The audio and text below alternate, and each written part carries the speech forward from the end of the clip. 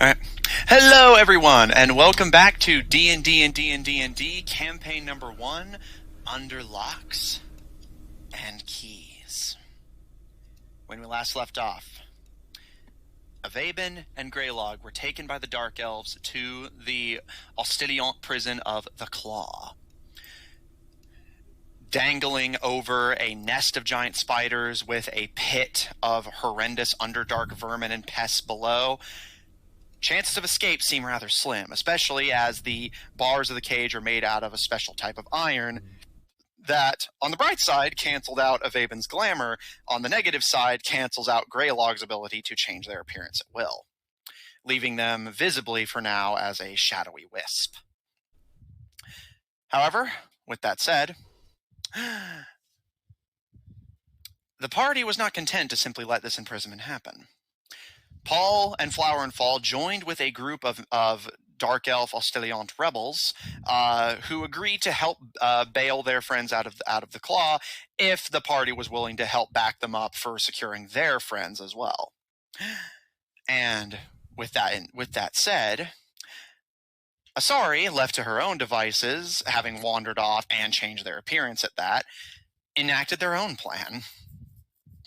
Asari, in disguise as Dark Elf nobility, approached the prison, which is being visited by the thought-dead Boomerganger Lieutenant Igor Konkaro, who, since their encounter with Paul, Flower, and Fall and their old friend Captain Red at the docks of Tortage, has been cybernetically augmented to help them recover from their injuries inflicted on them by the party, and seems deeply unhappy about the party's defeat of him in the first place, and is seeking vengeance.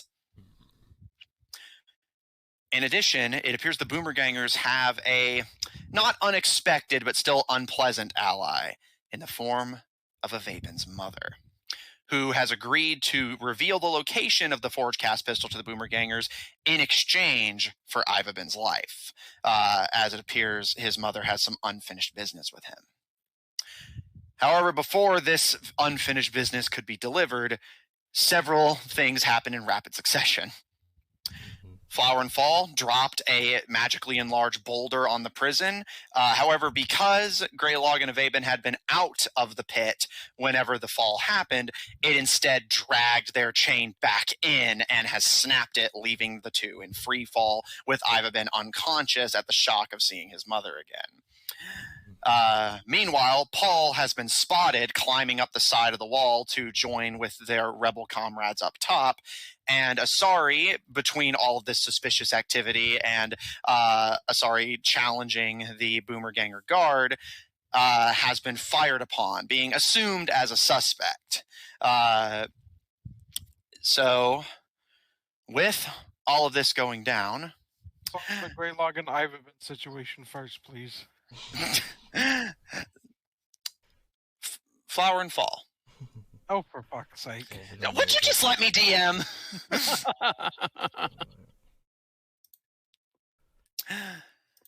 Might save your life. Maybe. Flower and Fall. When you were sent off by the bugbear leader of the Ostiliant rebels, you were requested to follow a small team of their rebels to provide your magical ability to enlarge the boulder, which would make it easier to get a smaller boulder up there and escalate it to the proper size. As you join the rebels in the dark tunnels that snake and spiral all the way around the city of Ostiliant, all over its outskirts, Flower and Fall, looking around kind of curiously, as I imagine you are wont to do, you see that the tunnels look incredibly smooth and well made, but you don't see... While you do see, of course, things like crystals and ores, they don't appear to be removed in chunks like you would expect a traditionally mined tunnel to be. As even a tunnel made for convenience would often have, any valuables along the way taken out just for the sake of their value. The rebels do not comment on this, but for the time being, is there anything you'd like to say or do before providing the service you said you would?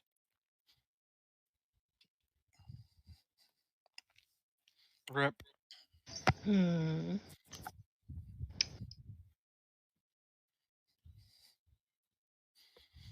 Look around. So, what's up with this place? One of the rebels who you actually recognize, this had been mentioned in the previous session, there's actually another sprite like yourself among them. However, this one appears to be something akin to a bee or wasp sprite instead of a moth like yourself. And she kind of glances over her shoulder as she flitters along with the rest of her group and looks around at the tunnels and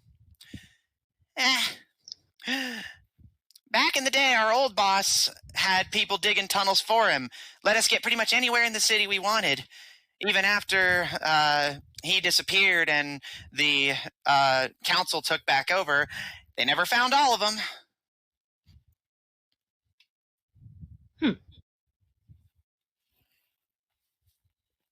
So, what happened to your old boss? About 14 years ago now, I think it was. He said that he wanted to try and expand our business over in Yav. We had a whole tunnel dug in the Underdark to get all the way there without having to go to the surface. And he said that he and his crew found a cavern and that they were going to check it out. And she gives a bit of a shrug.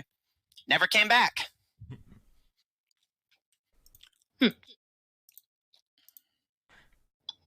Well, that's unfortunate. Sounds like an interesting cavern. Yeah, it's a shame too. Said that from what he saw of it, that there was some pretty interesting stuff there.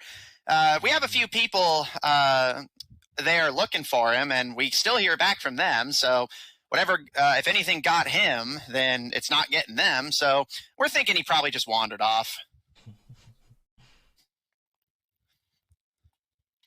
Wouldn't be the first time.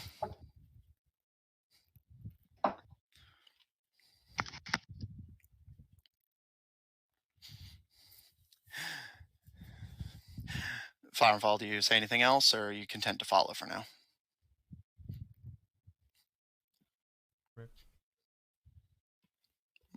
R.I.P. Yeah, they said in text they're good. Yeah, I thought they just launched Arc, so I don't know if maybe that's affecting them. Flower and Fall, you follow the rebels up a winding tunnel. Before, at the mouth of it, you can see that there is a simple hole in the ground of the tunnel. But taking a quick experimental peek through it, you can see the entire stretch of Ostilion's cavern below you. It is quite a fall if you were to simply exit it. However, granted, with your wings, you probably could make it. And at the other side of this little hole in the ground, you see a creature of rock and stone bound in a somewhat humanoid form who kind of looks at you impassively. Flower and Fall, you would know of this at least vaguely as an elemental of some kind, specifically an earth elemental. However, given your current circumstances, I imagine you are not in a position to talk much about it.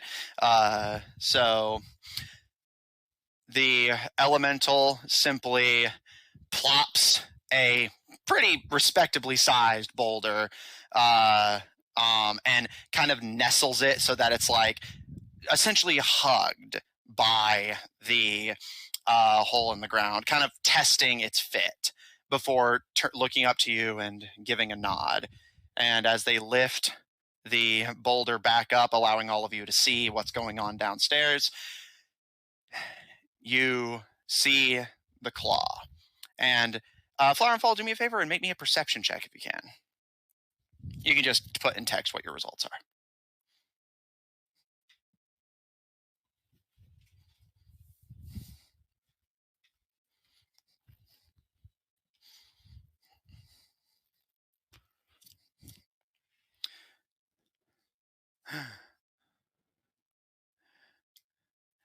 At a glance, you're able to see the claw itself, the curved structure hugging the side of the deep shape of the Underdark Trench. And you notice from this elevated stance of yours, all right, thank you, that the shape of the pit is actually shaped much like the claw of a crab, presumably where the prison built adjacent to it got its name. However, your view of the situation is interrupted by a piercing whistle that you can just make out, but the elemental simply gives a and holds the boulder out to you. And as we've established, with a little sprinkle of pixie dust, the boulder begins to grow, and the elemental quickly shoves it down through the hole before it's too big to fit. And you watch as the boulder goes into free fall, your magic enlarging it as it goes. Flower and Fall, do you want to fly down along? Do you want to basically try to cling to the boulder, or try to just fly down with it after it falls? What do you want to do? Because you're way up on the ceiling. Hello! Because you're up on the ceiling of the cavern, so what do you want to do? I don't think I want to cling to it and potentially get crushed. Valid. So we'll just fly after it as it goes down. All right. And so I believe if you're assuming you're dashing, your speed should be 60. I think so, yes. And the falling speed in D&D is 500 feet in a turn. My goodness, so fast. Dear Lord. So let me do Does even a feather fall at 500 a turn? Fast and fall. Steel is heavier than feathers. Well, steel is heavier than feathers. So with that in mind, let's see. So, and gonna have to do some very brief math and then simplify it for story's sake. All right. Make me an athletics check, because if you want to try and keep pace with it, you're gonna have to kind of push yourself. So make me an athletics check. Let me see. Wow, 4. My dice are mean to me today. All right. As you fly down I to... swear to everything that is holy, I'm gonna buy you some dice. And you start flying down as fast as you can, even trying to ride the like draft of the boulder to give yourself less resistance. But the boulder is sadly far heavier than even you, and it far outpaces you in the fall. I will say whenever you are able to catch up to it, but at a rough guesstimate, here, I actually have a system for this. It'll take you a few turns to get down to the claw with your flight. Let's call it 2.5 minutes. So I'll mention whenever you get down to the party's level, so to speak. That should be, what, 12 rounds? No. That's like 25 rounds, because 10 minutes, or 10 rounds, or 10... That was close. 10 rounds is 1 minute. I know 6 rounds is a minute. Oh, is it 6 rounds? No. 10 rounds. I think, yeah, it's 10 No, rounds. it's 10 rounds. Yeah, 10 rounds. Yeah, 10 rounds. 10 seconds. Yeah, other way around, yeah. Sorry, I'll get there my eventually. brain got scrambled. However, Flower and Fall, as you fly down, your job was performed perfectly. You see a hole bashed into the ceiling of the prison, which is now surrounded by rebels armed with crossbows and swords. And you actually can make out Paul scaling up the side. Honestly, maybe Flower and Fall should just fall and then start flying at the end to slow themselves down. Would probably be faster.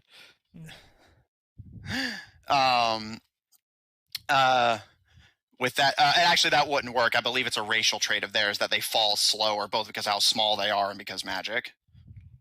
Okay. That being said, sorry.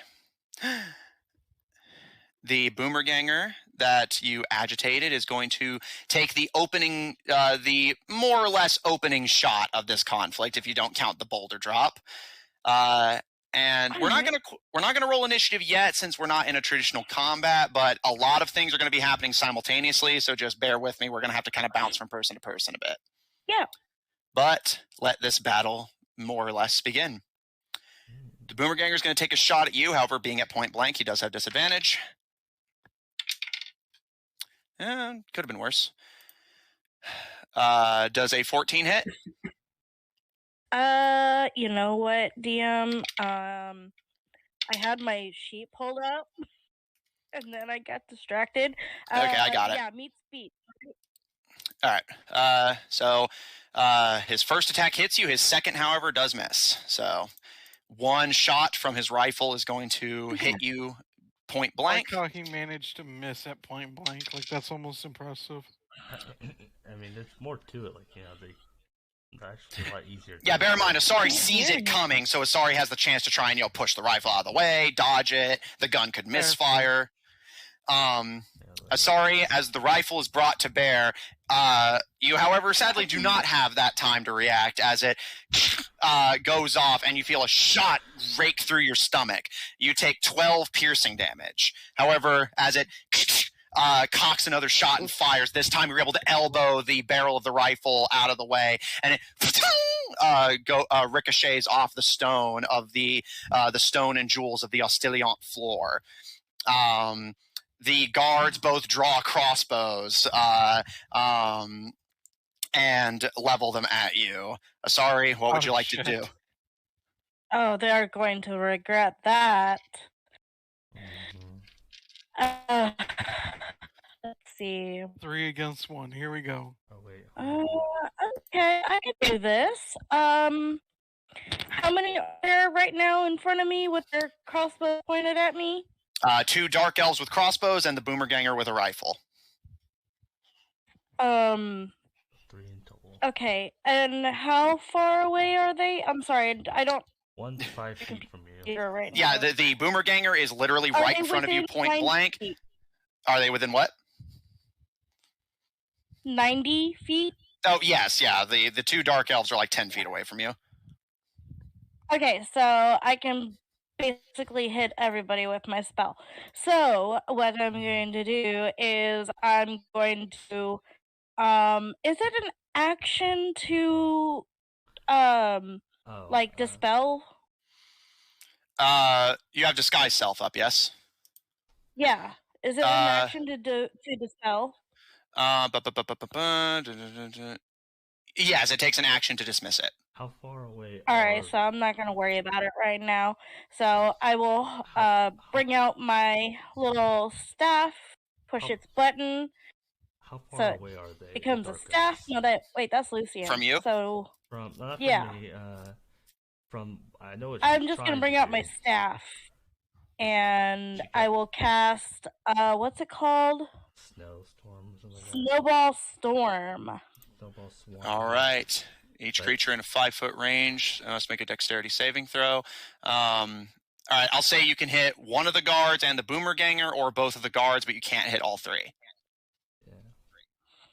Yeah. You saw the 90 feet. If I move, could I hit all of them? I think it's well, no, because it's not about your position; it's about theirs. Again, remember, the range is just how far away you can cast it. The area of creatures affected is different. Sorry, I turned myself down. The audio is all messed up. Okay. I want to hit the boomergangers and not the elves. Well, again, you can hit the boomerganger and one of the elves, or you can hit both of the elves. You just can't hit all 3. So do you want to hit a boomerganger and one of the guards? Yeah. Okay. All right. In that case, that is a deck. What slot are you doing this at, out of curiosity? I'm doing it at 3rd. Okay. So I need a dexterity saving throw, please. Yep. Make sure you knock that spell slot off. Yep, you did. Okay. Way ahead of you. All right. So first the boomerganger. He fails. I don't even need to check. And the guard. Also fails. Nice. I'm just gonna start singing "Let It Go." 4d6. 17 snow damage. I'm sure it's called something else, but I don't care. All right. Cold. As you begin belting out your tune, a array of frost and ice and snowballs erupts from the stone and jewels, and as the frostbitten shards and shrapnel rake their way up the front of the guard and the back of the boomerganger, the guard falls dead instantly. However, the boomerganger is still standing. However, he looks pretty badly hurt.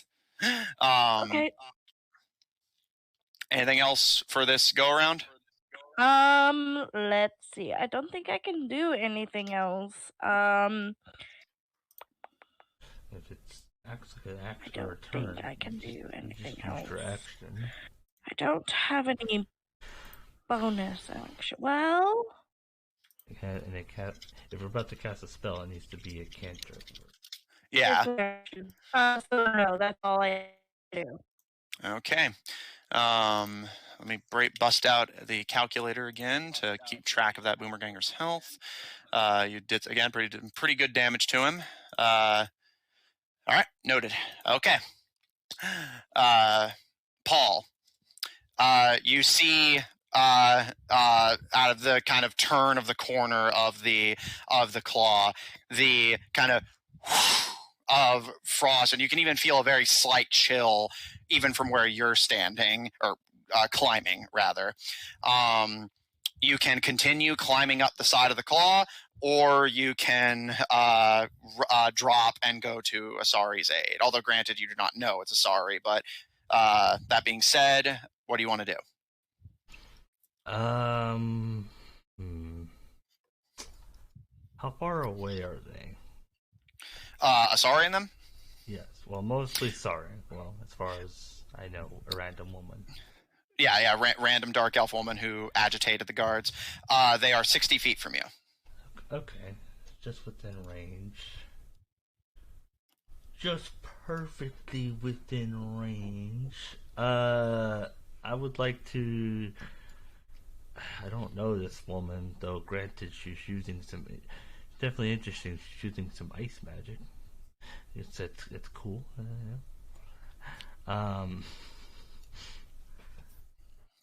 But I don't know this woman, but I at least want to try to protect her, first level, which, second level. I would like to cast Shield of Faith on this person. Okay. This stranger. Okay. That is a pretty Paul thing to do. Yeah. All right. Sorry, you now have +2 to your AC, as long as Paul maintains his concentration. Yeah. AC is now 8 or 16. All right, and Paul, that is your bonus action. You still have your action and your movement. Do you want to keep scaling up the claw to get to the roof where your buds are, or what do you want to do? Yeah, I've been thinking about this. I don't know who this woman is, but of course, it seems like she can defend herself relatively fine. That was, otherwise I would have helped her. So Paul will kind of just, with the assistance that he has provided, he will start climbing up the thing as quickly as possible, since stealth is now out of the window. Yeah. Which I'll say it'll use up your movement to finish the scaling, because A, you're heavy, and B, you're climbing, which is not optimal for you. But you do reach the roof at the end of your movement speed, and the bugbear who has been assisting you gives you a nod as you enter, and gestures down into the depths, and you can kind of take in the situation now. And he kind of looks to you, seeming actually a little bit nervous. And somebody fell. I don't know which. Do you have the rope? He nods and kind of of like rolling up the rope he had tossed down for you, holds it out to you. And I will grab the rope is attached already and all that. Yeah. He detached it from that part of the roof and held it out to you. Mm-hmm. So Paul will take it and I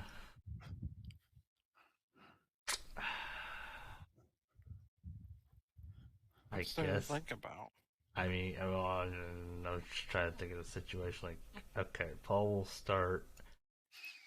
We'll kind of like jump down and like hold on to the rope. Okay. I'll say it's an interaction to put the rope down, but yeah, sure. It's a small motion, and I'll allow you to jump. Make me an athletics or acrobatics check, your choice, to see if you can slow your fall enough to not hurt yourself. Okay.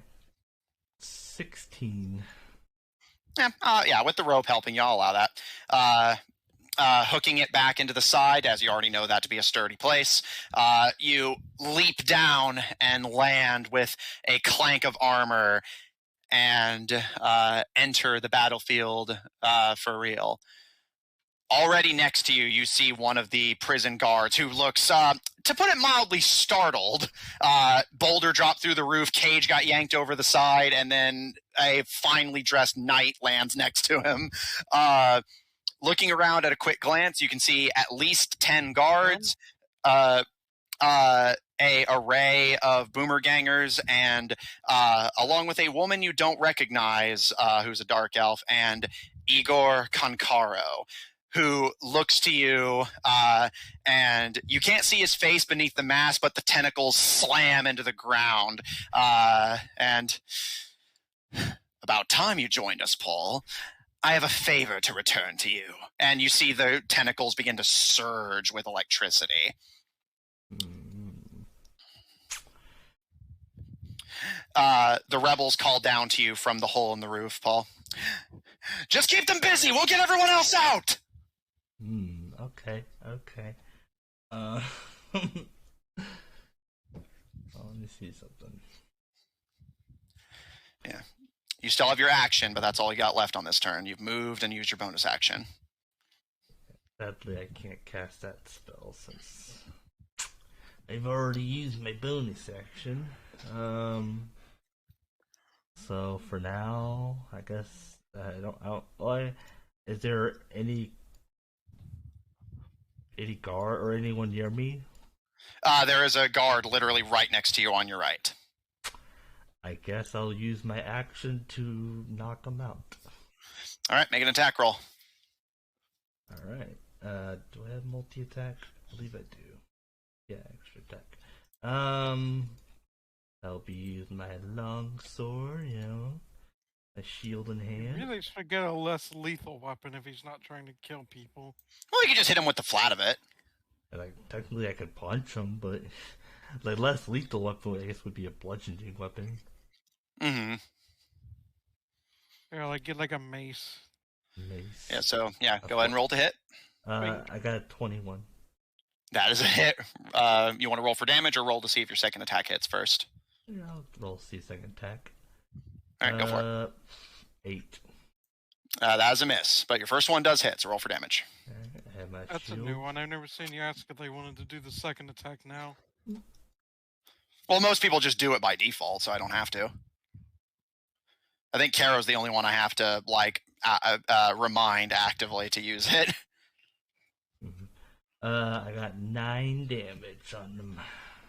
All right, nice. I always like to see the damage in effect before I take my second attack to get an idea where it should go. Yeah, it would be like if they were like weaker enemies, or if they were already hurt. Then I'd be like, yeah, I want to see how this goes first. Yeah, see how it plays out. But yeah, this is a completely unwounded enemy, so he had no idea. And you were right to consider that, as Paul, you basically smack them with the blunt end of your sword, and their nose immediately breaks and bleeds. but as they draw their own sword to match yours, they're still kicking, but barely. You can see that your first hit them hard, and they're already struggling to not fall unconscious from the pain of their broken nose. Okay. It's like, yeah, you can hit him with the flat of the sword, but that's not really what a sword was made for. You'd be better suited for something a little bit more purpose-built for that kind of attack. Yeah, but at that point you can make the argument of Paul's using what he knows how to use well. Basically, it's easier to use a weapon that he knows how to use really well and just use it for his own purposes than learn to use a completely new weapon just for the sake of convenience. Yeah, plus, if I ever need to, I could actually go lethal at one point, you know? It'd be like slice. Greylog, as you and the unconscious Avaben fall. By the way, I was gonna roll a wisdom save to see if Avaben might wake up. Sure, go ahead. Now, actually, because I'll freely say you were going to wake up at the end of this turn anyway, I'll give you advantage. Okay. You are in free fall. Dying. Gonna be a 17 in total. Yeah, I'll allow that. Avaben, you slowly stir, before more forcibly stirring as the back of your head smacks against the wall of the cage, as you and Greylog are yanked over the side, and you see that you are in complete free fall. Well, I don't know if he wants to still do it, but didn't Greylog have a... Yeah, I was going to get to that. I just want to resolve Avaben's thing first. Yeah, okay, I'm gonna let Greylog do his thing. That was the main thing I had, because Avaben doesn't have it. The other thing I was gonna ask is the cage tumbling, or is it falling pretty uniformly? It's falling essentially uniformly. It's upside down because it got pulled by its head, but at this point is now in basically upside down free fall. That being said, Greylog, what would you like to do? So, I had a change of heart since my original idea, and I had the better idea. Okay. I'm going to summon my wild spirit companion as my action. Okay, where are you going to place it? Just outside the cage, clinging to the bars. Let me make sure that is doable real quick.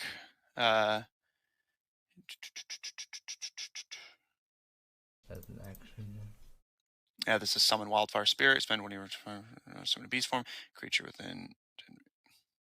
All right, you and Avaben will have to make saves to avoid getting burned by it, but yes, you can do that. What's this other than me? Each creature. Okay, so Avaben, make me a dex save. Wake up. Sorry, buddy, but a little bit of damage now, you know. It saves. All right. It's a 14. What's the effect on save? Just nothing happens. Okay. Yeah.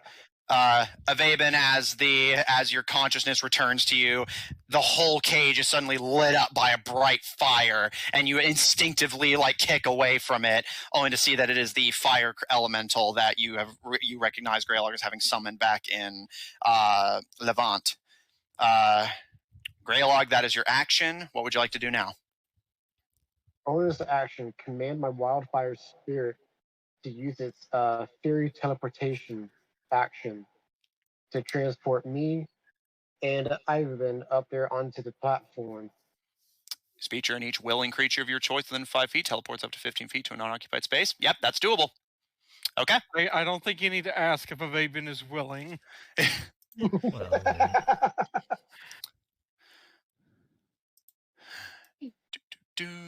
This is the part in the Disney movie where the princess. The part in the Disney movie where the prince says, "Do you trust me?" And the princess goes, "Yes." No, I don't. No. I barely know you. I met you yesterday. Okay. Yesterday. No, I'm more saying that in reference to Disney. Through my door 2 days. One of the Disney princesses' story is literally that they got assaulted in the forest. All right, so that can get you back onto the fucking side. However, Greylog, make me a Dex saving throw because Avaben is not close enough to get onto the ledge. So he can get basically upwards out of the cage. He can catch you. That's why I'm having him make a dex save to catch you. Can I have a dex save to try and grab him as well to double our God. chances? I'll tell you what. Since you haven't taken your turn yet, I'll let. Makes you right. It makes you a fucking damsel in distress. Catch you by your waist and just make this. All right. Since you haven't taken your turn yet and you woke up earlier than I expected, I'll allow that. Avaben, you and Greylock both make dex saves. We have double the chance to make this work. Maybe you'll bring him down with you. Like, all right, we did this. He's prepared to pull up. So it's a dex save. Yeah. 17. Greylock? 16. All right. Avaben, there's a flash of bright fire, and you're surrounded by warmth, and you're in free fall again. However, this time you're out of the cage, and you're back up at the top of the pit. And acting more on instinct than anything, you reach out, and Greylock, you reach out behind yourself when you realize that Avaben is not on the flooring with you, and you manage to keep your grip on the Dark Elf Ranger's arm as you're actually pulled to the ground as Avaben almost starts falling again, but you manage to keep your grip on his arm. And Avaben, you're dangling over the side, but you are no longer falling. And you watch as the boulder, as predicted by the rebels, the other cages who had already been in a dangly position are simply pushed out of the way, although the prisoners in their shock and not knowing what to expect do start to scream in fright. And the spiders have enough time to panic and realize what's happening before the spiders are hit by it. Let's see if any of them manage to avoid it. We just see green guts go everywhere. Aren't spiders on sides green? I think they're kind of like a yellowish, brownish color. I guess it depends on the spider, I guess. I don't know. Okay. Oh, drop that one. I'm sitting here telling Jeremy in great detail about how much I ship Avaben and Greylock now. Avaben and Greylock, from your position on the cliffside, you watch as the boulder falls, and the three spiders in the pit manage to skitter to the side to avoid getting outright crushed. However, when the boulder literally crashes through their webbing, one of them does not react quickly enough and gets dragged down by it and pulled over the side with a and it disappears over the side, falling into the pit, presumably to its death. However, two of the three spiders manage to stay where they are, clinging to what's left of their webbing, and stare up at the two of you and give a... What about spiders really making noises like cage? that? No, but it's more dramatic that way. Cage. And the cage is not... It was still falling. Yeah, but remember, it basically would have just tumbled, because the boulder is so much bigger than the cage, and the cage was basically in its draft, so it would have just followed along behind it, basically, trailed behind. So it wouldn't have, spiraled off outside of its range? No, sorry. However, once Raven is no longer falling, can he try to reach to get his other hand on the ledge? Yeah, I'll say if you want, as part of your movement, you can use the grip Greylock's providing you, since you haven't moved yourself yet, to get onto more solid ground. Yes, because I'm worried about Greylock getting hit and then losing his grip. Fair. All right. I'll say using half your movement, you're able to pull yourself. Greylock's able to hoist you up onto the platform, and you find yourself on the opposite side of Greylock from his flaming spirit. However, as you turn on more solid ground now, you are face to face with your mother. All right, come on, don't fail this one. All right, let's do it again. Okay, that's going to be a 19 this time. Avaben, as far as you're concerned, the woman just tried to kill you, and you survived. Your allies just saved your life. The outsiders that she always looked so dimly upon. At this point, to say you're not afraid of her would be a lie, But to say that you're not confident would also be a lie. You managed to retain your sanity. And she simply stares at you with a cold impassivity. I'm just gonna nod that Avaven, now that he's not like passing out, it just looks at her with the look of someone who wants to cut somebody's throat out. Go for it. I'm not going to hold you back, buddy. Basically, she's looking at him just coldly. He's looking at her with murderous intent. She simply sighs, closing her eyes briefly, and you always were such a disappointment. You and your father both. How far away are they? She's literally directly in front of you, point blank. Avaven's gonna pull out his short sword, and can I attack? Do I have an action left? I'll say between grabbing onto Greylog and waking yourself up from unconsciousness, you don't have an action this turn. However, initiative has not been rolled, so she isn't getting a free shot on you. Okay, well, she's more just talking. Pull out the short sword he hid. She glances to you and almost raises an eyebrow. And do you even know how to use that thing? I'll show you how well I know how to use it. Very well, boy. She pulls from her robe what looks to be a small tube, however you recognize it. And as she gives it a flick of the wrist, a glowing green whip unfurls from it. And you see it take on what appears to be something akin to a cat o' nine tails shape, but rather than 9, it's tipped with 8, representing the 8 legs of the spider arachne. Spider of 8 legs. Mr. Concaro, leave my son to me. The rest you can kill. And I'll show you where the blasted pistol is. And Igor has not taken his eyes off of Paul. His retractable lens eyes zoomed all the way inward to take in all the detail. Agreed, my lady. I don't think he cares.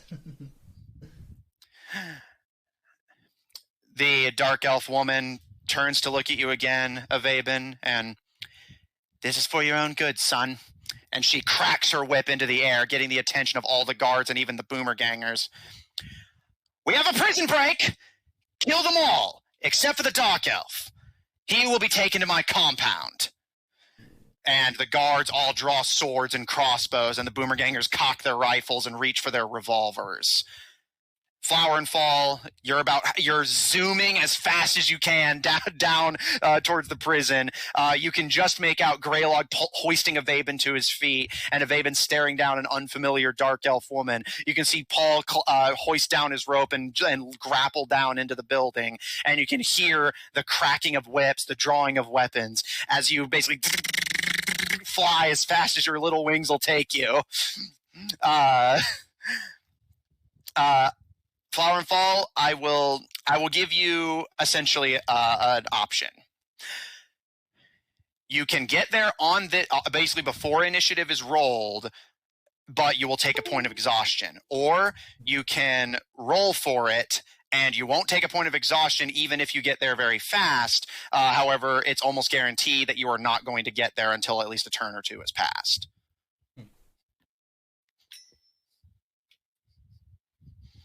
Basically, you can push yourself to the brink of exhaustion to get there now, or take the safer option, which will take longer.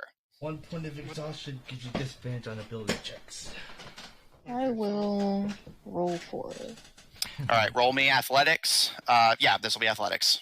There's not really anything to acrobat off of. So they still get there this turn, or acrobat off the wind. They would have to roll basically perfectly to get there as fast as the exhaustion would have taken them. They roll a nat 20. Yeah. Oh, that's perfect. Oh yeah, baby, not 20. Oh shit! Yeah, you know what? I'll allow it. Flower and Fall, whenever you see the woman cracking the whip and standing in front of a Vaben, you don't know who this woman is, but you can at least put the pieces together, especially when you see a Vaben glaring at her with cold, murderous intent. You don't recognize him as Igor Konkaro, but you see this cybernetic boomerganger staring down Paul with murderous eyes, and the party is surrounded, outnumbered, off the top of my head. Dive like a peregrine falcon. The party is outnumbered 5-1. They need all the help they can get. You push yourself, your wings fluttering faster than you've ever flapped them before, as you force your way down, and you manage to, Paul, you see the glowing lights of Flower and Fall's little fairy bodies fly and almost skid to a halt in the air above the spider pit. Matthew. What's up? I was going to say they just dive like a peregrine falcon. Yeah, basically. Because to give you guys a sense of scale, Flower and Fall just went several miles in seconds.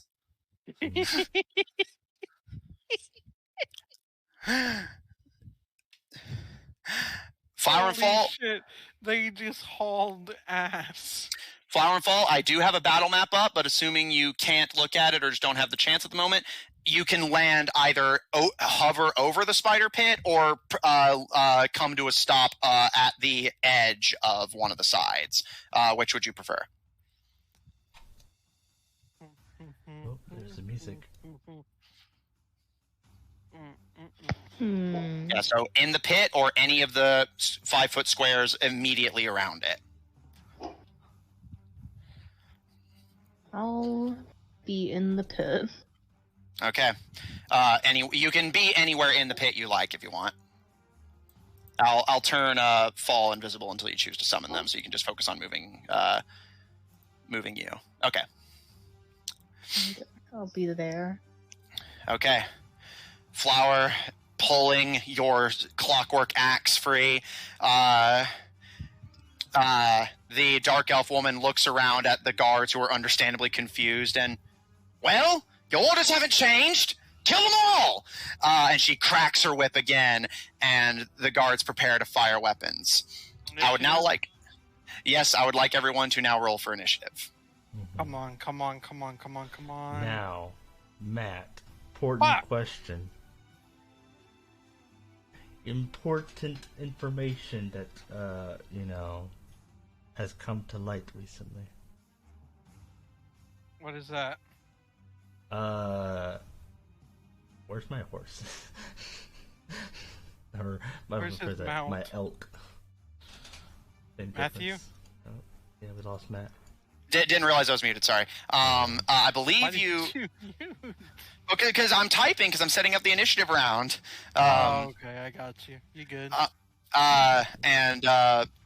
Paul, if I recall correctly, you deliberately were dismounted whenever you started climbing, so they would still be outside the prison and across the street from it. Good to know. So again, before everyone starts calling out numbers, I'm going to do the 25-20 business, so just have your initiative ready. It's much easier for me to factor in everything if people aren't shouting numbers at me. All right, that is a good initiative roll from Mr. Igor. Out numbers at him. Honestly, I was heartily tempted, like 20, 5, pi, 4.3. Pi is a number. A bunch of dick shits. Dick shit. What the fuck's a dick shit? A dick taking a shit. What do you think? I don't think that's how it works, Matthew. We call that an orgasm. Don't call it that. What? Hold on. No, we're not lingering on that. We're not lingering on. What did you just say? Yeah. Hey, the boomer. Type it out if you want to talk about it. All right, that's good roll from the boomergangers, and finally for the prison guards. Also a decent roll from them. God damn it. I wish I had Caleb's ability to get advantage on this. Do you have it? Okay, I've got the enemy's initiative sorted, so 25-20? 20 to 15? 18. Oh, sorry, I had a dirty 20. Greylog, 18 from Vaben.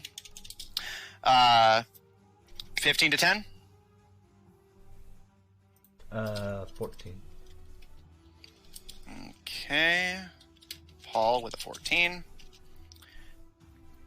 10 to 5? Ouch. 5 to none? I got a nat 1 and a whole 3. I got a 6. I'm right there with you, girl.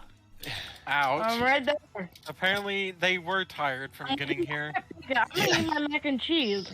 I'm fine. It's fine. We're fine. At least I'm here, though. Yeah. That's not gonna help me. I'm here. Okay, let me get the initiative sorted. I'll be on the second attack. Sorry. Cool. I'm And gonna then eat my flower mac and fall. cheese. 1, 2, 3, 4, 5, 6, 7, 8. 1, 2, 3, 4, 6, 7. Okay. All right. Initiative has been sorted. Let this battle to decide the future of Ostiliant and this party's continued lives begin. Igor Konkaro has the first move. Oh, but what is Igor going to do? He has so many fun options. Yeah, now he sees Flower and Fall. Yeah, that is true. Those Oh, yeah. DM dice, am I right? I was like, what? It's like Flower and Fall hasn't seen him yet. It's their You're first alive and not squished at the bottom of the pit, so... Well, not about that. I was just joking about how it seems like the enemies all rolled better initiative than us. Yeah. Like, hey, I said it makes an interesting story. That doesn't mean it always benefits you. Yeah, I was like, Maybe the interesting story would have been for Vaben to get to attack first, so he could just go fucking ape shit on her. that's debatable. It's like debatable in the story aspect. That's what you think. And that's what you think. It's like based off of the person on if it's an interesting story.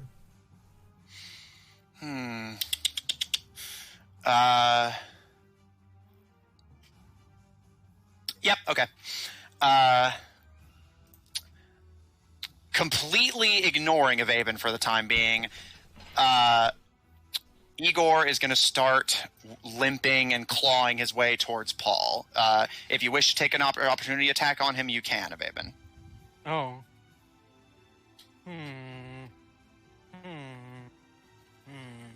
You wish to use your reaction?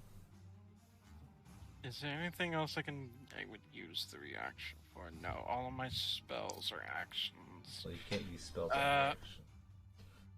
What was it specified? Well, no, like I was checking if any of my spells were reactions. Yeah, because like shield and stuff would be a reaction, for example. Well, yeah, but isn't like it's only certain things you have to be hit basically. Most spells Yes, are, but like, basically the point is he was seeing if he had anything he would want to save his I reaction gotta for. think, is the Vaven going to pay enough attention to around him to opportunity attack? It's up to you.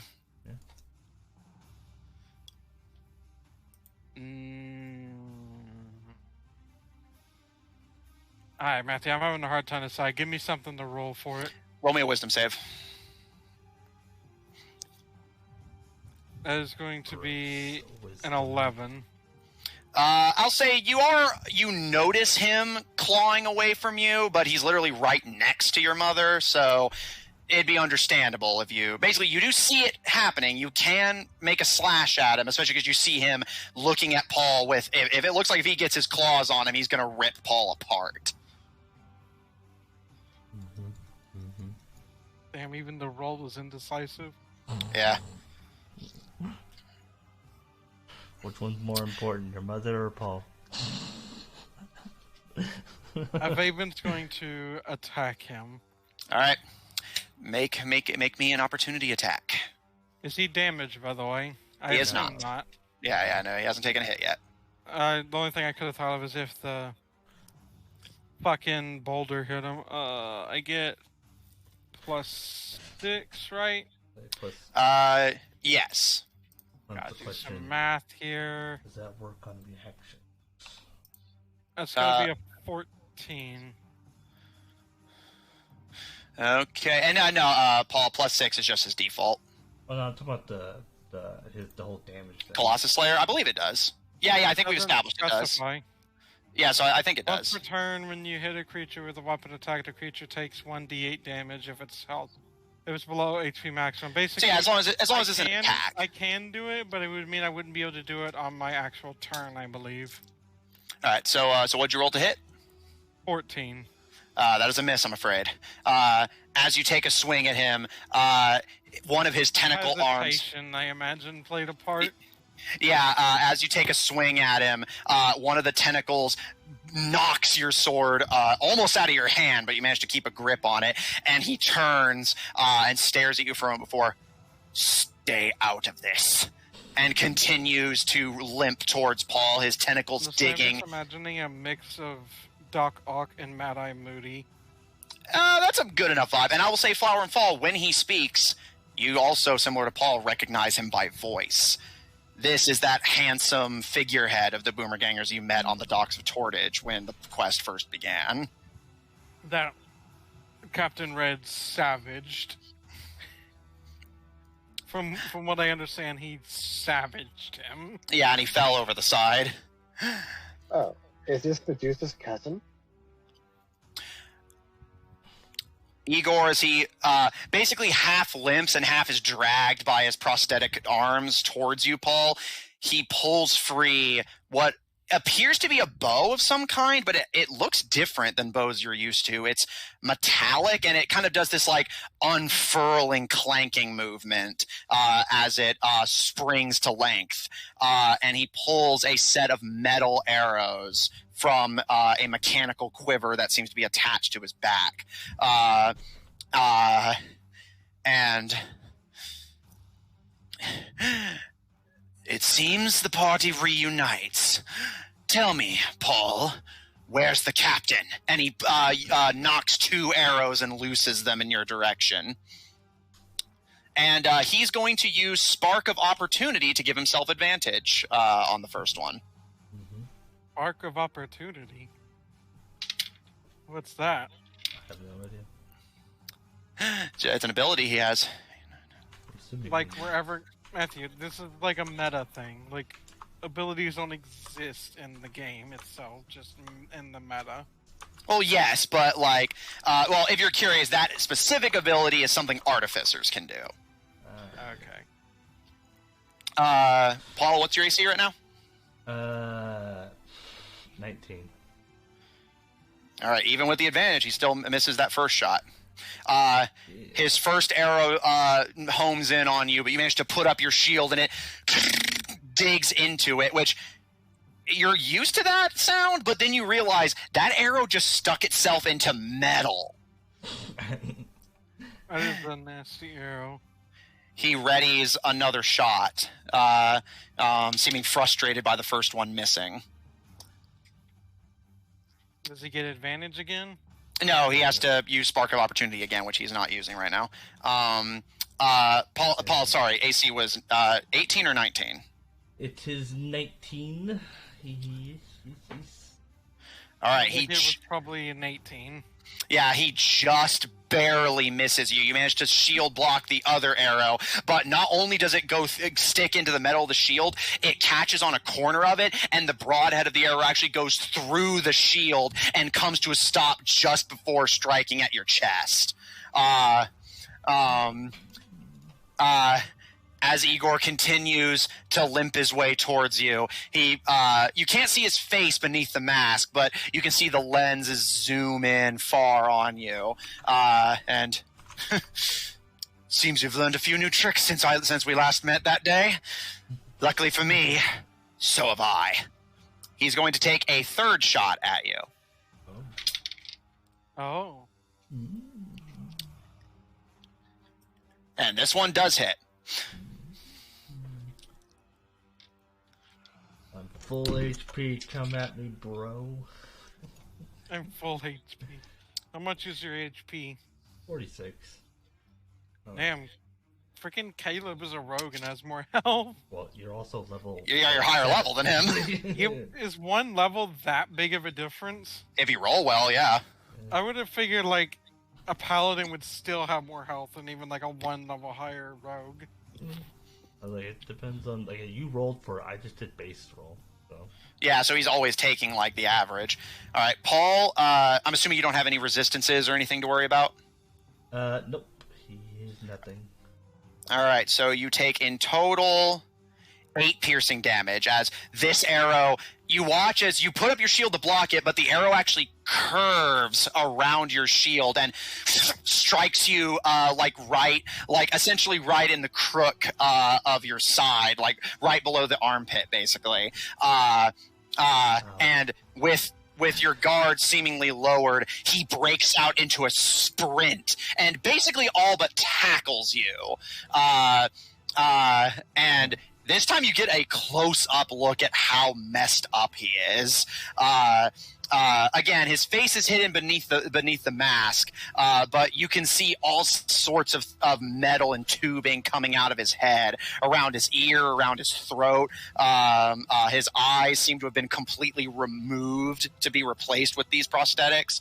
And as he shoves against your shield, almost like an animal trying to pull it away, he tilts his head at you beneath the mask and, like my upgrades, Paul? My master took his time applying them, but I'm stronger than ever. And 2 of the tentacles are going to come in and swing at your sides. This guy has a lot of actions. He does. They do a lot of actions or just a lot of attacks.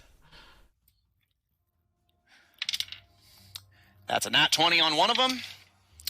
And that one also hits. Are we fighting a fight that we shouldn't have fought yet? I mean, I doubt it, but...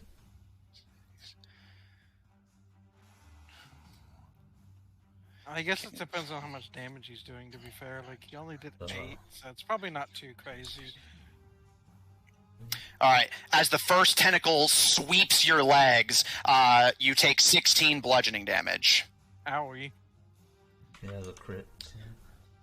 And the second one, which did hit but didn't crit, comes in to strike you in the head for 5 bludgeoning damage. Yes, I see. As the tentacles start to pummel you, his unnaturally metallically elongated fingers are like bending and twisting your shield beneath his grip. As he looks at you, as he sweeps your leg and starts to beat your head in with one of his tentacles, and I never got the chance to thank you and the good captain and the twins for putting me in a position to receive such an intimate connection with technology. Allow me to repay you. Well received. I don't believe he has any bonus actions. Nope. Nothing that will be useful here anyway. All right, that's the end of Igor's turn, as he starts to claw, shoot at, and pummel Paul into submission. Interesting. Greylog, you're up. Avaben, you will be going after the Boomergangers and the guards. Does his mother count as one of the Boomergangers? No, your mother has her own initiative count. Okay, so he does get to go before her. At least I got that. Yeah, I roll for every unique enemy. So the Boomergangers and the guards roll separately. It's just they coincidentally rolled the exact same initiative. So Greylog, you're up. Avaben, you will go after essentially the Mooks take their turn. So they both got a 19? An 18, actually. What's that? That's cocked. Wait, I got an 18. Yeah. He chose them to go first. Yeah, if it's an enemy and a player, I get to choose who goes first. Oh, okay. I thought we'd have to break the tie or something. Nah, I do that between players, but when it comes to monster v player ties, I basically decide on which would be more interesting. Greylog, you're up. What do you want to do? Apparently he wanted Avaben to attack at the latest possible. No, I just wanted the minions to get to go before you guys like fucking took out like 8 of them. Oh, I plan to take out as many as I can, actually. See, exactly. So, how big is this platform? It is, not counting the spider pit, kind of taking an indent in it, 85 feet by 55 feet. Why is So- Safari in here? Just so I know where they'll be coming from once they deal with the door guards and run up. Mm. What I would like to do is I'm going to cast Call Lightning. Okay. And I want to position it in a way because Flower and Fall are over the pit. Yes. I and Ivan and Paul are all right here next to the edge with me. Paul is over. Is Yeah, way over Paul's right on now. Paul's on the opposite side of the room because he came in through the hole. Or this is going to hurt him. Well, I'm trying to Paul make is sure that I 40 get as feet away. many of these guys as I I think can. you're doing. Yeah. the spell wrong. Again. Yeah. I think it's another one of those mistakes. the spell Each wrong. creature within 5 feet of the point you choose takes the lightning damage. It's not every creature in 120 feet. Or 60. The 60 No, feet it's a is 60 feet. no. The 60 feet is basically a cloud. You summon a big cloud that then anything within that 60 feet you can call lightning on. That's how it is. Yeah. Oh, I So- thought it was a 60-foot. No. Yeah. You and Amanda both make that That mistake. So would be ridiculous. yeah. So That however, would have been awesome as hell. okay. So I'll say with a 60-foot cloud. Any, like AOE abilities that have that much range of effect. I don't, at least not until like 8th or 9th level, surely. All right, so Greylog, I'll say your cloud can What are cover. they like at like? I would have thought like at not until like 20th level or something. No, I mean 8th or 9th level spells. Yeah, that's Oh, when do you get those? Usually whenever you're, I think at least like level like 15 or so. 17 Okay, ninth level. that's Yeah, so kind of what I would expect. yeah, like 17 or higher. All right, so I mean, I don't think I've ever gotten higher than level 10. So I think we got like 15 when we did that whole. yeah, we just dinosaurs. didn't Play very long. we didn't play for very long after that. Anyway, Greylog, your cloud can at most take up half of the room. There's the half that Paul is on and the half that Paul isn't. Which one do you want to be on? Or rather, which one do you want to position the cloud on? There's Paul on one side. Since that's not going to work the way I thought it would at all, like, are there groups that are like bunched up? The closest that is bunched up would be Ivaben's mother and 2 boomer gangers that are directly in front of you. these two. They're all kind of. Well, yeah, but the group of 3 is more bunched up than a group of 2. That's 60. Look, there's 60 feet right there. Well, no, he's looking for a different spell now because he expected Call Lightning to hit everyone and basically one-shot this whole fight. I can hope. Oh, you changed your spell? Yeah. Yeah, I'm going to do Burning Hands for 3rd level. Okay. And yeah, at those 3. Okay. Let me double check. Yeah, 15-foot cone. All right, can do. I will say that you will be hitting your elemental friend you summoned with this. Is that the campfire? Yeah. Yes. Fairly sure that Hey, it Matthew. won't actually hurt him. Are they resistant to fire or are they immune to fire? Hey, I'm Matthew. looking. I see it. I see what you're doing. Damage immunity. Yeah, they have damage they immunity have to fire. Damage immunity to fire. So it shouldn't hurt them at all. Yeah, there you go. All right. So in that case, Burning Hands. That is a deck saving throw. No other ally I mean- caught in the blast. So they need to pass the 14. What's the DC? Okay. I'll roll for the 2 boomer gangers first. Success on one, success on the other. Ivaben's mother. Made the dipper, guys. All 3 succeed. Well, they Wow. still take half damage. All right. Who's putting boxes on them? Okay. Presumably to make it easier to identify enemies, No, I'm assuming to. just for fun. No, take a picture. Okay, I see. Oh, I see what you're doing. Is 24 altogether, so it'd be 12 damage. What the fuck? Okay.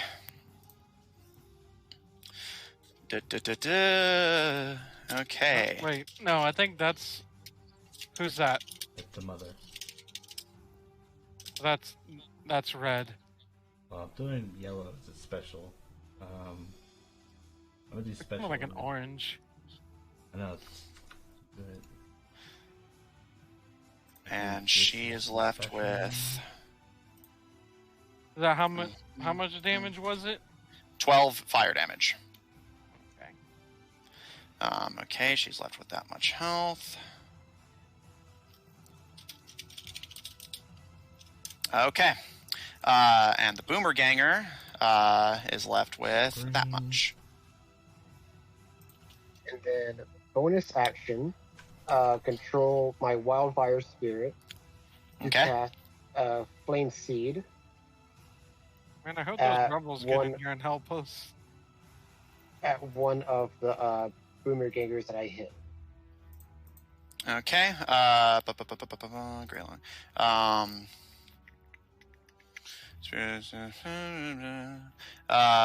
Each creature within 10 feet when it appears. I'm just making sure you can have it attack with your bonus action. It says summon wild spirit command, so it's just the command. Yep, summon command, one bonus action. Okay. Flame Seed. All right, make an attack. You said you're going to hit the Boomer Ganger that you hit with the Burning Hands? Correct. Okay, roll for it. Roll that damage.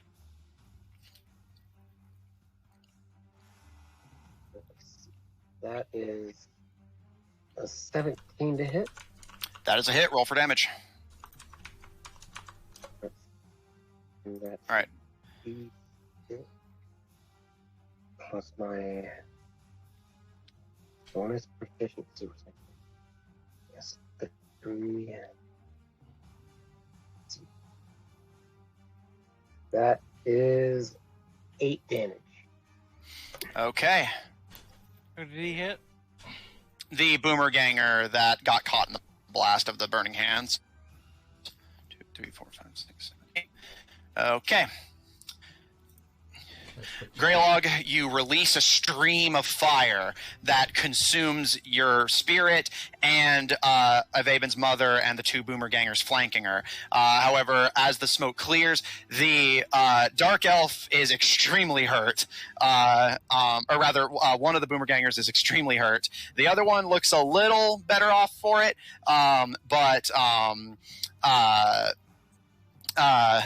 and as your flaming spirit emerges from the smoke to spit a flaming...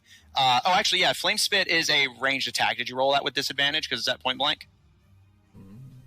Oh, no, I did not. All right, so go ahead and roll again because you technically had disadvantage on that attack. Mm-hmm. Yeah. Coloring some pixels, Austin. That would be a 16. All right, you still would have hit then. All right, so just keep that in mind. Also, because it's not on your character sheet, so I'm just going to note it for you. Remember that summoning this did use up one of your wild shapes. Yeah, I already marked it. I'm looking at your character sheet. You didn't. But maybe Did you refresh your page? Yeah, it does have marked. All right. Refresh the page. Yeah, I did, but I had already changed the mark, so it wouldn't have looked any different. Oh, either way. It's all All right, Avaben, your mother stands firm. The flames definitely hurt her, but she's maintaining her discipline and composure for now. And now she's taking damage. Indeed, she has. And she does kind of have to bat at some of the fire on her robes to keep them, keep things from getting out of hand. Now things are starting to get a little warm in here. It is now. Time to fire it up. It is now the Boomer Gangers and the prison guards' turns. Again, I hope those rebels are going to help us. Well, who sees? You know, Paul's almost dead, so... Yes, that's exactly the point. And then he's gonna turn around and come at us. Paul, the prison guard that's nearest to you, is of course just going to take a swing at you with a short sword. Hey y'all. Can I reach him? Well, there's one right next to him. No. Yes. Look. Look. Yeah, there's one next to him. Oh, you said Paul. I thought you said Greylog. However, Paul, as you put up your sword, you parry their short sword out of the way easily. Yeah, compared to the big guy, which, you know... Part of me is thinking maybe he action surge, hopefully. Because if he could do that over and over again, I'm screwed. Paul might need to help Paul. These guards are going to get into position to start firing on Flower and Fall. Now Austin has to move his box. Yeah, no big deal.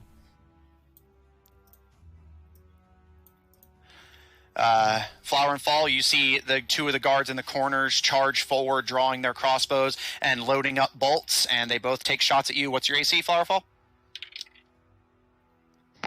It is... My AC? Yes. It was higher than this. Uh, Am I not wearing my chain armor? Equip that. Okay, it's 16 with the chain armor. okay, yeah. All right, with a 16, that's a miss. And that's a miss. Hey, you dodged those bullets.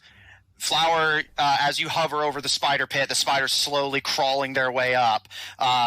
You see two of the Dark Elf prison guards aim their crossbows at you and fire, but with your lithe frame and intense speed, your adrenaline still pumping from that previous flight, you duck and dodge out of the way, like a battle golden snitch. That's those two done. This might take a while. There's a lot of them. I'm doing them like in small chunks, and none of their spells would be all that useful here. Although, now that I say it, I get dude, keep your mouth shut. You're gonna get us killed. I feel like I should get inspiration for reminding me. No, you get I detrimented the party. Right. For the sake to be fair, that didn't remind me. I was looking at their character sheet to decide what they were going to do next, and Even now, it's been established as we do it differently in this campaign. So basically, in this campaign, if the DM makes a mistake, we should not point it out because we don't get anything for it. I mean... yeah, because you should only do something that helps the game if it benefits you. like it defeats the purpose. No use fostering goodwill with the person setting up creatures to kill you. yeah, like I think he wants to make a new character. I don't know if they want to do that though, because that doesn't really work in their favor. Is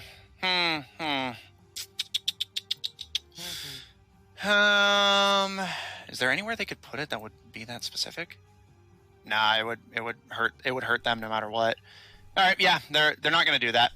They were considering casting darkness on Avaben, Greylog, and Flower, but the spiders would be blinded too, and they don't want to screw over their beasts. So,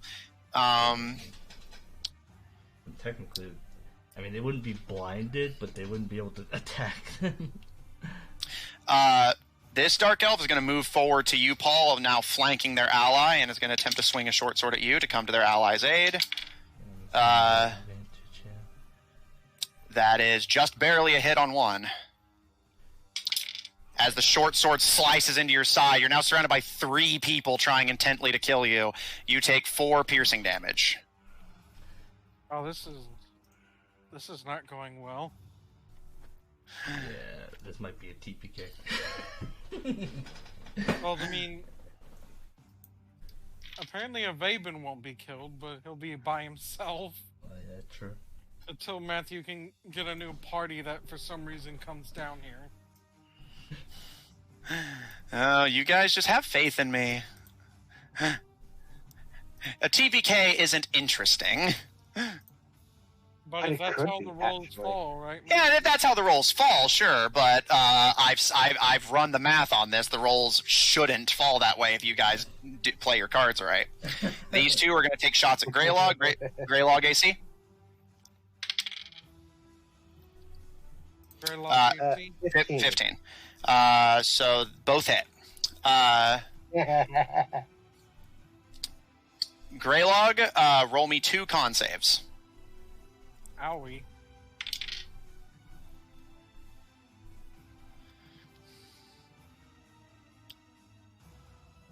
Oh, did Amanda and Jeremy get a computer again? Oh, they have electricity. That's about the extent of my knowledge. Yeah, Greylog, 2 con saves, please. R.I.P. I did not roll well at all. Okay. I rolled a natural 1 and a 2. Well, remember, this is a save, so what's the total? So it's a 2 and a 3. Ow.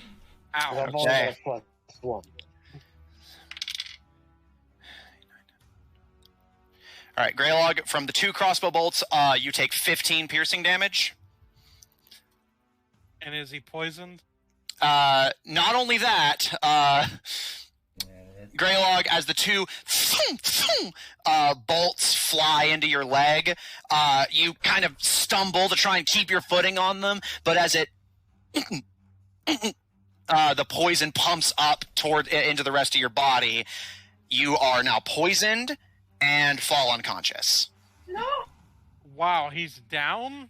No, he's not down. He's just unconscious. The target wakes up if it takes damage or another creature uses their action to wake them up. Yeah, so basically it's kind of like sleep. Wow. I don't fall off the cliff, right? No, you basically stepped forward, the poison hit you, and you fell unconscious. He's not that mean. Yeah. Yeah, I had to check. A fair question.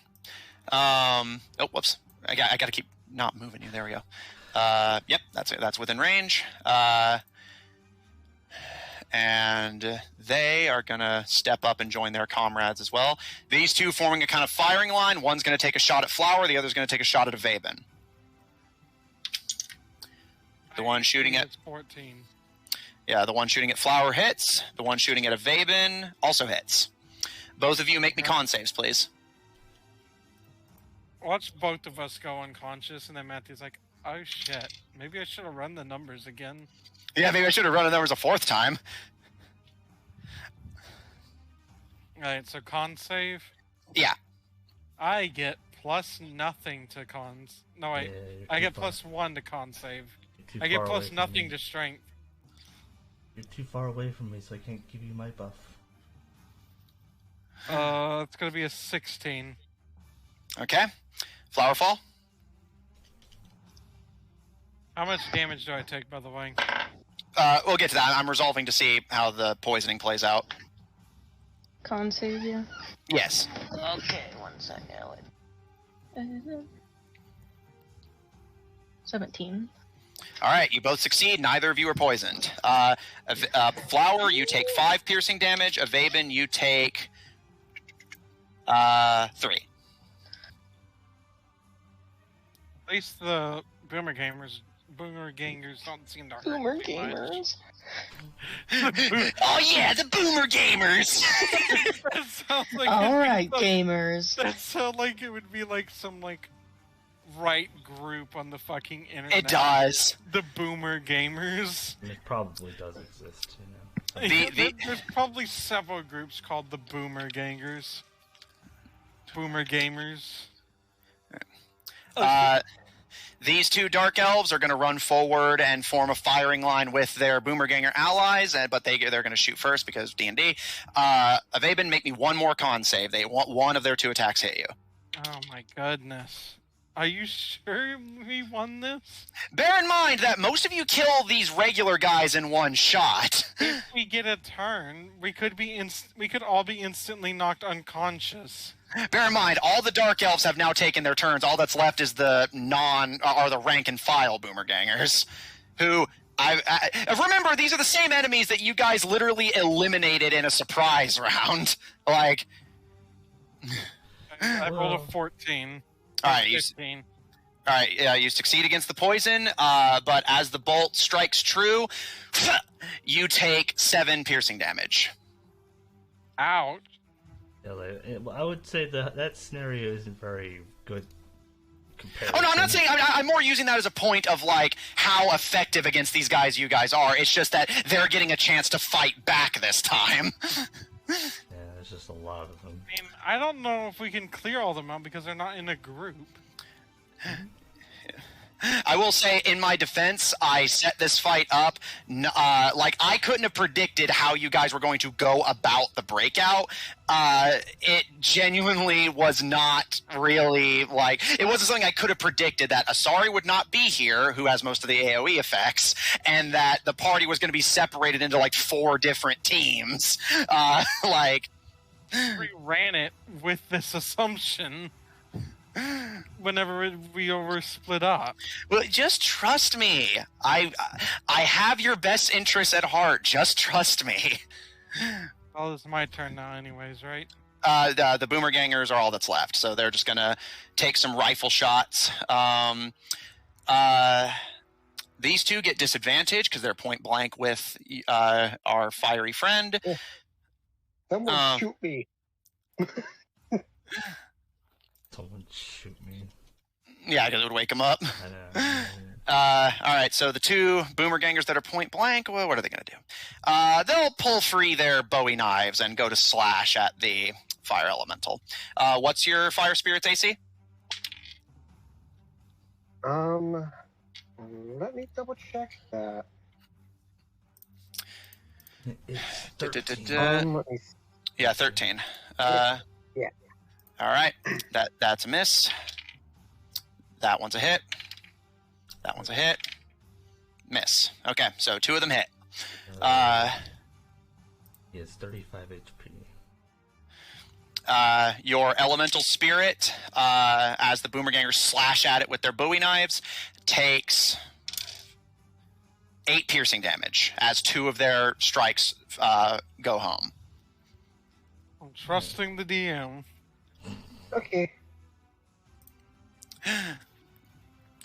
And the remaining 2 Boomergangers, and that's the last of the enemy turns, other than Aben's mother this round. Trusting the DM. I put my faith in you. Seeing that their boss has Paul covered, and they're going to take their shots at Flower. Pew pew. Yeah, shoot me.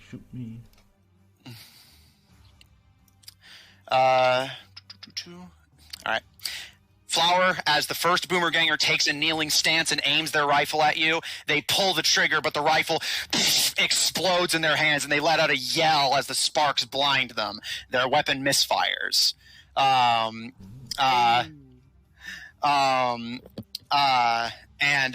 kind of trying to wipe the sparks from their eyes, they pull a revolver from their holster and are going to try and fire that at you. Misfire. No, but they do miss. Flower, seeing this attack telegraphed from a mile away, you easily dodge out of the way. Their ally, kind of looking to their friend with some concern, levels their rifle at you and is going to take their shot at it. Misfire. 1 misses, 1 shot strikes true. Wait a second. Yeah. Wait I trust the a second. DM. Rifle shots? They're rifles? Yes. How are they shooting twice? They're lever action rifles, not muskets. Don't know what those are, so. Like, you know those old Western ones where they would have the little hand crank? Or you ever seen a BB gun? Multi-shots. I've seen a BB gun, yeah. But... Same similar action as that. All right. Flower and Fall, you take 11 piercing damage as one of the rifle. You managed to dodge one, but the second one strikes you directly. Oof, ouch. Yeah, my Really character in the beating down Saturday on me. campaign has one. However, that is all the enemies can do, other than Avaben's mother. Does Flower and Fall take? They took 11. Yeah, I'm about to add it one sec. All right. Avaben, you're up. Paul, you will go after one other. Avaben is going to attack his mother immediately. All right. Roll for it. Come on, nat 20. Not a nat 20, but still decent 17. That's a hit. Roll for damage. And because she's taken damage, Giant Slayer does activate. Alright, let me get the thingy mabobber up. D6 plus...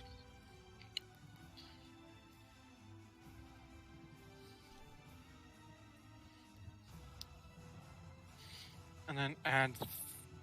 Oh yeah, I already added the 3. And then 1d8.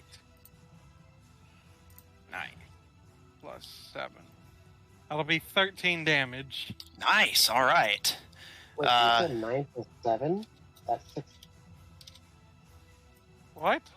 9 10, plus, 11, 12, 13. 9 9 plus plus 7 is 16. I never 16. said 9. Yeah. All right. I thought you said 9. I didn't even say a number while I was adding up the... I heard 7, but... Well, I did say 7. Avaben, you slash forward at your mother, and with her seeming both caught off guard by being set aflame and just the fucking gunfire and carnage going on all around her, you manage to get a good strike in on her arm. And she actually... twice, right? I believe so. Let me double check. Actions Yes. per... Attacks per action, too. Yep. So swing again. Nah, I want to see the results of that first one. Okay. As you strike, she lets out a and steps back and kind of scowls at you and just, you dare swing a blade at your own mother? And Avaben's going to say, and I'll do it again. And he's going to swing at her again. Same to hit. All right. That is, of course, a hit. Roll for damage. And of course, I don't get Giant Slayer this time, so... Nope. That's only once per turn. It'll be 5 damage. All right. Nice. As you take another swing at her, this time going up her ribs, she steps back, seeming genuinely shocked at the flurry of blade and at the fucking less than impressive performance of her allies, with Greylog being unconscious but not fatally due to poison and everyone else still standing. Is that the end of your turn, Avaben? That's all I can do. All right. Paul, you're up. Alrighty then. Okay, let's see here. How far away is Greylog? 40 feet. Is that within my range? It is not. Okay, that's definitely. I mean, I should have just sold a spell. I don't see anything out of this. I will survive. Trust the DM. Well, I trust the DM. He won't fail us. Well, I trust the DM. It won't be a TPK. Me going down, on the other hand, I'm definitely seeing that. Well, first off, I would like to telepathically speak to my steed. Okay.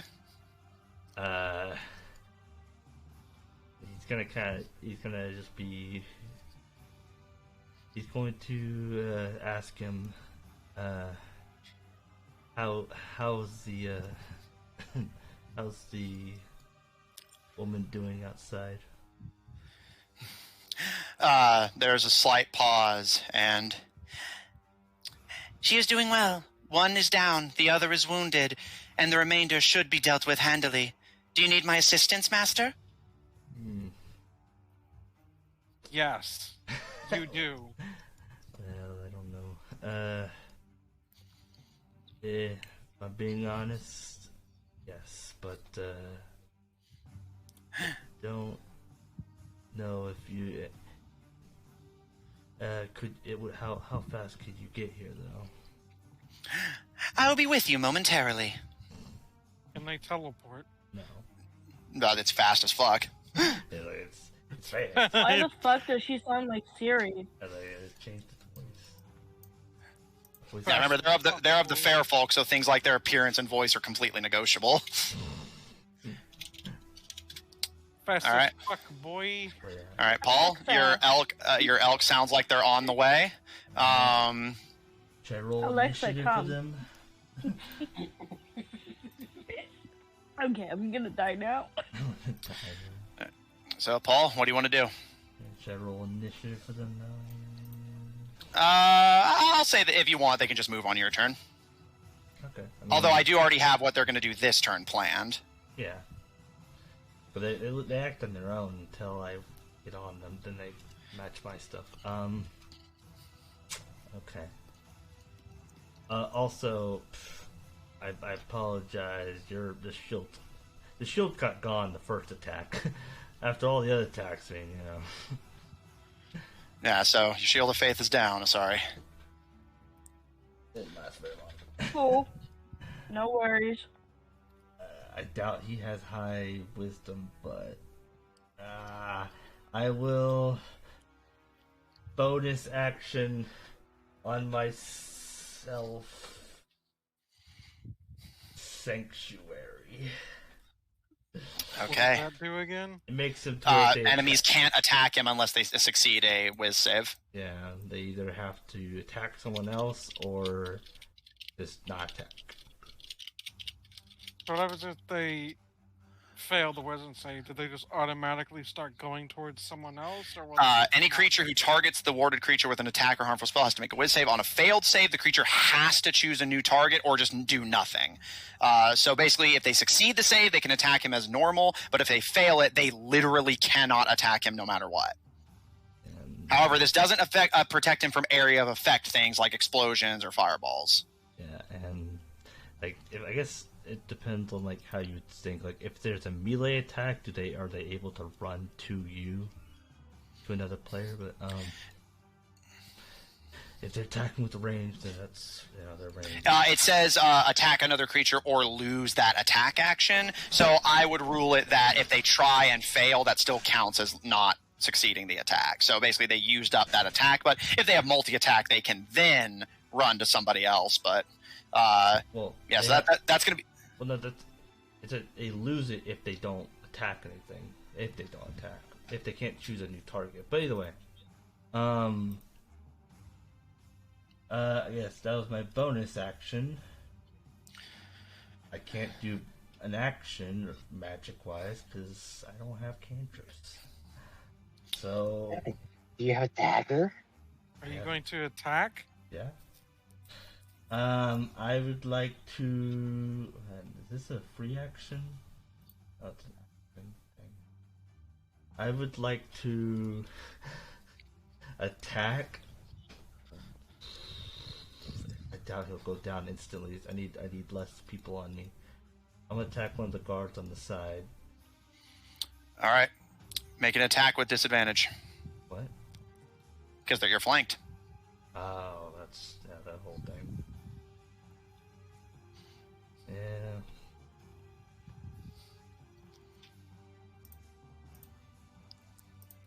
First roll's an 18. Second roll's a 19. So, You hit. Roll for damage. Cool. Now, I would like to, because, I don't want to die. Where is it? How often can I do this? First level. Well, Smite. Might, yeah. I'll say there's the guard on your right who you attacked already by basically decking them with your sword. Do you want to attack that one you already damaged or the one who you haven't hurt yet? Oh, I guess I'll attack. I didn't know he was on me already. I'll attack him without the smite then, because he should. Okay. All right. So no smite then, but you swing at the guy you already hit. 10 damage. That guard goes down. All right. Then I'll attack the other guard. All right. You got multi-attack? Yeah. Paladins have multi-attack. Man, we have a lot of multi-attack in this party. Yeah, mostly it's like wizards and like rogues. Yeah, it's mostly spellcasters and rogues who don't get multi-attack. And only a few fighter classes that don't get it, but most of them do. Like, I know fighters get like 4 eventually. Multi-attack, like 4 multi-attacks, and action surge. You can attack like 8 times in one turn. So I will then, attack the other guy, and since now I'm not being flanked, and no longer disadvantage. Indeed. Fuck you. So don't roll poorly. 14. That is a miss, I'm afraid. I trust the DM. And also, Paul, I'm assuming you're going to do the sanctuary at the end of your turn, since if you did it at the beginning, you would have just lost it immediately. Oh, attacking, yeah. I'll allow that. Because I figure that might have been just genuinely what you meant to do. So should we assume that's the case, or?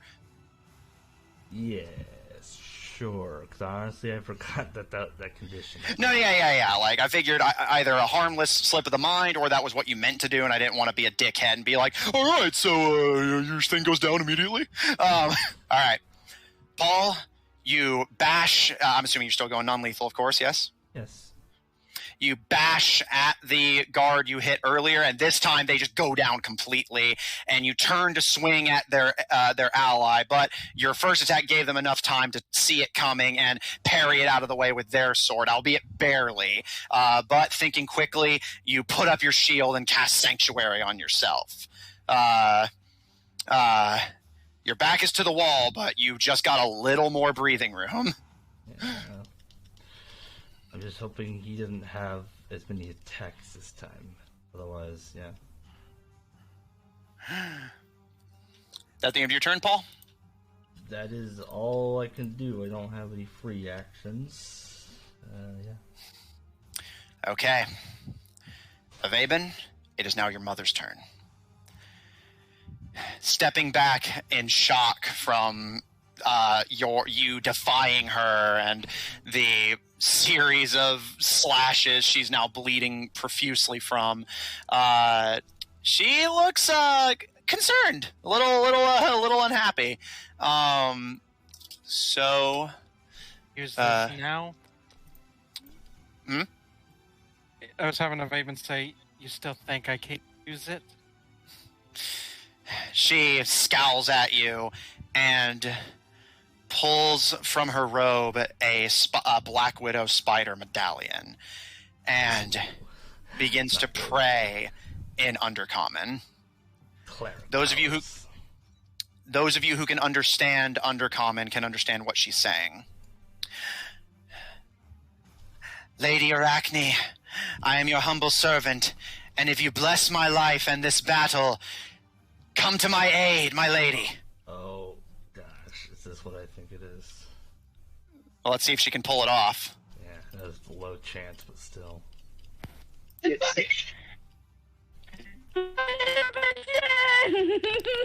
is time to roll a D100. I cannot wait until Lucian can do this shit. Let's see if Arachne answers her call. Avaben, as she says this prayer, again in Undercommon, so factor that into whether you can understand it or not, she holds the medallion up high. There's a silence. And nothing happens. Arachne has refused to answer her. She's cursed. She's cursed. That's Here. awkward. A Vaven's gonna say, "Looks like she's decided you're not worth it." She looks at the medallion, just confused. Ow. Shocked. Did you honestly Ow. think she would come to someone who would abandon their own child in a forest to die? She looks to you, seeming genuinely completely caught off guard and has no idea what to do now that Arachne has seemingly abandoned her. Not knowing what dice rolls are. And Vaven's just gonna be like, "Don't worry. I'll make sure this ends quickly. Holding up his bloody short sword. She scowls and is going to attempt to take a step back away from you. Opportunity attack? Yep. You used yours earlier on Igor, and it hasn't been a full turn cycle. God, why didn't you tell me? Wait, hang on. I actually need to check if it refreshes on your turn or at the end of the turn cycle. Also, mean, why didn't I tell you? I thought yeah, opportunity attacks I thought opportunity attacks were endless. No, it's based on your reactions, and you can only take one. However, I did just check; it refreshes at the start of your turn. So yes, you can take one, but you won't be able to take another one until your next turn. Yeah, like you were literally deciding if you wanted to save it for a better reaction. I was deciding on if he was going to pay attention to the guy leaving the area, or if he actually was going to give enough of a fuck to want to try and help Paul. But yeah, so this will be your opportunity attack for this, but yeah, so just for future reference, yeah, you get. So wait, does my Colossus Slayer refresh at the end of my turn? I think that's yeah, it's once per turn, so similar to sneak attack. I think it's similar rules. So yes, you will have Colossus Slayer on this. Really? Yeah, because Austin, correct me if I'm wrong, but yeah, it says once per turn when you hit a creature, and this is not Avaben's turn, this is his mother's turn, so it's a different turn. That's like a iffy judgment call. It's up to you. I mean, because usually they'll say once per initiative round if you can only do it once. I never seen that. Let me double check. In combat, your special reaction. Question. Hey, Matthew, he said you can rule it. I mean, I don't know.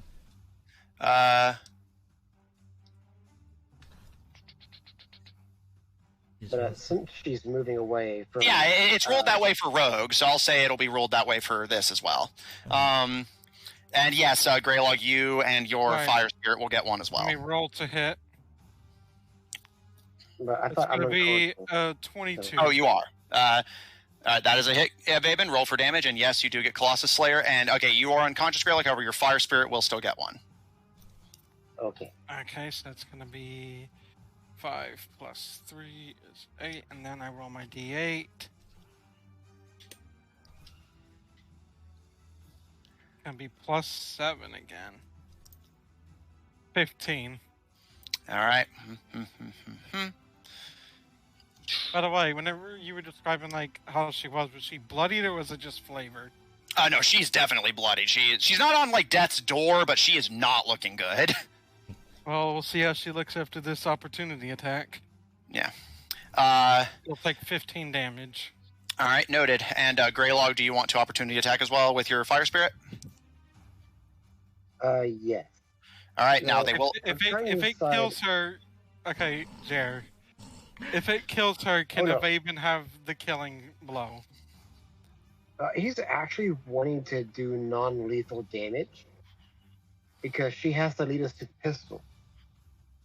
Okay, yeah, because the Boomer Ganger's not going to give a fuck about that. It's up to you. And Greyla, do bear in mind that you will have disadvantage because, remember, ranged attack. Yeah. But go ahead and roll to hit. That is a 15. That misses. Oh. Avaben, you watch as Greylog's Fire Spirit lunges at your mother, but she kind of comes to her senses briefly enough just to dodge out of the way. However, that leaves her open for you to start plunging your blade into her side. And she lets it and looks at you in just complete befuddlement. She has no idea what to make of the situation. Now that as far as she's concerned, she's lost all of her cards. Looking around at her minions, not successfully killing all of you, and herself slowly getting whittled down. She expected to go down like so quickly. She survives your opportunity attack, but again, she's not looking really good. She is going to start making for the exit. Oh, That bitch. But she gonna But get she away. can run. Wait, you can run through your allies? Generally, yes, because unless they're Okay. deliberately blocking you, and if they're a size category larger than you, right, I think if they're 2 size categories larger, even if they're an enemy, you can do that. Okay. That's the advantage of being a small creature. Is if you're fighting like a big ass troll or something, you can just dive around in their space without a care in the world. All right. That is the end of your mother's turn. She basically didn't get to do anything because Arachne did not answer her call. Mm-hmm. Yeah, it's a very low chance, but Yeah, 30%. Sorry. What if you roll a 1 to 30 on the D100? It spawns it? The DM can decide exactly how they want to go about it, but that's the general idea, yes. yeah. It's really cool. I can't wait until I can do that. It's just the question is how's that god help you or deity? Yeah. All right. However, sorry, before you do exactly whatever it is you're going to do, something happens preemptively. Uh-oh. Because the Boomergangers and the guards are technically higher initiative round, they are going to get another round of attacks on you. Okay. So, Seeing that my their God, fights in D&D take forever. right? The Boomerganger, seeing that their first one actually went well, they're going to take another 2 shots at you, but still at disadvantage. That's a miss. This is why we canceled or we stopped for Tuesday. Yeah. And the guard is going to fire their crossbow at you, which is also a miss.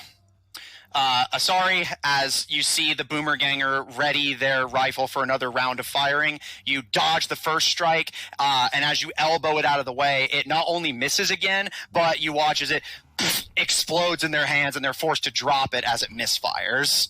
And they kind of step back in shock as the guard pulls their crossbow on you and fires, but you manage to dodge out of the way of that as well. And as you're calculating in your head what you want to do next, how you want to go about dealing with this situation, you hear this like animal call as Paul's elk is going to charge the Boomerganger. Get him, boy. Oh, Save your I jumped master. back in surprise. That is just barely a hit. Are they just gonna like charge through these Boomergangers into the building? Well, they have attacks, I think, right? Yeah, they have charge. They do. Yeah, called charge. Yeah, wisdom or. Asari, you watch in befuddlement as Paul's elk charges into the fray. The Boomerganger literally doesn't even have time to register what's about to happen to him before a hoof just BAM! Clocks him in the head and he falls unconscious. I will freely say, Paul, even though your elk was holding back for your sake, he almost did enough damage to twice overkill this guy. Wow. I'll just say, that's a good elk. The elk kind of gives a wave of their antlered head and turns to glower at the remaining guard, who kind of considers their options for a brief moment and Will they just run away? throws their crossbow on the ground and puts their hands up. Go on in, not worth it. They rolled for it and was like, nah. Yeah, I rolled to see if their bravery and their commitment to duty would outweigh it. Sorry, that guard has surrendered. However, a steel door stands between you and the battle, which you can hear raging through the hole in the roof. Mm-hmm. Come on, I bet that elk could Open charge the that door door. down. Can I try to open the door? As you approach, you kind of push and pull on it, and it appears to be locked at the moment. To the Alright, elk, and I'll just try to step out of the way. Do you mind?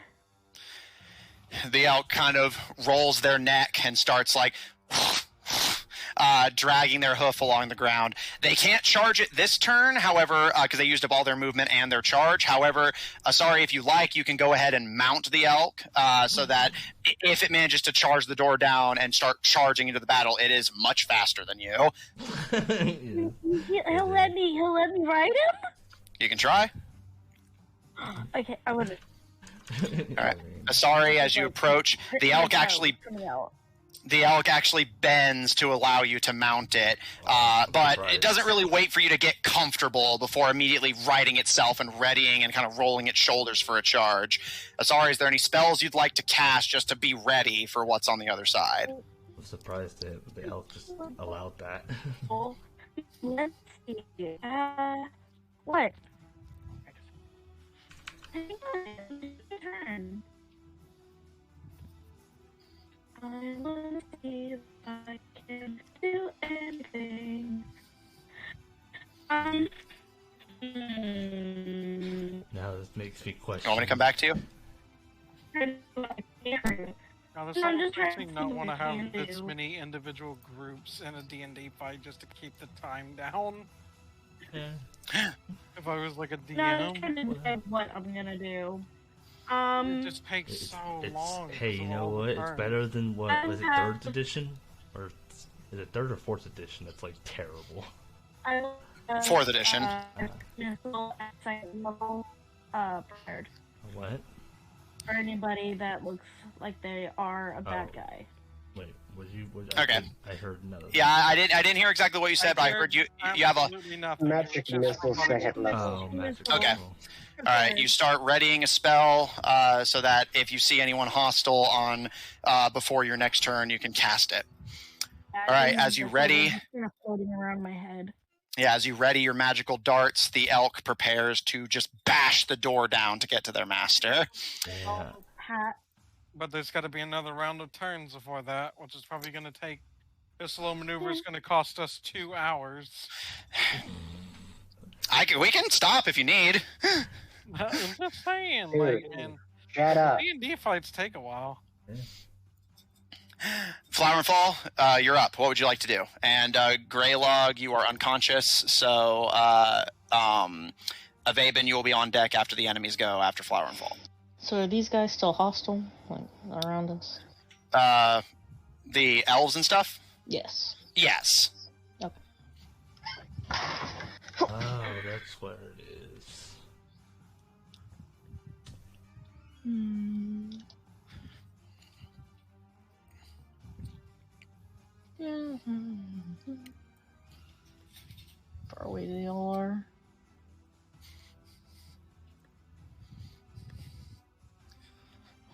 If Flower and Fall has any AoE abilities, this would be a good time. Well, the problem I don't is, think they do. Like, there's no. Alright. Well, the Yeah, time- for a survey of the situation, the dark elves on your right are forming just basically a firing line to crossbow everyone they see. On your left, Paul has his back against the wall fighting against the cybernetic Igor Konkaro. Ivaben's mother appears to be retreating from the battle, heavily wounded. And the Boomergangers are working together with the Dark Oh, Elves to God, form if the another... elk- If the elk can, like, knock them over, that'd be great. the mother. So what do you want to do, twins? Okay, so the ones in front of me are 20 feet away. Yep. I guess I will go over here. Okay. And whack them. Well, I want to summon Ball. Okay. Here, let me make them visible for you. Where would you like to summon them? Summon them right here. Okay. And then you're gonna whack them. Yeah, I'm gonna whack them. All right, whack them.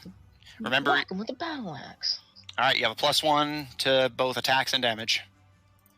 Friend, we were playing Left 4 Dead 2. My friend Garrett used to call the axe a battle axe.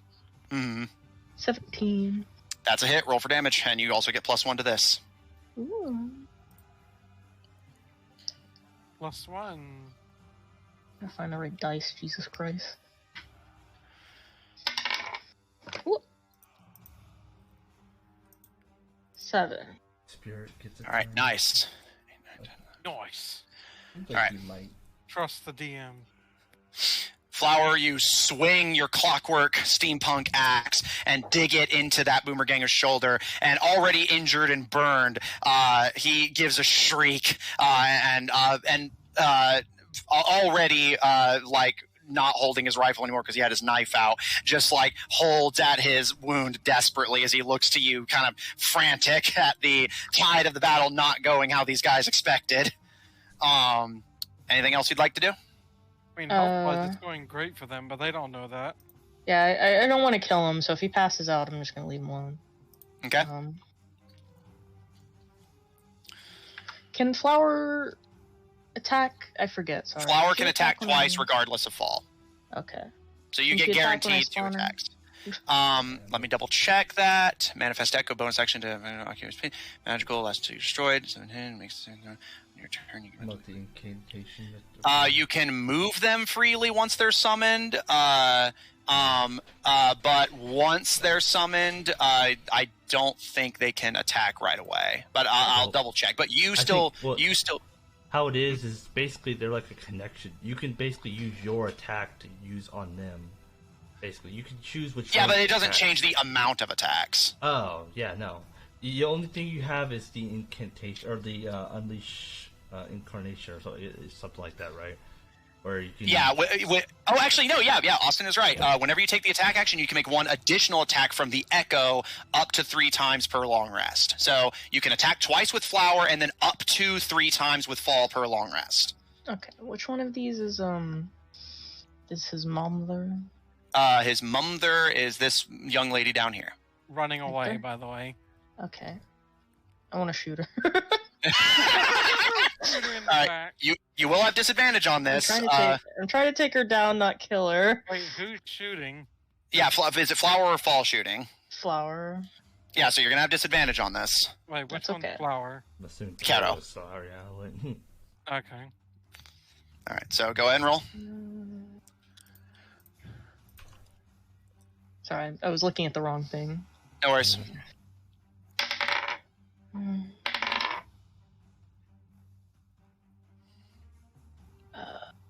11.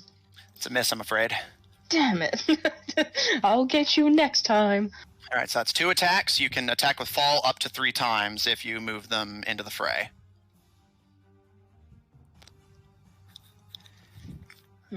Just remember that 3 times per long rest, so bear that in mind. It's okay, I'll try again. I'll move up a little. Okay. Wait, hang on. Let me double check something. Just a minor thing real quick. Take the attack action. Any attack you make can originate from you or the Echo space. Yep. Okay. So, yep. If you want to try and shoot with Fall, you will actually not have disadvantage. Oh, yeah. Okay, try again Oh, without yeah, disadvantage this baby. time. Yeah. Echo Knight's a 18. Put pretty your trust rad. in the DM. That's a hit. Roll for damage. Nah, to check. We put our faith in the DM, and these fools put their faith in Arachne.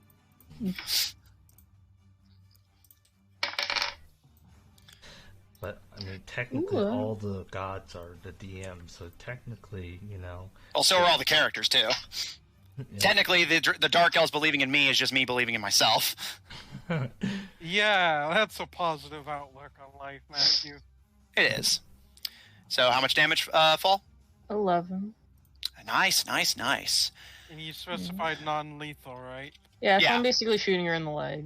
Yeah, which Fall being the sharpshooter that you are, and without enemies directly next to you to contend with, you take your aim with your sword pistol and fire, and the bullet strikes true in the Dark Elf's leg, and she actually fully comes to a kneel, which actually prevents her from getting out the door altogether. And she looks around in confusion, expecting Ivaben to have been the one that shot her, but sees you, and just growls and tries to keep moving. You have 2 attacks with Fall left on this long rest. Okay. What? I will stop Well- for now. Wait, did she? Okay. She didn't use her both attacks, right?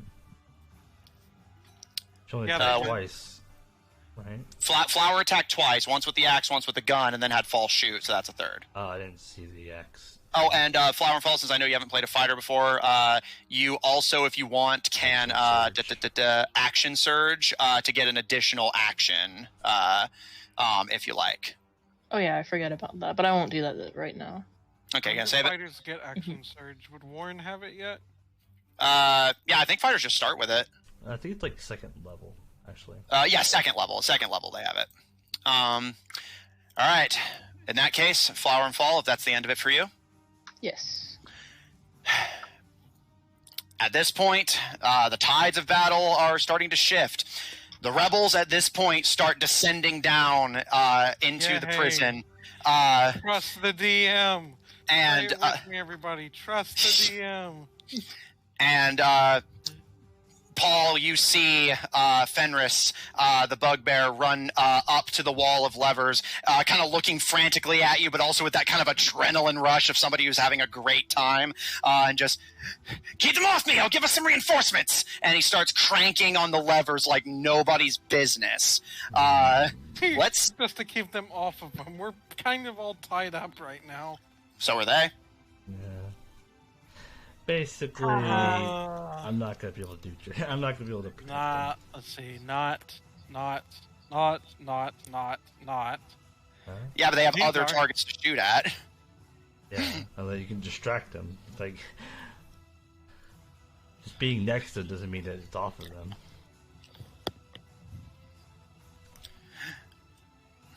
Okay.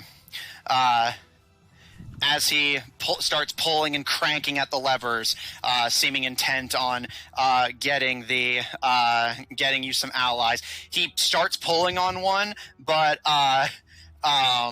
kind of seems confused. It doesn't seem to respond all that much, and then looks and sees the empty chain from Ivabin and Greylog's cage kind of getting pulled around, and just like, God damn it, and starts trying with a different set. Seems like he was trying to get Avaven and Greylog loose first, but they were already out. However, he starts pulling again, and Avaven, kind of with a glance over your shoulder, you see you-all's cage starting to get hoisted up to the ceiling. Does he even have anything? Nope, but one of the other rebels, using the blunt end of a sword, busts the cage door open completely, and you all crawls out, still protectively clutching at the fruit he had saved for you, and stows it away in his shirt before... But I'm like, just forget the damn fruit! He kind of glances to you with a wide smile on his face, and just... Yeah, I don't think so. And he charges forward, and he's just gonna fucking straight up deck the nearest dark elf. You gotta add some tokens. For funsies, yeah, I'll add a. Let me see what's an elf token I can use here that'll work. Add a token for everyone we add to this fight. I want to just fill this area up. Here, this one will do. He came up on that side. Yeah, that's the side of him he was on. You guys were on the other. I always thought it was like we were here and he was over here. That's how I imagined it. Exact Apparently opposite. He was the opposite. Yeah. Apparently I am not good at imagining things. But yeah, he's just gonna straight up fucking deck the nearest prison guard. Oh man.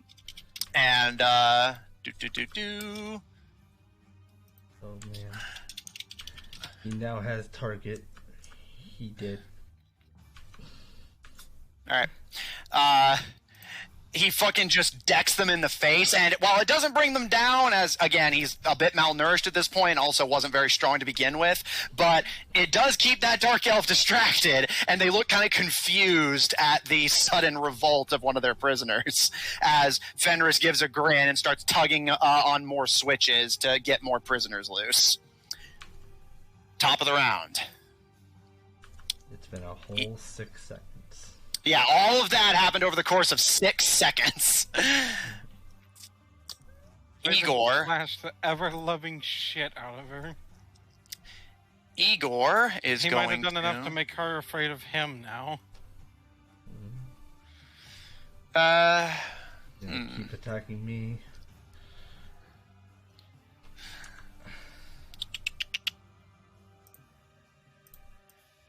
think I know what he's going to do.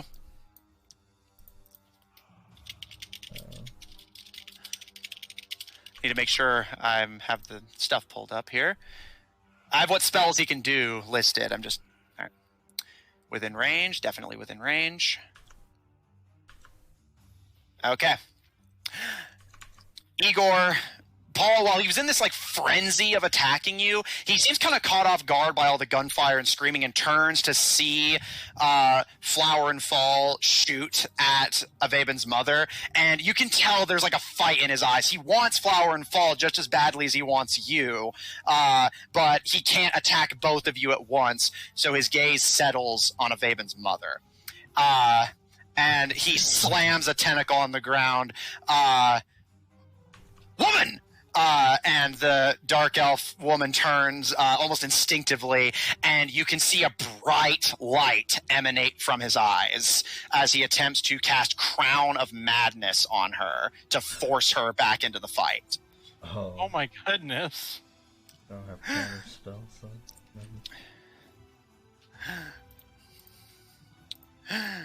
She, being of elvish descent, is immune to being charmed. Just like, alright. So you had him waste his turn. Interesting. Well, I mean, yeah, he's only human. He's going to make mistakes at some point. Yeah, like, you didn't know that. That's it. I trust the DM. And she kind of stares at him for a second before her face breaks out into a cruel grin. And sorry, I'm done being your puppet. The pistol, it belongs to Astiliant and no one else. She has no intention of giving it to him. We were instructed by Arachne to guard it, and guard it we shall. Igor gives like a frustrated growl and turns back to you, Paul. And you can see him like kind of fighting with himself, figuring out what he wants to do, how he wants to go about this. He cast a spell, and his only bonus action... Well, not his only bonus action, actually. I'll say maybe just tease him and be like, if you know what's good for you, you will run, because whenever we're done with your lackeys, we're coming for you next. Let's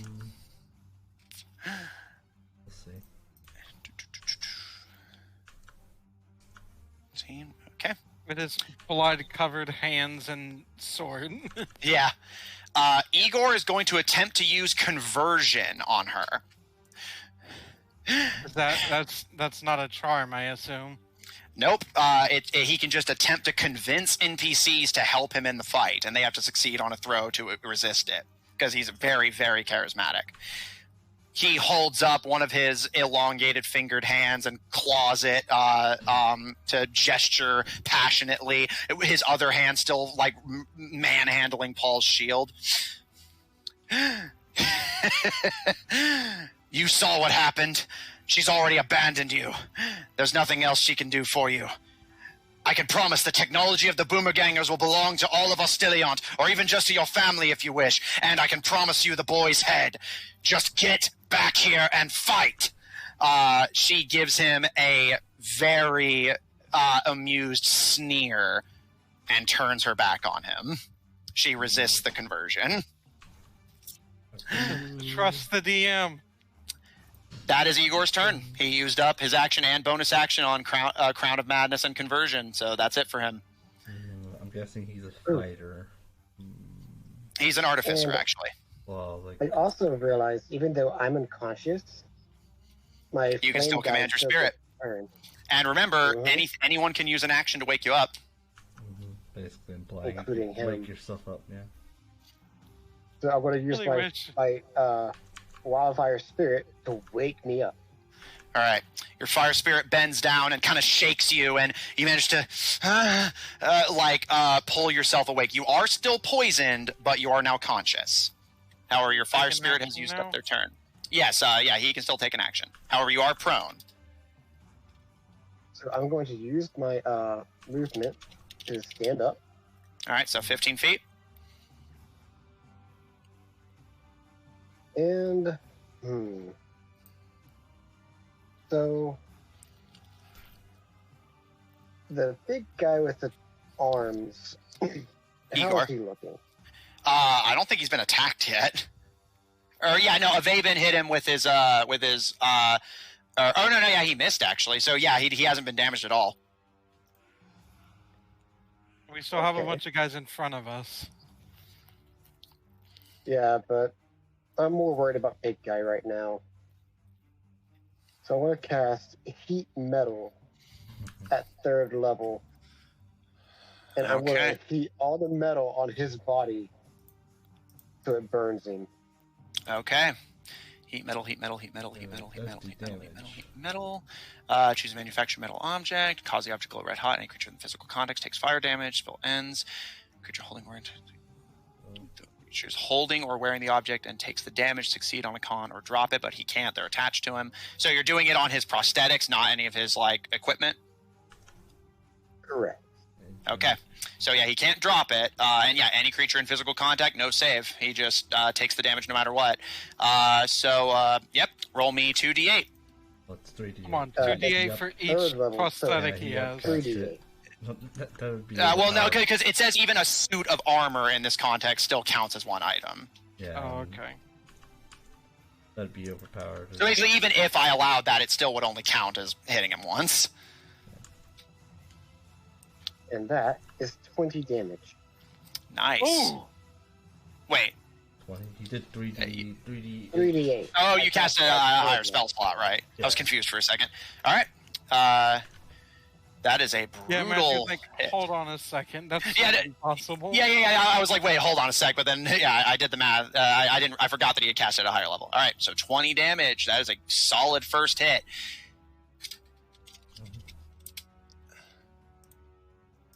Now he'd be vulnerable to a Vaven's ability. Mm-hmm. Igor, as you cast your spell, Greylog, you can see his tentacles start to glow red hot. You can see the cloth on his back start to burn from contact with it, and even catch fire. But he just turns, because he's already looking that way because of Ivan's mother. He turns to look at you with his glowing eyes and just stares at you as if he's Wow. not feeling it. However, you can see it is definitely damaging his flesh. He just doesn't even seem to register the pain from it. And after a moment, his masked head tilts at you, and I think you're under a mistaken impression about me, sir. Pain is a close friend of mine. Well, good. And, With a well, face good. like We'll that, we'll reacquaint you. Yeah, Evan, you can go ahead afterward. Yeah, Vaven's gonna say, well, good. We're gonna make sure you get nice and cozy with them. The Yeah. tentacles snap like whips and begin to crackle with electricity. Greylog, is that the end of your turn? Sadly, that is all I can do. All right. Next up, a round from the various guards and gangers. However, given that Avaven's mother just fully admitted in front of all of them that she was knowingly committing an act of blasphemy by helping the Boomer Gangers, let's see if their loyalties start to shift.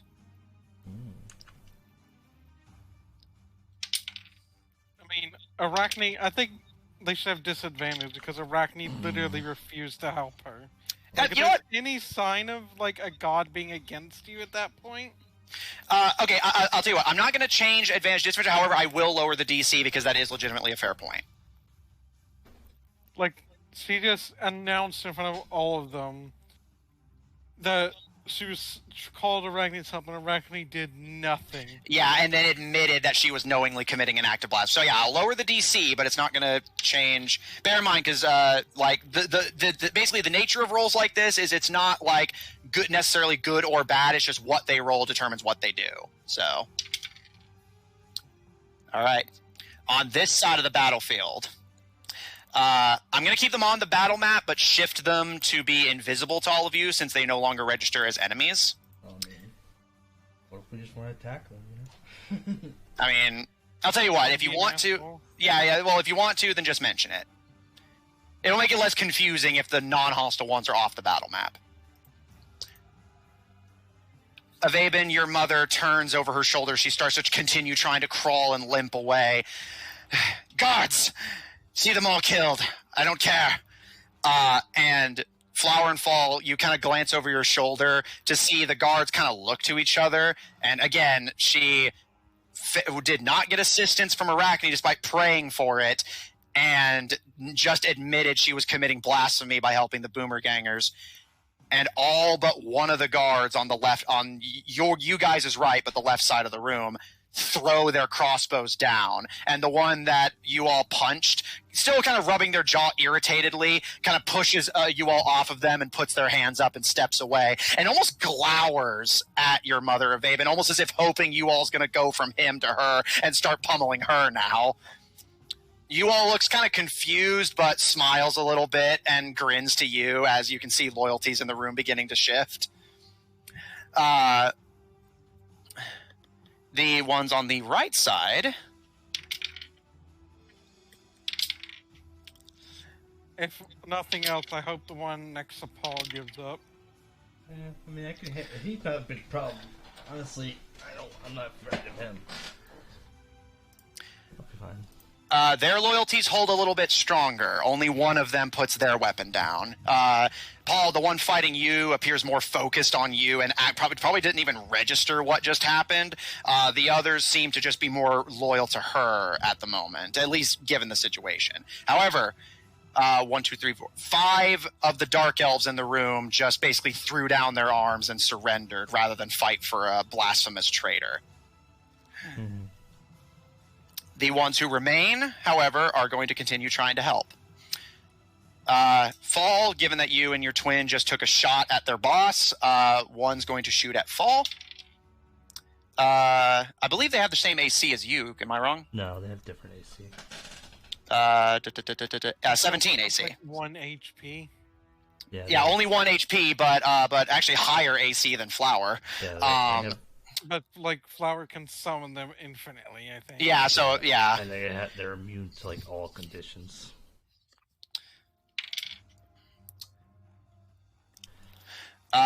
Fall, 2 of the remaining guards who seem intent on continuing to fight for their leader fire at you, but you manage to delicately and expertly dodge out of their way.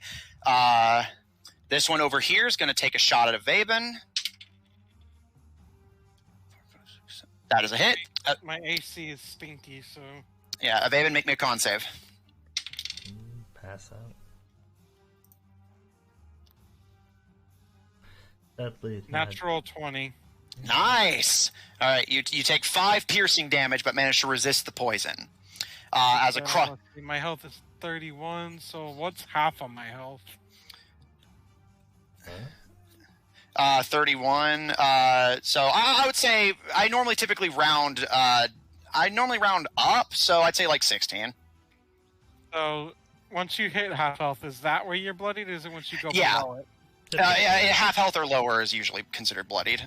All right. Avaben's at half health. Yeah, Avaben, I'll say that just for as a fun flavor thing. That crossbow bolt hit you directly in the ass. Paul, your opponent is going to take a swing at you with their short sword. Is that because of me joking? Oh no, actually, he was just aiming there. He's just like, I just want to shoot him in the ass, you know. Paul, your opponent goes to take a swing at you, but you handily block it with your shield as between Igor focusing elsewhere and the other one being unconscious, you are much more free and have a lot more breathing room. He wasn't the big threat. Yeah. It is now the Boomergangers' turn, and again, things are not going super great for them, especially now that loyalties in the room are starting to shift. Can I have them roll to see if any of them run? No, their cause is different, and they are loyal to Igor, not to the Dark Elves. But they don't have a desire to not be killed. Remember, these guys are mechanically cultists. They believe they're going to change the world for the better, and that's something worth dying for. Not to say that they would never retreat, but like they're much less willing to than the Dark Elves, who again just found out their boss is a blasphemous traitor. Flower, this guy's going to take a swing with his Bowie knife at you. That is a hit from him. He's also going to swing at the... yes. He's also going to swing at Greylog's Fire Spirit. That is a miss. Or actually, wait. 13. They see.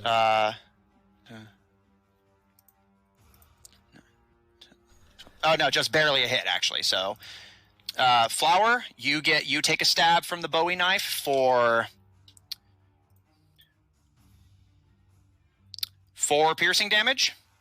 Greylog, your elemental spirit, gets stabbed for 3 piercing damage.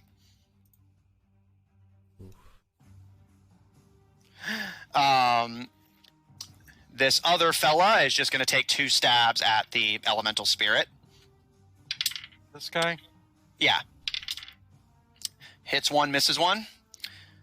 Your fire spirit gets stabbed again, this time for 6 piercing damage, as the Bowie knife stabs into what few solid bits of their body there are.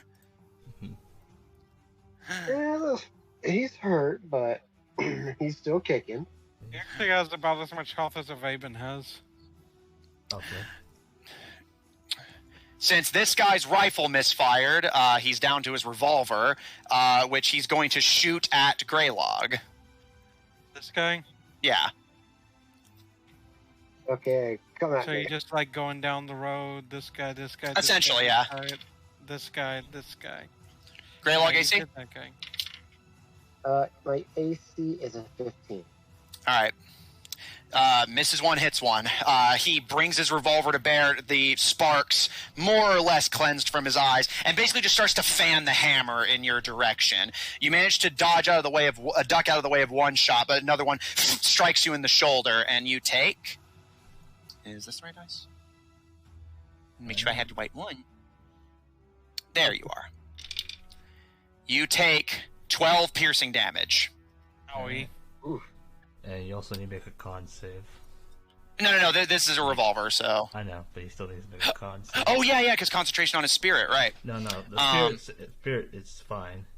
I don't like that's like his It's ability. like heat metal. It's heat metal. That's a con spell. Oh. All right, well, then yes, in that case, make a Damage concentration. every turn. Yep. Well, no. Every time he takes damage, just every hit. Mm-hmm. Oh, every time he gets hit, he's gonna take fire damage. What? No, I was saying every time he gets hit, he has to make. No, a con save. yeah. For the spell, it's any creature within physical contact until the spell ends.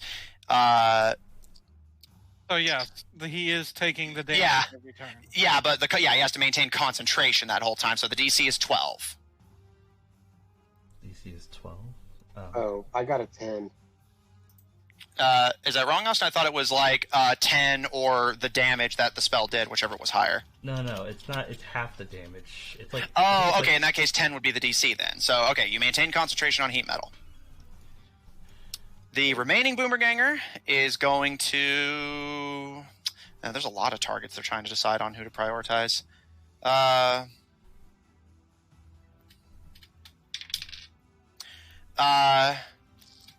Seeming to just kind of choose a target at random, they cock their rifle and are going to fire at you, Avaben.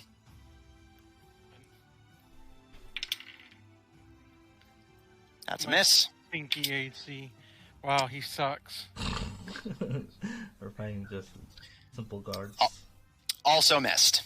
He fires his Wow. lever action at you twice and misses both times. He missed a 14 armor class. Yep, I rolled a, I think it was an 8 and a 9. Man, that dude needs to go back to gun training. You see, this is exactly what I'm talking about. Yeah. This is impossible. There's nothing we can do. Oh, these guys fucking suck. What are we even worried about? The whole time I trust the DM. I know. I'm just giving you shit. All right, that is the end of the guard's turn. Avaben, you're up. Paul on deck. Alright. Whose turn is it? Yours, and then Paul goes after you. Okay. Who's the motherfucker who shot me in the ass? This guy over here. Yeah, he's too far away, isn't he? Oh, yeah, to melee him. All I have is just shorty sword. Well, 30 feet, but I don't know. I don't even know if that's... Like, going that far out of the way just does not seem very logical. It's up to you. Whatever you want to do. Yeah. I mean, Yeah, he if Oh, shot, this anything, guy we go after looking. his mother. he shot you in the air. I can't go after her because blocked. Well, you can go around him. Opportunity attack, basically blocked. I have And they'd- and they'd 14. Yeah, and fucking yeah. So, and that guy looks not like he's not like fucking on death's door, but he does look hurt. Greylog did set him on fire twice. All right, we're gonna go and Avivan's gonna rush him. With the All right. short sword. Charging forward with your blade, make an attack roll. All right. That is going to be. Hang on, I gotta do some math here. I think it's gonna be 23. Let's see, 17 plus 6. I can say, 23. yeah, you hit. Roll for damage. Alrighty then.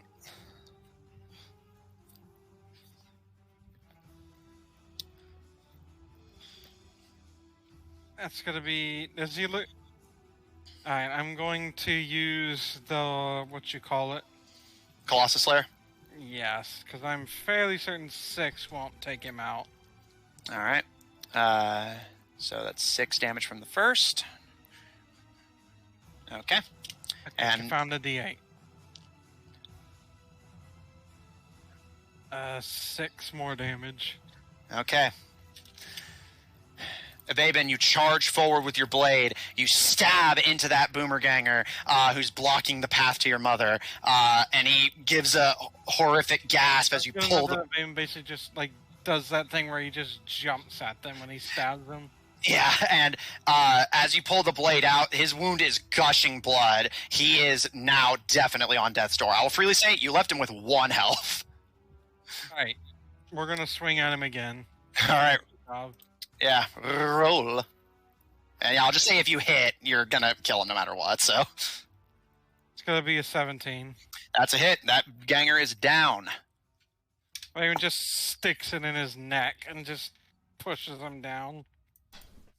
All right, that Raven's boomerganger is probably gotten out a of the bit picture. of blood on him by now, I'd imagine. Oh, easily. That your fucking like lower half is basically coated, both with your own and with that guy's. With the blood of his enemies. Yeah, and with your mother's.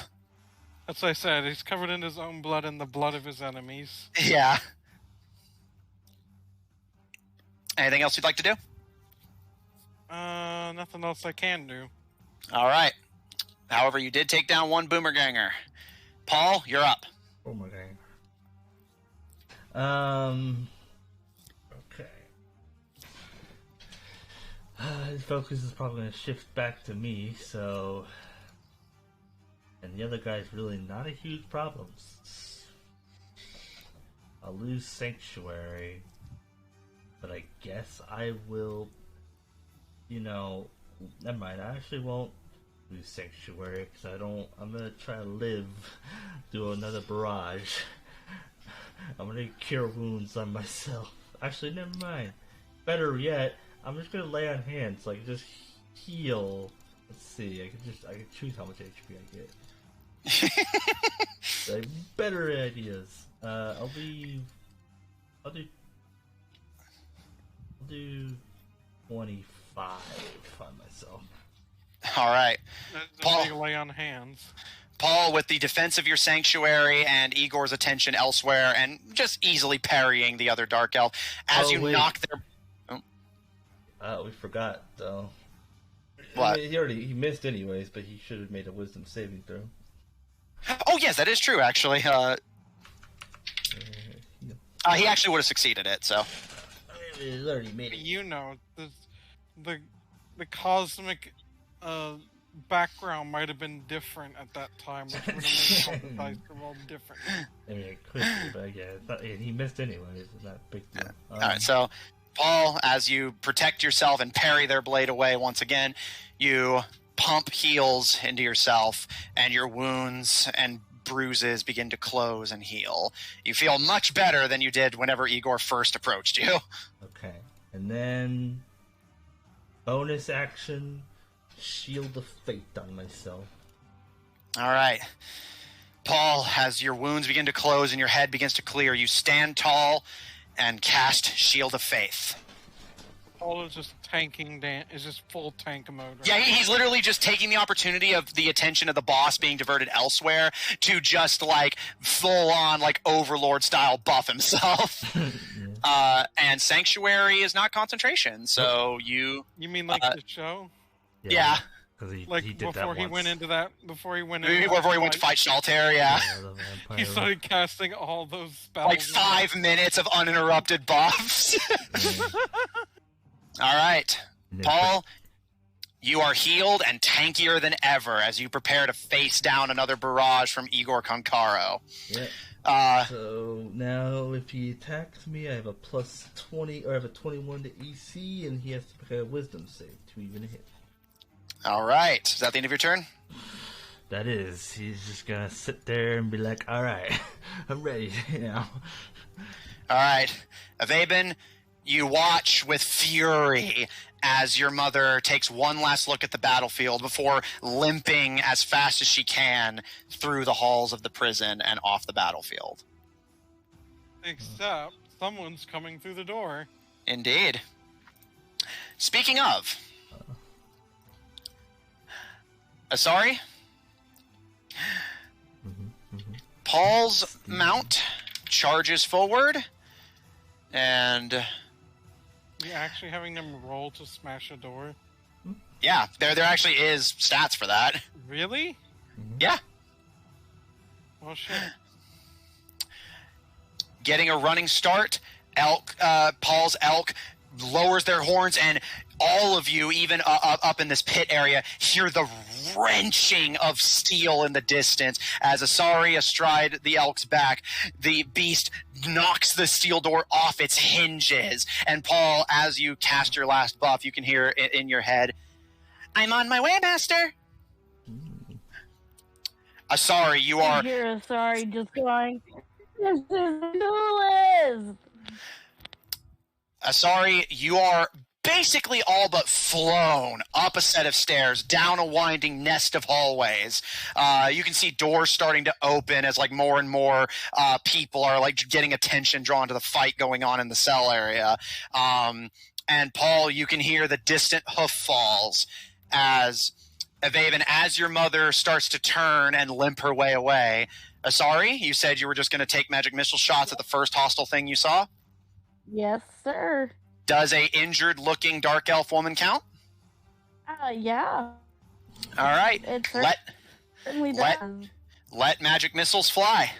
Ooh, how much damage do Let you do? them fly automatically. So, How much I'm damage? gonna go ahead and just 5.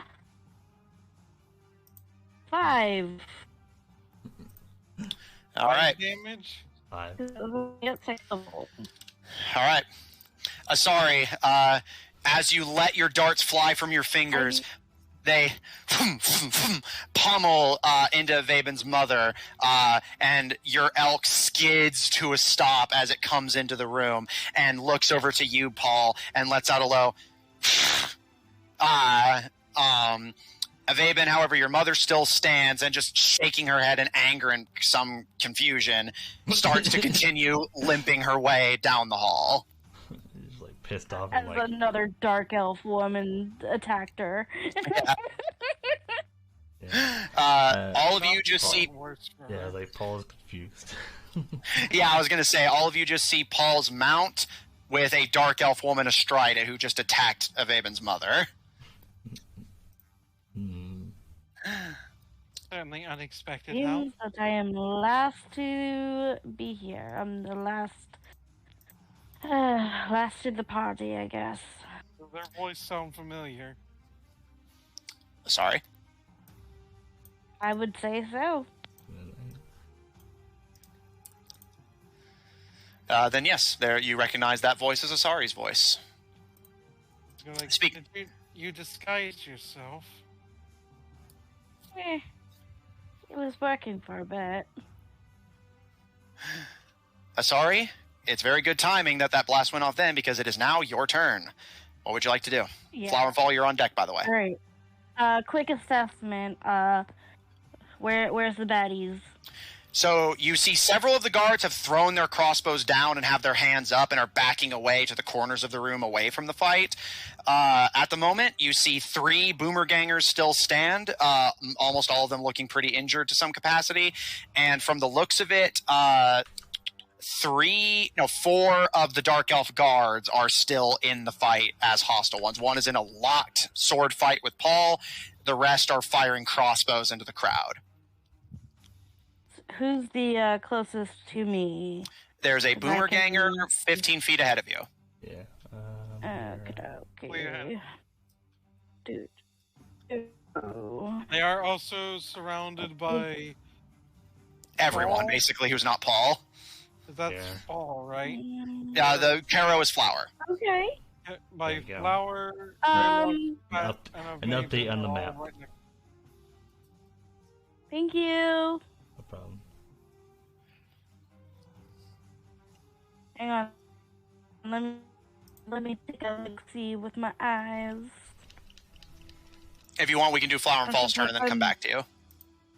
Yeah, that's okay. All right, Flower and Fall, you're up. What do you want to do? Here.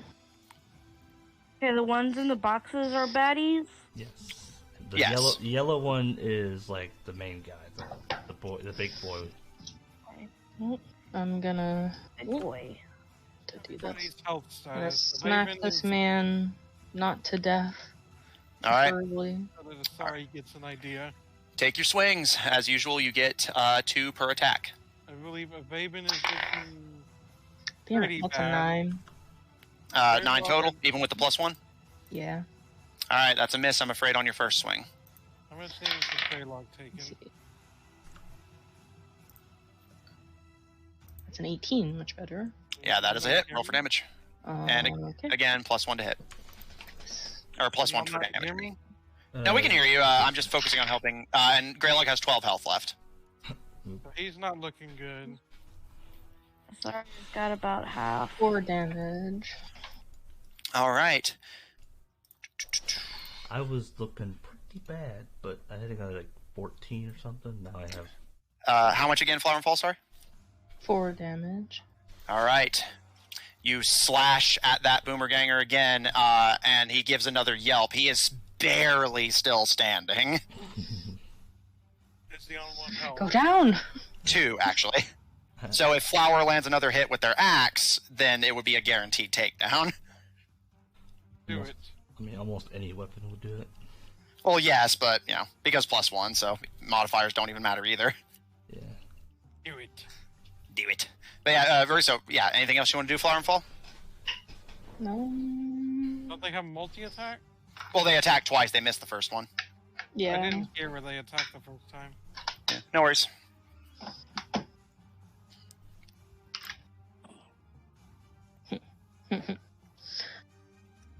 Does action surge only work if I use, or if I haven't used a action? No, it's No, you can do it. You can do it whenever you want. It's a free action, basically. Yeah, it's literally just a thing you can do. Yeah, it's a thing that just says, "Hey, I want to go Action again." surge. Yeah, I want an extra action. Surge.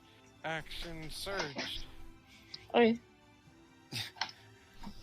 All right, so you get an action surge. Yeah. Yeah, Okay. action. You have another action, which means you can attack 2 more times. Also, Austin, Mhm. that's not an enemy. What? Yeah, that's you all. Oh yeah, I forgot about him. Okay, I'm gonna try to smack him down. Please, just go to sleep. Shh, go to sleep. Go to sleep. Go to sleep. Go to sleep. Go to sleep. Go to sleep. Go to sleep. Go to sleep. Go to sleep. Go to sleep. Go to sleep. 17.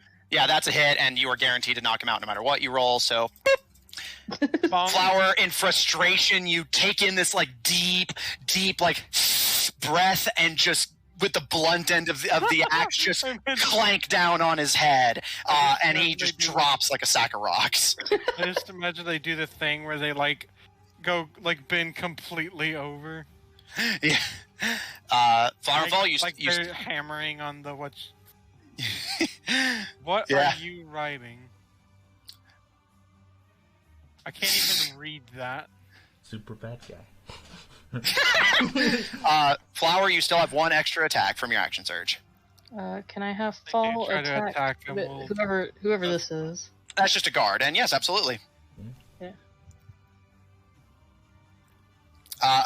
Melee or range, because bear in mind, if it's a ranged attack, they need to reload their pistol. Damn it! Damn it! I guess she'll walk over there and smack him with the sword. All right. The blunt end, I assume. Should we just state that like their swords and stuff aren't sharpened? Well, you see, it depends. On... Yeah, they will do lethal damage if the circumstances call for it. They just try not to do it to like random guards who are just getting paid to do this. Yeah, like Paul. If I even had stab you in the arm, give you the chance to stop. Yeah. All right. Roll the hit. 1 second, I have to see what the... How small their weapons are. It's probably like a mosquito bite. Bruh. 10. Very powerful. To hit? Yeah. That is a miss, I'm afraid. Woe be upon me. I am the pressed. All right. Is that the end of your turn? Yes. All right. Asari, you're up. Cool. I'm gonna blow shit up. Fireball. So I got these 3. Okay, yeah, that's exactly what I'm gonna fucking do. I'm gonna do it right in the middle between the 3 and the 2 over there by where Paul is. It's one. It's 15 like, feet. kind of like place it. Feet. So, Vaven, you're... I kind of want to place it between the 3 over there and the 2 over there by Paul. Yeah, over here. And if I have to, I can spend a sorcery point so Paul doesn't get, Okay. Yeah, because you're gonna hit either Avaben or Paul. Look right here. Well, then you would be in range because it's a 20 foot, not 15 foot. Oh, it's 20 feet. Yeah. So, but yeah, she can position it here, which would only hit Paul, and then if she uses Careful Spell, then... Yeah, I'm just gonna go ahead and expend a sorcery point to All right. Save Paul from being fired. Okay. And Sanctuary does not apply an area of effect, so you don't even have to worry about that. So, using Careful Spell to shield Paul from the blast, you throw another small flaming bead that bursts. And what's the DC on this? This guy's taking a lot of fire damage. That would be a DC 14 of Dex. Okay. You said DC 14 of death. Good. Also fair, though, to be fair. DC 14 of death. One of the Boomergangers fails, but but Igor and the remaining enemies succeed. Right, I just remembered something. Special delivery. Yeah. Death. Yeah. Special delivery. Death. That would No, it was pain. 38 fire It was damage. Pain. Sorry, what's the damage again? 38. I'm sorry. Sorry. No, it's okay. 38. 38. All right, so 38, and then that's halved for those who succeeded. So that would be... Yeah, let me just calculate it. 19. 19. All right, so 19 for everyone except for that Boomerganger who takes the full 38. Noted. Obliterated. How are we looking? Let me double check a few numbers real quick. Yep. Okay. One of them got obliterated. He didn't take so much that he got obliterated, but they do go down. The Boomergangers and the guards all fall. As your blast of fire consumes the entire area, and the 2 Boomergangers and 2 guards who were still fighting, including the one sword fighting you, Paul, are consumed by the flaming blast and fall dead. Now we have our AoE person, and it's over. Trust in the DM. Igor, having succeeded that, takes the 19 instead. How's he looking? Can I see an update of the map so I can see what I want to do next? If you don't mind. Yeah, so get rid of this, then this. Get rid of this. There you go. I'm working on it. I'm working on it. Updating, print screen. Give a girl a minute. Okay.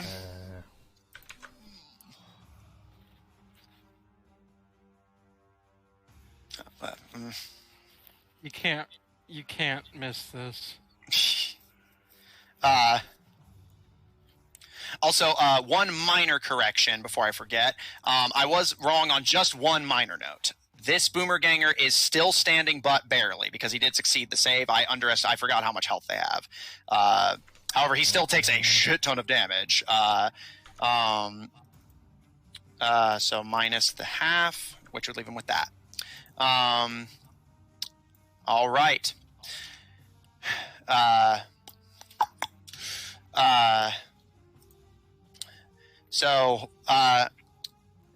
Asari, as your fire clears, one of the Boomergangers that was caught in your blast still stands, but they are on fire, screaming and not doing so hot.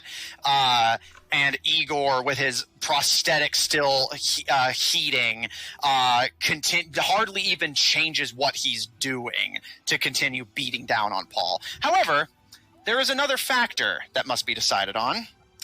You just cast Fireball on a wooden floor. Yeah. Oh my god. She just realized that. And the floor fails its save. Wonderful. We're all gonna die. Can we just like rule that Asari has to stop using fire spells? I like how you're like, oh yeah, AoE, and then there is realize. no no. Oh no. What is oh no? I don't like that. So that would be 5, 10, 15, 20. Okay. Oh god. I'm sorry. Let me make sure my measurement is right here. I murdered us. So cast it from here. So everything from there to there. Yep. Let me shift this. I'm putting a red square to symbolize where the fire is. Let me select that. Damn. All of that is on fire. Oh. I feel like the party is going to have to just ban Asari from using fire. It's just like they're like, listen, Asari, you need to stop with this fire, and Asari's like, I can't.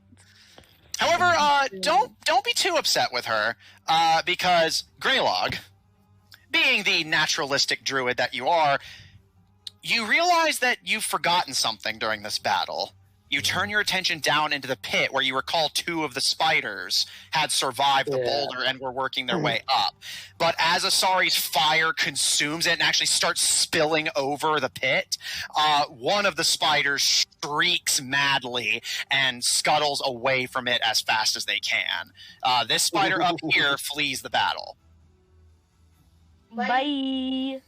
However, that entire section of the room is on fire and about to collapse. Cool. I'll is just kind kind of technically on it, or is he technically? He's out of it. Yeah, it's just your. The only ally that's in there is Paul, who is pinned against the wall by Igor. Oh, fuck. I mean, I'm fine. I healed myself. I'm good. Can I use my movement to get off of the elk? Yeah, that'll be half of your movement. Give it a butt smack. Give it all right. A butt smack. Presumably to send it toward. No, that's a thing. Yeah, to send it towards Paul. That's actually a thing. Yeah, I know. So Zephyrs. Yeah, this will represent the mount. Really big Zephyr. He's large. All right. Big Zephyr. Is that the end of your turn, sorry? Angry face. Let's see. Look at that angry face. I will just say, all right, that's our cue. Let's go. All right, Asari with a smack on Paul's mount. They don't even do the horse thing whenever you smack them. They just kind of shakes its head and gets ready to charge into the flames to rescue its master. Yeah. It's just a friendly little butt slap. All right. Top of the round. Fenris seems to realize that things have escalated a bit more than he expected, so he's going to set free another round of prisoners. Yeah, like, all the slaves we have to... Is the fire going to spread? Quite possibly. Most of this room is made of wood and spider webs. Yes. It will catch anything on fire that is flammable. Well, I mean, we're talking about the fire that's already existent, not the fireball. Yeah. But regardless, then, yes. Fenris just starts desperately pulling on levers to start getting cages out. And he manages to get one... Yeah, indeed, one of the orcs. And you can hear his comrades already cheering whenever he gets set free. Just so excited for him to start going to town on some of these guards. And indeed, he is going to charge at this one. And you all is going to run down here to help out Fall.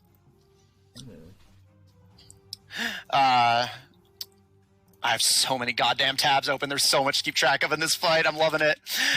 So first up, the orc that you guys just unleashed on the battlefield is going to just straight up deck the guard. And that's a hit. That guard takes 3 bludgeoning damage. Multi-attack, because he's an orc. They actually don't have multi-attack. He's an orc. Arrgh. His orc trait actually wouldn't even matter here because the only thing that they can do different is, at least with this particular kind of orc, is charge as a bonus action, but he could just get there in his movement speed. You all is going to charge the next guard that still seems hostile and take a swing at them, although given that you all, again, is not super strong and unarmed, the elf just kind of like almost backhandedly like blocks their punch. And Greylog, you, Flower, and Avaben hear this as the remaining spider that's still committed to the fight climbs up onto the platform. And Greylog, with you and Flower closest to it, it gives a with its mandibles parting as the giant spider joins the fight.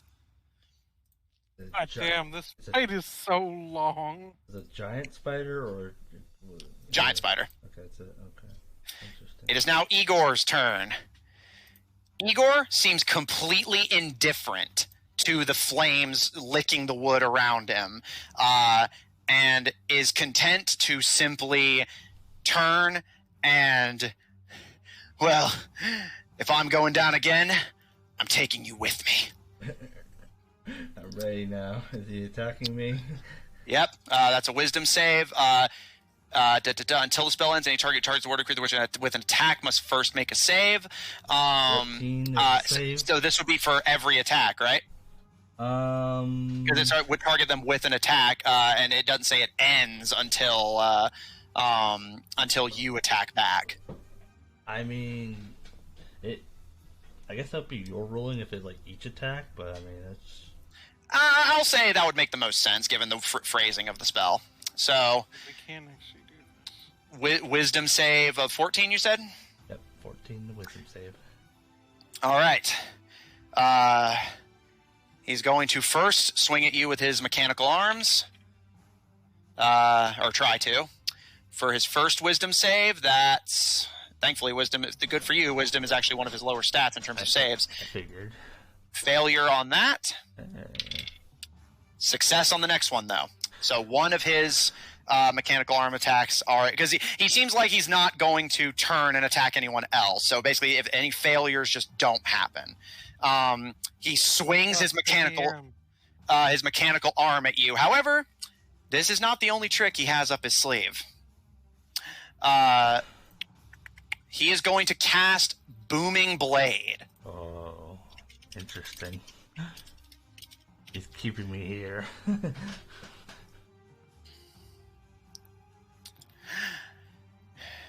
On a hit, the target suffers the weapon attacks and becomes sheathed in booming energy. If you willingly move 5 feet or more, you will take 1d8 thunder damage. As you mentioned, it seems he is intent on you not moving a fucking muscle until he's done beating you to death.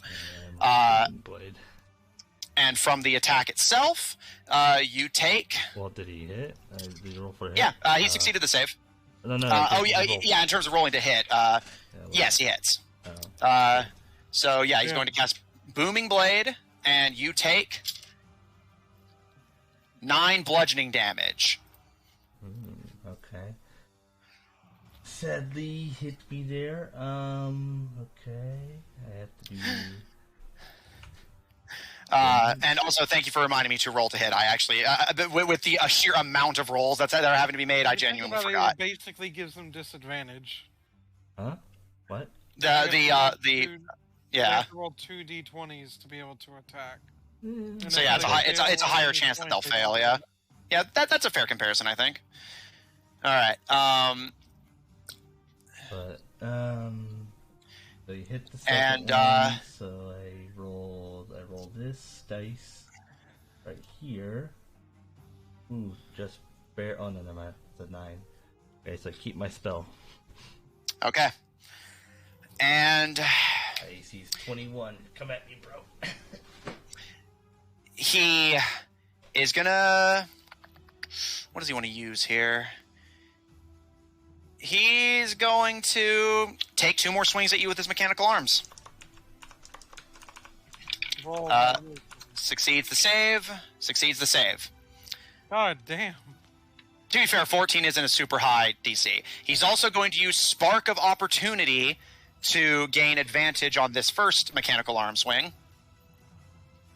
He really wants to beat down Paul. Well, unfortunately, want is not necessarily going to make it happen. Wonder why he singled out Paul over Flower and Fall. Oh, he couldn't reach Flower and Fall earlier. Yeah, he was and right now he's already... And he was hoping to use your mother as a weapon against them, but that didn't work out. And he was already on me and everything, so... Before Flower and Fall appeared. Alright, Paul, 1 misses, 1 hits. You take an additional...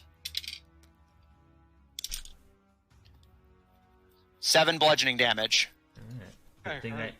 Luckily I healed myself, or otherwise I'd be down. And let me roll again, I guess. Yeah. Okay, I'm good. He seems to be visibly frustrated that you refuse to just sit down and die, and looks over his shoulder at Flower and Fall engaged in the melee with the Boomergangers and guards, and after a growl deep in his mechanical throat, Flower, you hear a voice call out to you from the flames. Flower! Fall! Oh.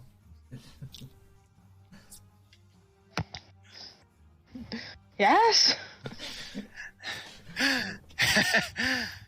You might not remember me, and he knocks an arrow into his mechanical bow, but I haven't forgotten you. And he's going to take a longbow attack at you. However, because Paul is within melee, he has disadvantage. 40-foot shot.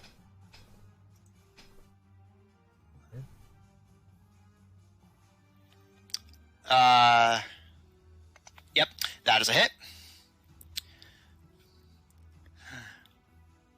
Flower, you take 4 piercing damage and an additional 2. So 6 in total. Now that's just rude. After what you did to my face, wait till I get my claws on you. What do they do? It's been a really long time since we fought him. You guys fought him on the docks of Torch because him and his crew were harassing Anna for the location of the door and any information she had on it. You guys fought them, and you guys... Red savaged him. Yeah, Captain Red basically ripped him apart, and you guys presumed that he fell into the water of the docks and drowned, or bled out, but it appears he survived. Yeah, like it's been a while, so it's definitely understandable.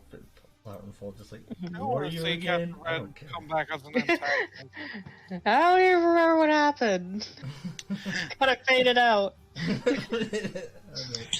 think I had told Matthew that once, that I kind of want to see Red come back as an antagonist. Mm-hmm. All right, Greylog, you're up. What if Red's already dead? Okay. So, even though she went through the door, can she still be seen? Vaben's mother? Yeah. Yes, I'll say with the distance she moved, she is within sight of you and is currently 40 feet away from you. Okay. You should be farther. Okay, perfect. So, how does she look again? She looked pretty bad when you last. So she's limping when she walks now. She got shot in the leg, stabbed in the ribs twice, and then stabbed on her arm. And then got little. Yeah, and then got set on fire a couple times. It got bunted by. I'm going to missiles. cast at 2nd level on this one. Like, nah. Scorching Ray. More fire! You really want to You unleash know what more we need? fire? More fire! Well, this is going down a hallway of stone. Well, And to be fair, this isn't a blast of fire. This is essentially like precise darts of fire that hit someone. Yeah, these are rays. It actually specify, or it doesn't specify, but rather it doesn't say that it sets things on fire. So Okay, that's fair. Yeah. But I was very precise. You were very precise. You cast fireball. There is nothing precise about No, fireball. yes, there is! to be fair, though, as far as I'm aware, precision spell says that you avoid attacking allies, not that Yeah, you avoid just environmental careful. damage of the Yeah, spells. like, it's just careful. That being said, all right, 3 ray of fire, hurl on the target. All right, make a ranged spell attack for each ray you're hurling. So I got a 23 on the first one, Okay, an 11 on the second one, okay, and a natural 20 on the third. all right, 2 hit. Roll for damage, and of course, one of them is a crit. Are you trying to kill them, or? Well, Yeah, even if this she goes is- down, she can still make death saves to survive. But This is Greylog, I gonna be believe. non-lethal. Yeah, I was gonna say, I believe Greylog, you did specify I just earlier that wanted you want to make take her sure alive. that The DM was aware of that. Mm. All right, so yeah, so you're trying to take her alive. Noted. So all right, roll. 2 of them hit, so 4d6. Yeah, 2 of them hit, and one of them's a crit. Yeah, so technically 66.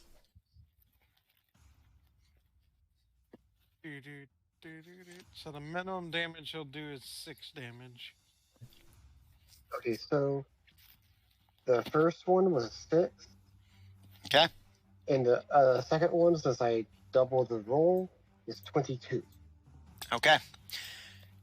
Your first strike hits, and you can hear her scream and see the hallway briefly illuminated by the flame, but she's still conscious, but not for long, as the second hit comes in and strikes her, and as her skin and robes get singed badly, she finally gives a choking and falls unconscious in the hallway. Perfect. Mhm. I'm now going to have my spirit friend move over to Paul, grab Okay. onto his arm, and he's going to use his ability. Let me make sure you can get to him. Yeah, your spirit doesn't have enough movement speed to get over there without dashing. Mhm. Oh, it's more than 30 feet? Yeah, it's he is 35 feet from you, minimum 40 if you want to be like right next to him. Yeah. Okay, so let me see. So it says if I get over there next to him with 5, like, would he be within 5 feet of my 30-foot movement? No, he will. He will be 10 feet away from you. So I'm trying to get him out of there. I know. Well, you can send the fire spirit in; it just can't get to him this turn.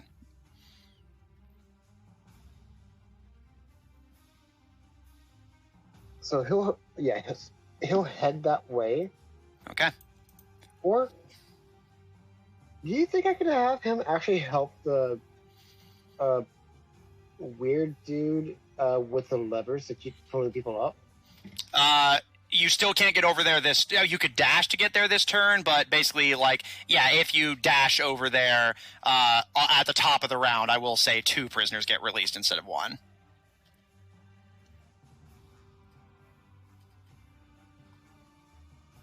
How does Paul look? Paul? I mean, Fucking damn it.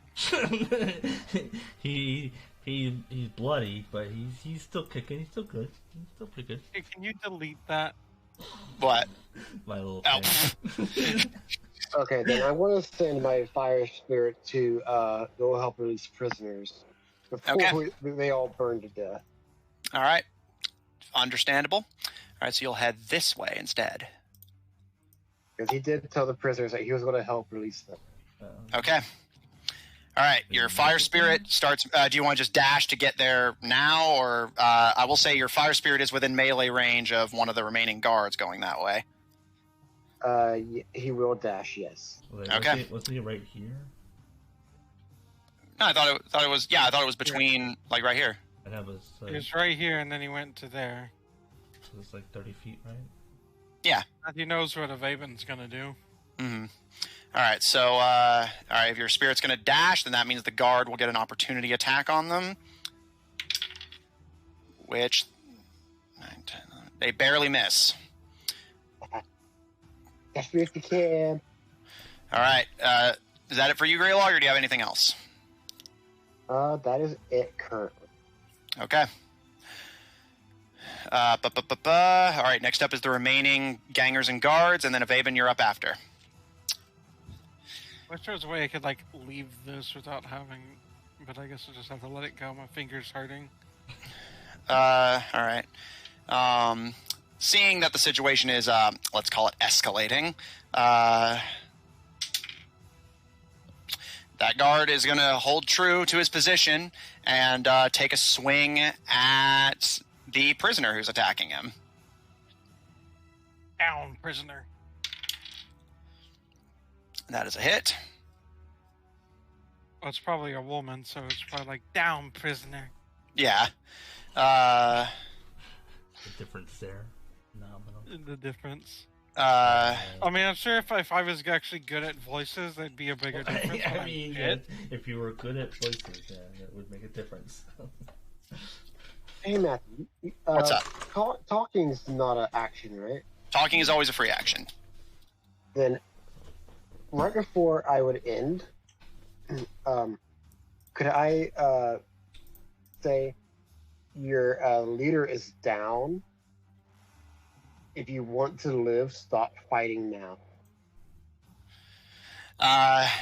She, over the flames that she is thankfully on the outskirts of, kind of scowls at you, just... And let a man like you run loose in the streets to harm this city even further? I would gladly lay down my life for the city we've built down here. And she takes a swing at the orc, who, to his credit, despite being completely unarmored, takes it like a fucking champ, and just gives her a low... Orcs are basically just like, oink. Yeah, oink. And the dark elf woman, like, stabbing into them, just, die, pig! This boomer ganger... This little boomer ganger went to the market. To his credit, also holds his ground. Although he does see it'd probably be smarter for him to get out of the fire. So kind of stumbling. No. Fuck. He could have gone here or here. No. To his credit, this is actually the worst position for him because he's a ranged fighter. He was just trying to get out of the flames before he burned alive. Yes, but he still gets opportunity attacks, so I can't. Well, actually, depending on what are you doing? Kind of flank the spider, I'm assuming. Yeah. Before I forget, actually, I will have the damage of the fire itself. Yeah. And the heat metal happen preemptively. So, Greylog, assuming, I believe heat metal should still be active, right? As long as he hasn't lost concentration. It should be. Yeah, I don't think you've been attacked. So yeah, go ahead and roll damage for heat metal again because Igor has not done anything to dispel it. 30 damage. I don't think that's even possible. I mean, it's possible if you cast it at a high enough level, but at the moment, no. 24 damage. It's 18. Okay. Not bad. All right, 18.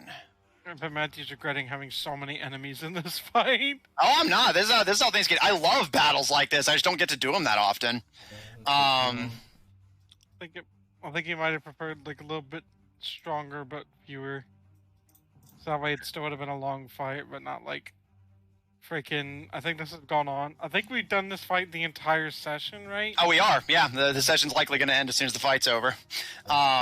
It's almost over. That's the only reason I'm letting it. I love my battles. And Igor's also going to take damage from the fire itself that burns around him, as is that Boomerganger. This one? Yes. He is screaming and flailing and trying to pat the fire out on himself as he emerges in front of you, Avaben. But seeing as he's already rolled to keep his courage mustered, he stares at you for a moment, just enough time to take in that you are, in fact, a hostile Dark Elf, and unsheaths his Bowie knife and charges at you to stab you. Permanently remove the glamour? It seems like it, yeah. Oh, okay, that's interesting. I like how none of us have questioned how Greylock looks, because Greylock still is shadowy figure. Yeah, still has like weird little wispy form. Yep. Like, even the Sorry hasn't seen him like this. Huh? She has. All right. Greylock has never seen a Sorry look like a Dark Elf, so... This Boomerganger lunges at you, Avaben, and plunges his dagger into your stomach for 6 piercing damage. That's getting very close. And, oh, does he get multi-attack? Yes. And he kind of gives you a grin as he sees you kind of slump over a bit from the first stab. And not even... mechanically it is, but like flavorly, it's not even that he stabs you a second time, it's that he just yanks the knife out of your stomach for an additional 6 piercing damage. Okay. I am on 4 health. Mm-hmm. The next attack will probably down me. Probably. This guard is kind of having to make a toss-up of who they want to prioritize. And decides to strike at you all. Man, that's a long shot. Meow. Oh, no. This one down here. Oh, I forgot about that dude's existence. Yeah, Flower and Fall, we're dealing with them. Do you not see the border? That's, God damn it. Austin. Can you not get rid of that? I could. I just Matthew? don't want to. Oh, Oh, no, I can, but... I mean, you draw stuff all over the battle map all the time. I have not drawn anything on the battle map. Most of the time you don't draw. You do the whole... You do this. You've been doing that the entire session. Yeah. This time I have a reason. They go to stab at you all, but you all, to his credit, actually manages to dodge out of the way and basically starts like just wrestling with them. Wrestling. Yeah, they're wrestling. Avaben, you're up. The spider will go after you, and then Paul, you're up. Well, Vaven has to try and get rid of this guy, so... And that guy's taking damage, right? Yep. Fire. And from Fireball earlier. Okay, that's going to be... Let me do some math here. Hurt. Paul's about to take some damage. I'm just like, ugh. What the fuck?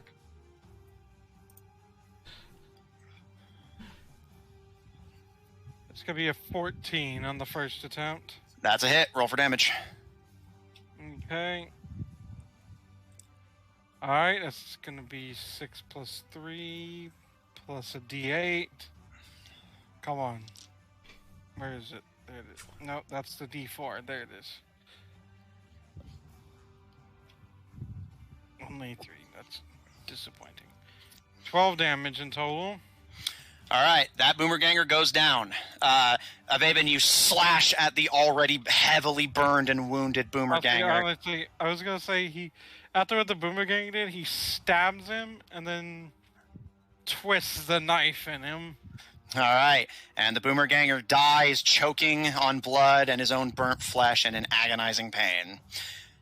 That's the last non-Igor boomerganger down. All that's left in this room is 2 guards and Igor himself and the giant spider. The tide of the fight has shifted in your favor. Igor, you're all out of friends. I don't need friends. I just need shields. You're out of them, too. You think so, huh? I just killed the last one. You know this. You might use me as a shield. I can already see it. Or try to. Well, then go on, if you think I'm all out. And he opens his arms in like a hug gesture. Hit me with your best shot. And I just realized. Question. What's up? Where's their stuff? Your stuff is in one of the doors in the hallway. Oh, okay. I thought it was like in Our this stuff room. should be fine. I was like, man, if it's in this room, then rip. You lose all your stuff. I would actually cry. Yeah, so Igor seems to be challenging you, Avaven. What do you do? Go in the fire. No. It's like, you wish I'd go into that fire. Avaven is going to just kind of put a little bit of distance between him and the fire. Wait, is that is that in melee range of the spider? Yes. That's what most likely. All right. I don't want to get attacked. No. Not without being able to attack myself. If I'm gonna put myself in a position to attack, it's gonna be because I attacked them. All right. Avaben, you move. Smuggling that short sword was a great idea.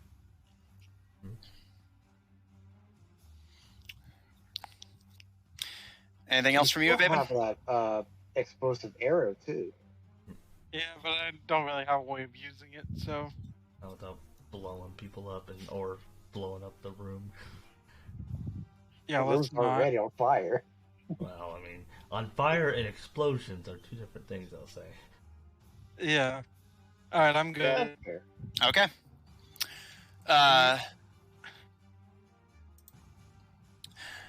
The spider is now up.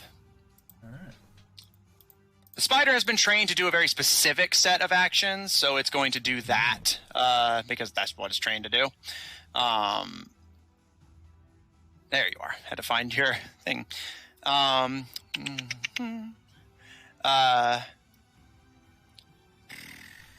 just realized I had another attack, didn't I? You did, but you can go ahead and use it if you want. The spider hasn't gone yet, Okay. and Igor was literally baiting Okay. you to shoot at him.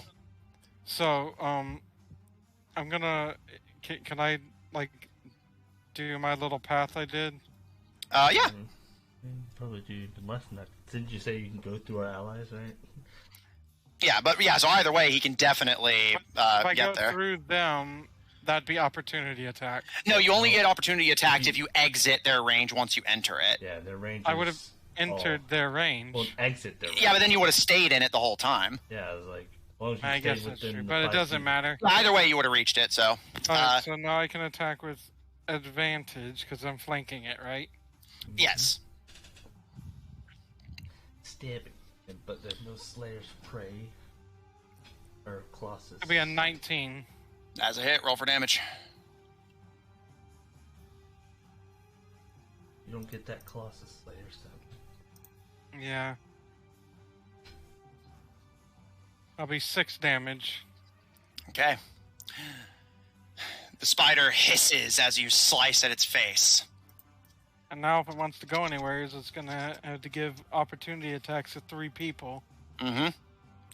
But, as mentioned, the spider is trained to do a very specific set of things, and it already had its 8 eyes locked on you as you were moving. You don't know why it's prioritizing you, although given that the Dark Elves trained it, you imagine that probably has something to do with it. And now that you're up close to it, it's not going to do what it was originally going to do. It's going to do this instead. God damn it, I shouldn't have done that. You just talked about not taking damage. I was like, The spider is going to bite you. Bite. Well, I thought it would be less likely to bite a dark elf. Well, you're a male. You know what? That's true. But doesn't have disadvantage, right? It's being flanked. Yeah, because it is being flanked. Yeah. But I have a stinky AC. Yeah, which it manages to just barely meet. Make me a con save. Well, Does it matter? I have 4 health. Well, it could be some other effect as well, but... Mm-hmm. Well, I'm gonna go down, so it's like, does poison even matter if you're down? Yeah, in this case it would do, actually it does matter, legitimately. Roll for it, you'll see why.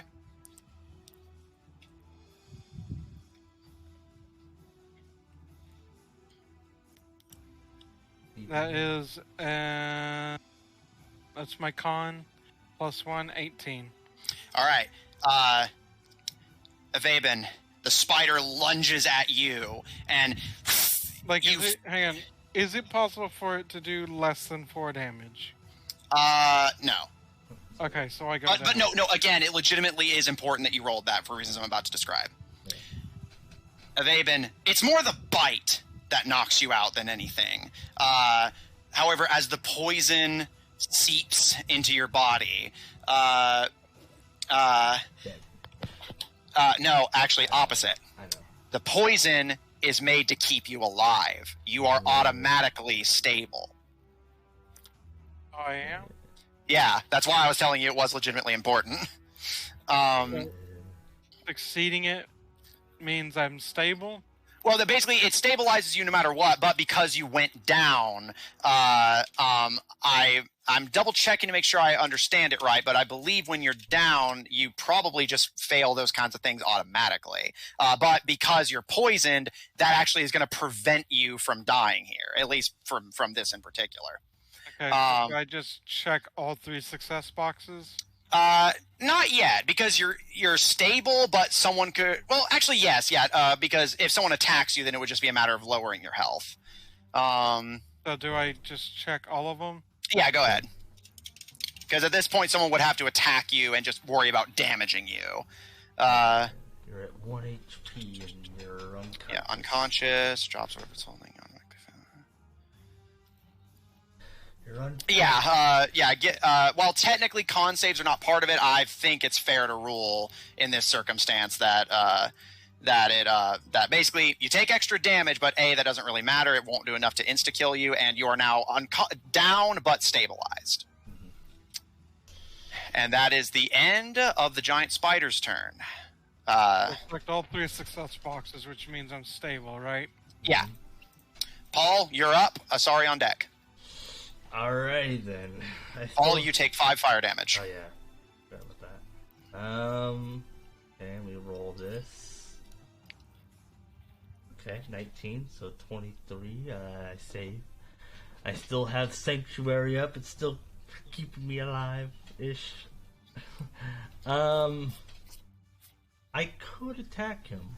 I very well could, or I'm gonna keep myself alive by Cure Wounds. I'm just gonna let him just beat on me, basically, for a while. Ooh. Alright, 15 Hopefully you don't go falling through the floor and splat. You know, we'll see. I got 15 HP. I think they have to do double your max HP. Yeah. Yeah.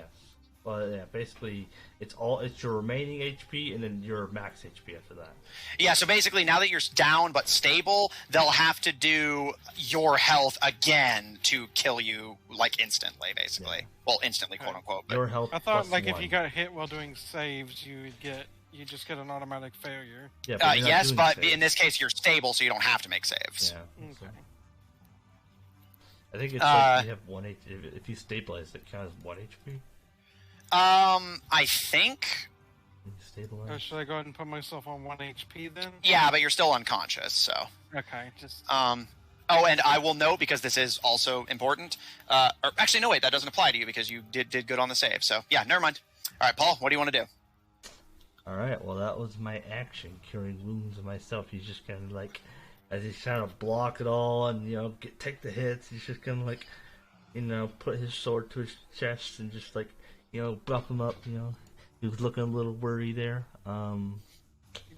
waste his time. I guess, yeah, pretty much. Hey, he's attacking me while y'all are beating all the cronies.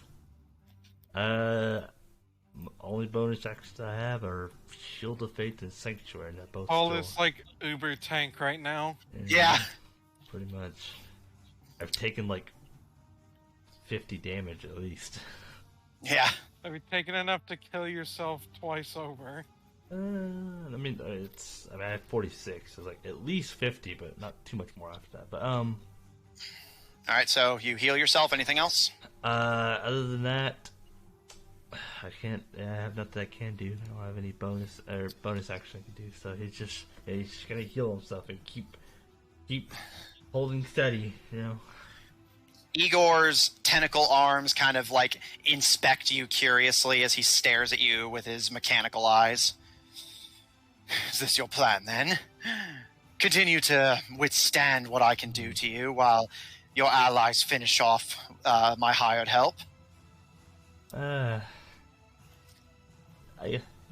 go with that. It was more just something of keeping you focused on me, or my allies can do. Why is he telling him his plan? And keeping you focused on me, and basically they could probably figure something out. Hopefully we can all come out of this alive. I don't think so. Your team will never open that door before the Boomergangers do. I'll see to it.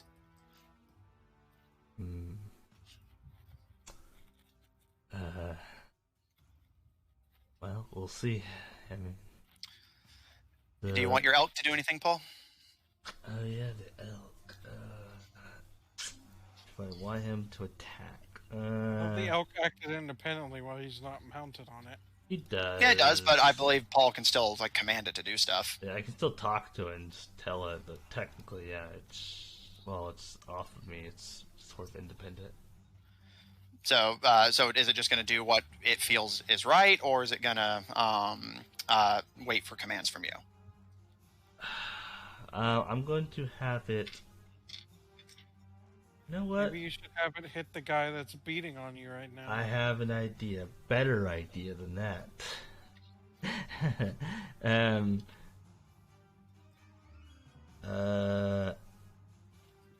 I would like to tell my elk, be like, yep, I was about to say, I would like to tell my elk to ram the spider off. Oh! I can charge at it and just try to bunt it off, basically. All right, bunt the spider off the cliff. Got it. And then do that without running into any of us? Yeah. And it definitely has the movement speed for it. Sadly, it does not have enough wiggle room to get the extra damage from running, but it can still charge. All right. Do you want to roll for the ram or shall I? You know what? I will roll for it. There ain't. I want the spider to go like as it falls down. Alright, what would I be rolling for this? Okay, so I'll say, do you want it to bunt it off the cliff, or do you want it to ram it, as in the ram attack? A charge attack? Or no, ram. Yeah, it doesn't have enough movement for charge. Yeah, it's just shy of it. Well, what if it backs up? It can't back up any further. But the hallway? Well, because the hallway is right here. Yeah. Will they run in a straight line from where it's charging? Yeah, It has to be a straight line, uninterrupted. But yeah, so do you want it to make a shove attack, or do you want it to attack it? I guess I will do a shove attack. All right, we don't do shove attacks on this stream that often. Awesome. I mean, you don't get many opportunities to do a shove attack. Well, you can always shove, just most of us don't think to do it. Yeah, or it's like just kind of like. All right, so are you trying to knock it away from you or knock it prone? I I would think he's like. trying to knock it into the pit. Yeah, I'm trying to knock it. Yeah, pretty much the pit mostly. I'm aiming for the pit. Okay. All right, yeah, easily done. Just checking. Okay, make me an athletics check on behalf of your elk, and the spider can choose that or dexterity. What did you? Does your Athletics. elk get an athletics modifier? I mean, he has a +3 to strength, so he'll get a +3, but not anything after. He doesn't have any modifiers to athletics now. So, roll for athletics. Okay, +3 would be 15. And that's actually interesting. They tied. Double checking to see what the Do you situation. roll And again? their strength and dex are exactly the same. Roll again. Wait, hold on.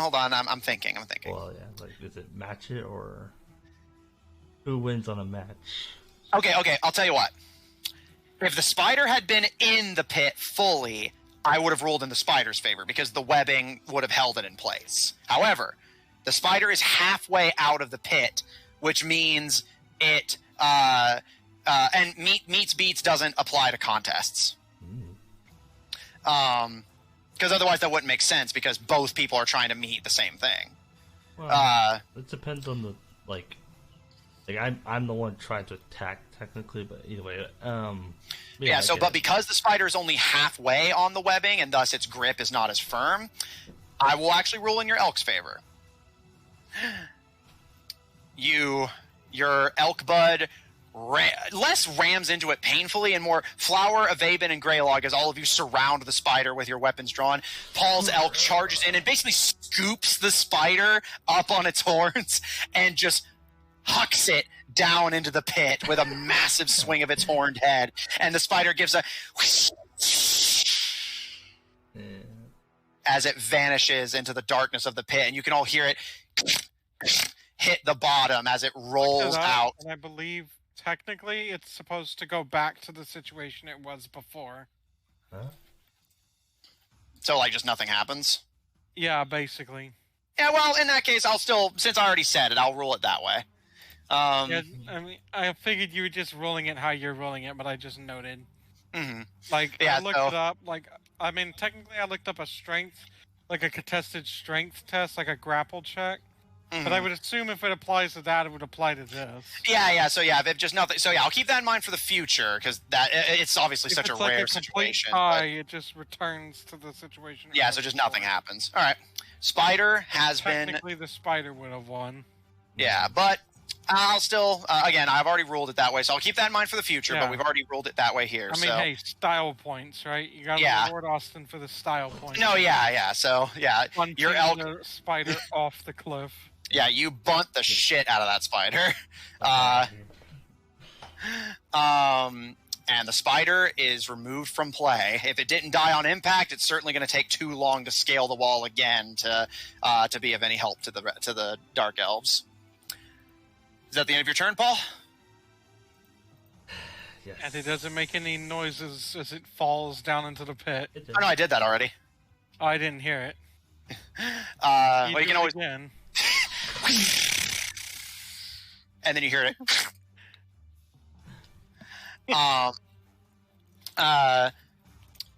Sorry, you're up. Flower and Fall on deck. Alright. What is This Okie dokie. How's It's not an the enemy. situation? There is a Dark Elf guard fighting you all and Fall 30 feet away from you. A Dark Elf guard fighting the Orc prisoner 45 feet away from you across the field of flames. And Igor and Paul are still locked in combat 35 feet away from you in the throes of the fire you created. Cool. There's also I a don't dude know, and somewhere lifting prisoners up. I don't know any of those people. So I'm gonna go and try to help Paul. I can't do much, but I am going to join us in the fire. Well, I could Take your place inside the fire. You didn't start the fire. Well, you did, but yeah. Well, it's just always been burning since the world's been turning. Yeah, and I had to start it. So yeah, what do you want to do? Fight it. I'm gonna go ahead and I'm going. How you said he's 35 feet away? Well, he's Yep. like 30 feet, right? I mean, 30 feet would be next if you get next to him, right? No, yeah, 35. But he's 35 feet completely. I'm saying Is that if you go within melee range. Yeah, if you want to get within melee range of him, then it'd be 30. Yeah, 35. No, it's okay. I don't need to move. I'm gonna extend my hand, and I'm gonna call forth my spectral hand, and I'm going to cast Chill Touch on Freaky Little Dude. Okay. Since I have no idea who the fuck he is. Alright, Chill Touch is a ranged spell attack, right? No, it's not. Well, yeah, sorry. I was like, Yeah, I was gonna say I'm like fairly positive it is. I'm sorry. Yeah, I have My no idea brain's what's all going on. I'm scrambled just right looking now. at Qua's drawing develop over here. Alright, but yeah, so okay, I just wanted to double check that for reasons. Go ahead and roll the hit. Cool. Is that Zephyr? Fuck. What? D&D Beyond. Why? He's got like Why the do you little horns. hate me? Okay. This drawing they're making over here. Purple, how so 11. Qua. Alright. And sorry, as you're preparing your spell, you're finding it difficult to concentrate with your the smoke you're inhaling and the chaos of everything around you and the just sheer amount of dead or unconscious bodies in this room. However, you feel yourself struggling to say the spell. Igor actually turns to look at you and gives you a wide smile and opens his arms and in a legitimately very kind and persuasive voice, "Go on, try again. You can do it. You have advantage on this attack." Ooh, How to okay, erase. okay. How do you erase on this? You have to cover, or you have to basically select it. I hate and you, press D&D delete. Beyond. You have to, like, I hate you so much, Use some D&D dice. Beyond. Can I use my own dice? Hang on. Well, you've already Can I go rolled, use so my what'd you own get? dice? Yeah, you roll. She got. Oh wait, but I got the roll. Never mind. I guess. No. What was the roll on D&D Beyond, Amanda? Rip. I think she's going to go with. Oh, she got. That was a 12. All right. Yeah. Igor kind of frowns a little bit and just disappointing. Is that the end of your turn? Sorry.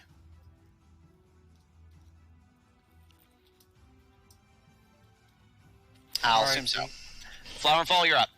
And They will be missed. yeah, Flower and Fall, you're up. Igor on deck. And then Okay. yeah. How's the? Oop. That's the wrong thing. How is this man looking? Not great. Okay. I will hit him with my sword. Hit him with your sword. My sword. Sold. I almost forgot. You can't get too far away from each Ooh, 11. To hit. Yeah. That's a miss, I'm afraid. I'll Far away. slash him again. other. 30 feet. Within 20. 18 this time. That's a hit. Roll for damage. They're about 20 feet away right now. They got about 10 feet left to work with. Otherwise, whichever ones you get. 5 damage. Okay. Another 5 damage on that fella. He's not looking great. Anything else on your turn? Does Remember, you can do 2 additional echo attacks this long rest. yeah, I'll try to take him down. All right. Another use of your echo. Make another attack. 20. This is a 15. Okay. That is a hit. Roll for damage. 9 damage. Almost. Has 1 health left. Oh, can I just blow on him? You do have 1 more use of your echo attack. For this long Do I want to use it here, though? You don't have to. Just saying you do. You could see if you all can just punch them and knock them out. Yeah, I'll see if you all can punch him. All right. I mean, to be fair, I think like if he hits, it's like a guaranteed amount of damage, right? Yeah, so basically if you all punches them and hits, it is guaranteed to knock them unconscious. As long as they have strength, which I think they have an okay amount of strength.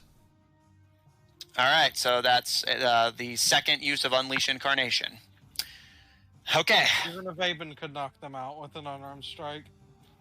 But not Caleb. Top of the round. Between Fenris and the Fire Spirit, 2 more prisoners are going to get released.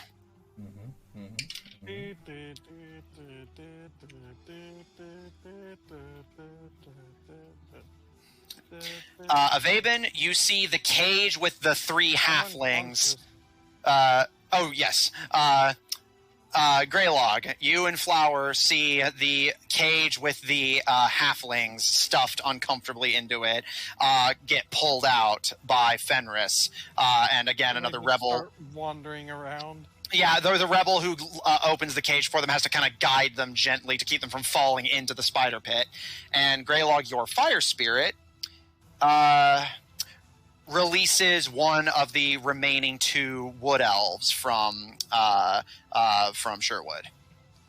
There is only 3 prisoners left in the pit. How's the fire looking? Does it look like it's about to collapse? I was just about to get to that. Oh shit. Oh, and the heat metal on him does 18 damage. Oh, thank you. Yeah, I realized we didn't do that earlier. All right, 18 damage on Igor. He's a tough cookie. He is. Yeah, I think he's only been getting a little bit of fire here and there. All right, so another 18 from heat metal, 22.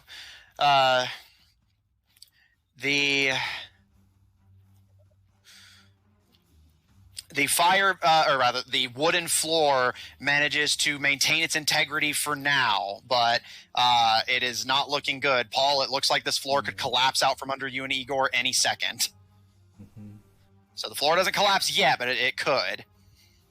Igor, Greylog, was that the damage from heat metal for last turn or this turn? Last turn. I think that was last turn, actually, because I've forgotten about it. All right, so go ahead and roll for it again, and he's also going to take an additional 5 from... Whenever he rolled it, he said 18. Okay. We'll see how much this one is. 20. All right.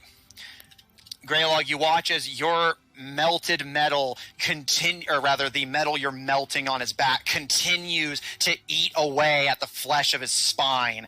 And his face is covered, so you can't see if he's like wincing or anything, but he's not vocally reacting. And Paul, you can see him just kind of considering his options. Do his like extendable arms things ever like start to break off or anything? They are definitely looking at them. To your surprise, no. They're definitely like red hot, but they're not taking any visible damage. This guy is tough as nails. Igor turns to look at you, Paul, and just considers you for a moment, seeming like he's kind of thinking things out. And a fine bit of spell work you have there, Paul. Prevents me from maintaining my focus on you and attacking you directly. Is that right? Something like that. Out of scientific curiosity, Does it protect you from indirect methods of harm? Indirect? How so? Oh, as a random example. And he pulls free a stick of dynamite from his belt. Oh my god, is he gonna go frickin' suicide bomb Paul? If I was to light this and drop it at our feet, if the explosion doesn't kill us, the fall certainly will. Tell me, what would happen then? And he drags the dynamite fuse along the length of one of his arms, and Wait, aren't his arms red hot? Yeah. Yeah. I was about to say. and Turn Greylog's spell against him. and holds the lit stick of dynamite between the two of you. And Paul, you can feel his mechanical arms wrap around you as he gives you a smile beneath Paul the is mask. gonna You can actually take fire see damage? his cheeks turning up. Actually, yeah, that is actually a good question there. Let me check. If I'm touching the heat metal, then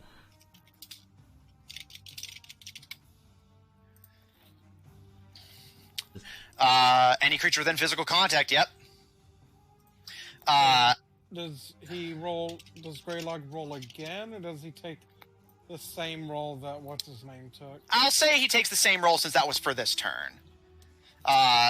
However, he needs to successfully grapple Paul, and for that, he needs to make it past. I need to see if... Yeah, it's considered an attack to grapple, so he's going to need to try and overcome your sanctuary with one of his attacks. Your DC was 14, correct? 14 for wisdom, yep. All right, 14 whiz save on just one of his attacks. On one. Nope. Ooh. Nope. Ooh. Nope. Yes, on the final one. Why do you sound so excited? He wants this to happen. He wants to kill you. He wants Well, to I kill mean, your character, Austin. I won't die. Literally his job. However, That's the DM. I have to make However, that save. Paul, your sanctuary did do you a solid. It stalled him long enough to where he can't set off the dynamite yet. However, the fuse is lit. And as he wraps his mechanical arms around you into a tight hug, Doing grapple contest. Yeah, like grapple contest, yeah. And if he successfully grapples you, not only will you be grappled, you will take damage from the heat metal. Well, I got dirty 20. D&D I think it Beyond. was 20 damage, right? Yes. It was. Yeah. Yeah, I'd be like, if I take that, it's gonna be like, man, it took like 80 damage. I almost took my entire life twice over. Paul, as the mechanical arms start to encompass you, you manage to start slashing and shielding yourself to fight them off. And Igor looks pretty put out, but keeps the stick of dynamite held up between the two of you. You can see the fuse continuing to tick down. And he gives you a broad smile beneath the mask. And Paul, the technology of the Boomergangers is wonderful. It saved my life, you know. But do you know how much agony this is? Can't say I do. With any luck, you'll learn. I don't want to kill you, or the twins, or the good captain. I want to save you. I want you to experience what I have. To see the miracles that our technology can provide. The people of this world are ignorant and primitive. With our help, we can advance them to the next stage. Advance them to the next stage at the cost of what? What's a few magical savages here and there in the face of progress? You'll survive, I promise you that. I can't say the same for your companions, granted.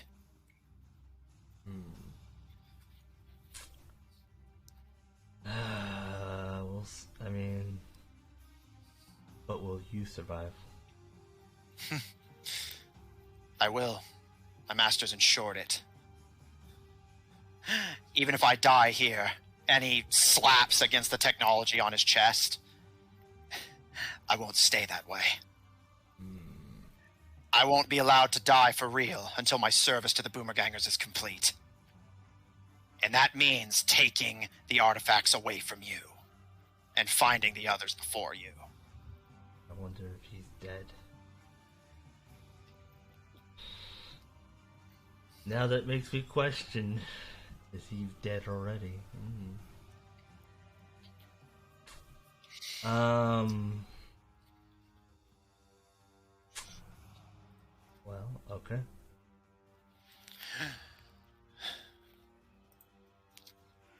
He, after a moment of thought, turns to the guard on the other side of the flames who is visibly struggling with the orc prisoner, and he's going to use conversion again. You! Hold him down! And the dark elf kind of turns over their shoulder and looks to you, Paul, and given that they were in fairly close proximity to you, fending off most of their comrades and Igor, they seem to be kind of like fighting with themselves on it, but Igor tilts their head and, if you help me, I promise you, you will get the best medical treatment the Boomergangers can offer. I've survived far worse than a mere fire. You can too. I will make you as a demigod. And at this, the Dark Elf seems a bit more motivated and has been charmed by Igor and is going to run towards you, Paul, and attempt to grapple you. Wisdom save to resist Sanctuary, which they succeed. Matthew, I thought elves couldn't be charmed. They have advantage against it, but they failed. Yeah. They can't be put to sleep, is what you're thinking of. They can't be magical, to be precise. Yeah. Which means drugs. The orc takes a swing at them, but the Dark Elf manages to avoid it. And Paul, make me a grapple check, or rather a grapple contest. Yeah, alright. Oof, not as good. Might be grappled. 12. Okay. The Dark Elf tackles you, and in their fervor to serve their new leader, forces you to the ground as if like an arm bar, and forces your head upward to look at Igor, who traces their burning hot tentacles along the underside of your chin, and you can feel your skin starting to singe and burn as he holds up the lit stick of dynamite. And if I'm going down again, I'm not going alone, Paul. It's a shame a Raven is both A, unconscious, and B, does not have his bow. Greylog, you're up. Greylog. Okay. Greylog save Paul. He's going to try. He could. Let me see. Sort of. How close can I physically get without being burned? The closest you can get without being in the fire, to him or to Paul? To him. 30 feet.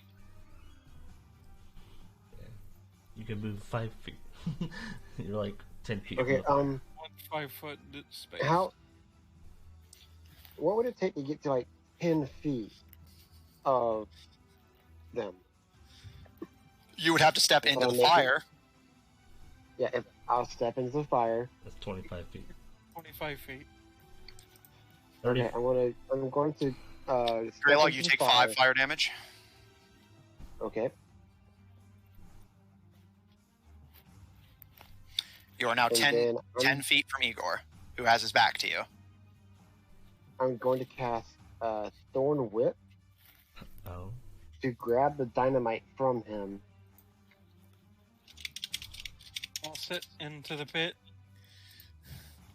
Okay. Pretty much. This is a melee spell attack. Okay. Go ahead and roll.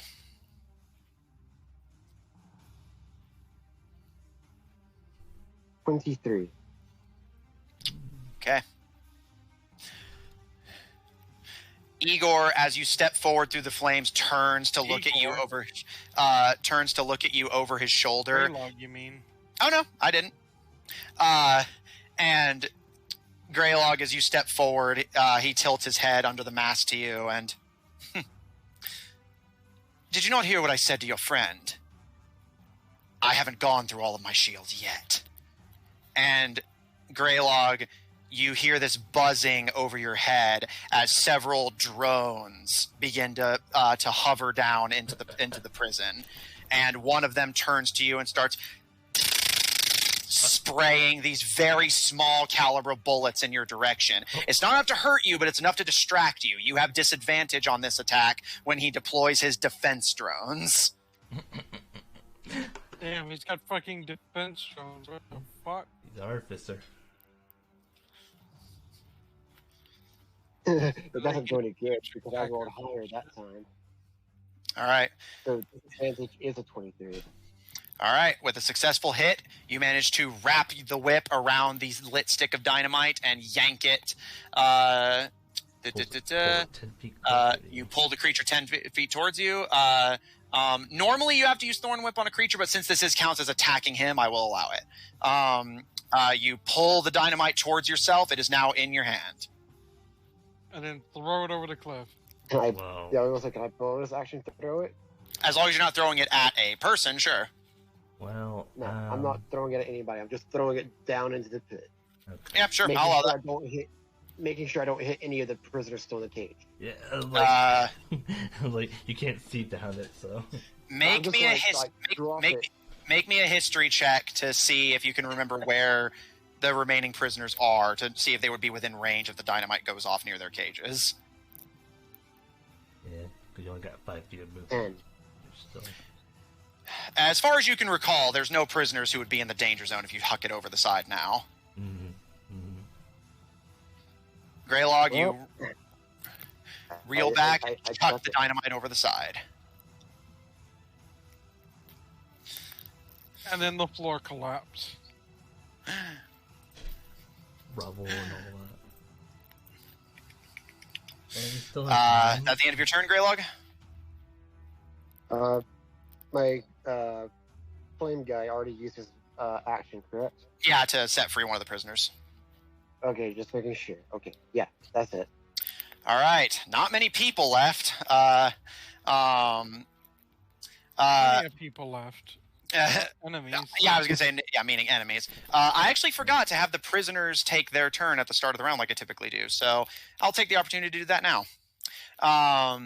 You all is gonna attempt to just deck the person who held them prisoner. Unfortunately, they are armored. The punch connects, but they're just left with a sore knuckle. Yeah, he just like, ow. The orc, in their enthusiasm, is going to charge into the flames to back up Paul.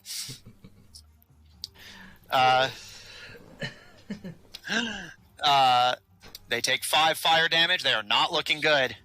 And They're certainly enthusiastic. yeah, and seeing that Igor is the main threat, he's just going to straight up tackle him.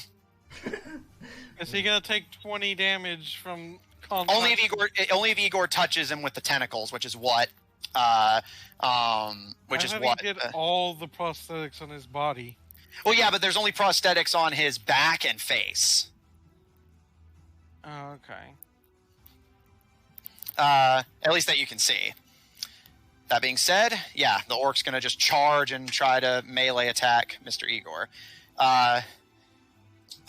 Igor sees them coming as it's a fairly telegraphed screaming charge, and literally just reaches one of their tentacles down, pulls a piece of burning wood free, and chucks it at the orc, who is forced to kind of stop and dodge it. And while they are within melee range now, they unfortunately are not in a position to attack them. Now the remaining, there's literally one Dark Elf guard and Igor himself left. The guard is going to take another swing at Well, there's this you guy. all. What's up?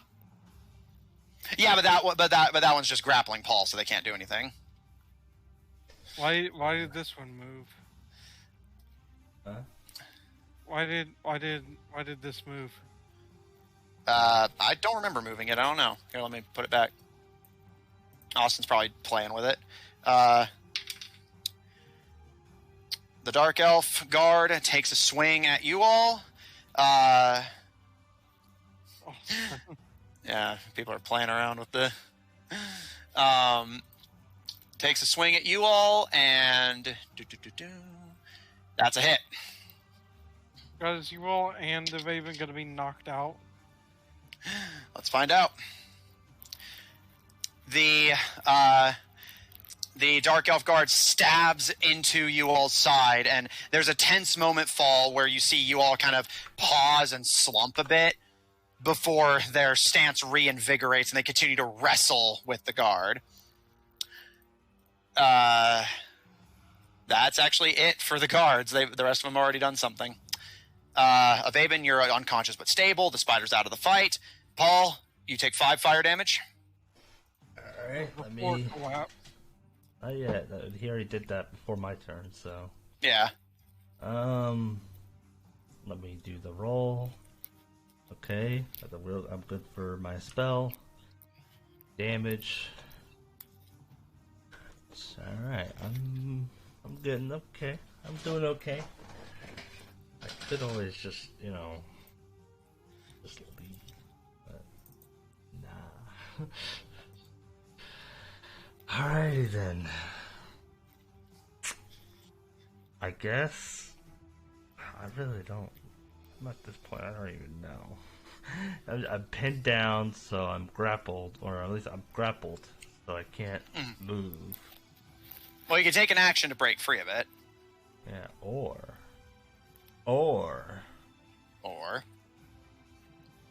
I heal myself again. Yeah, no. you can. I will. I'm thinking channel divinity, but I will try. I guess I'll try to break free, and I don't want my steed to get hurt. I will have my steed attack this boy to help the others. Okay. If they can get free, then they're good. And I will. I guess I'll try. I will try to break free of the grapple. So, grapple contest. Okay. Not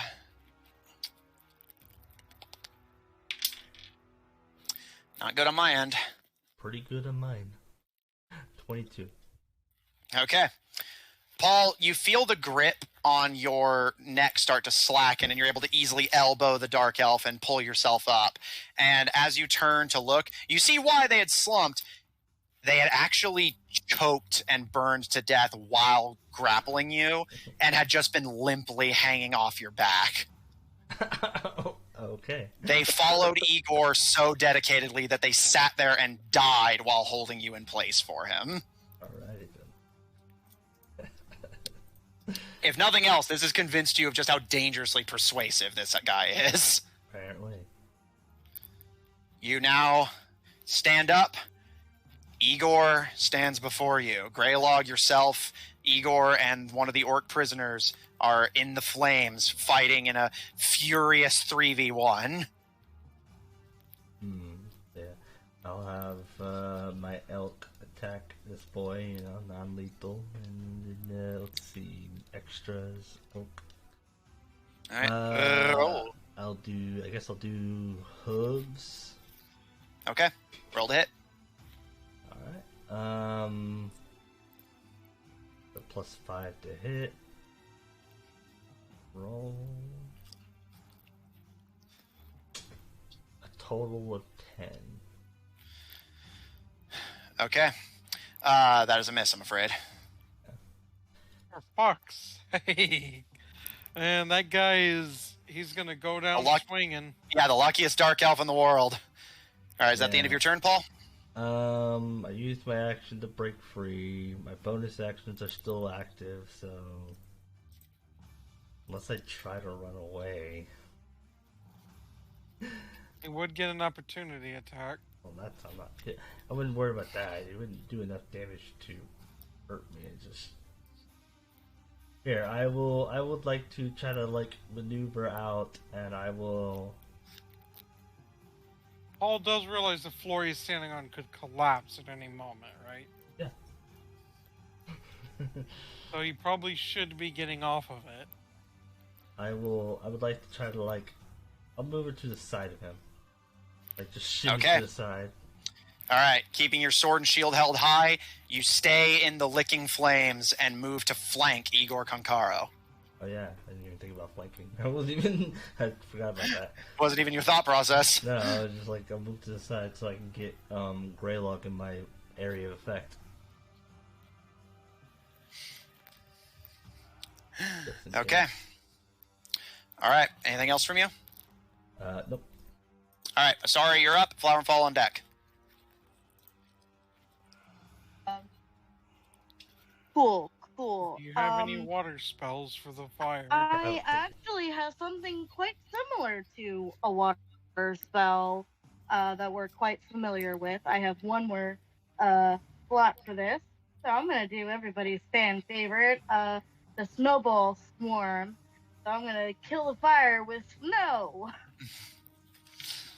And then I'm going to try to get Angry Arm Man kind of in the In the blast radius. Yeah, in the blast radius.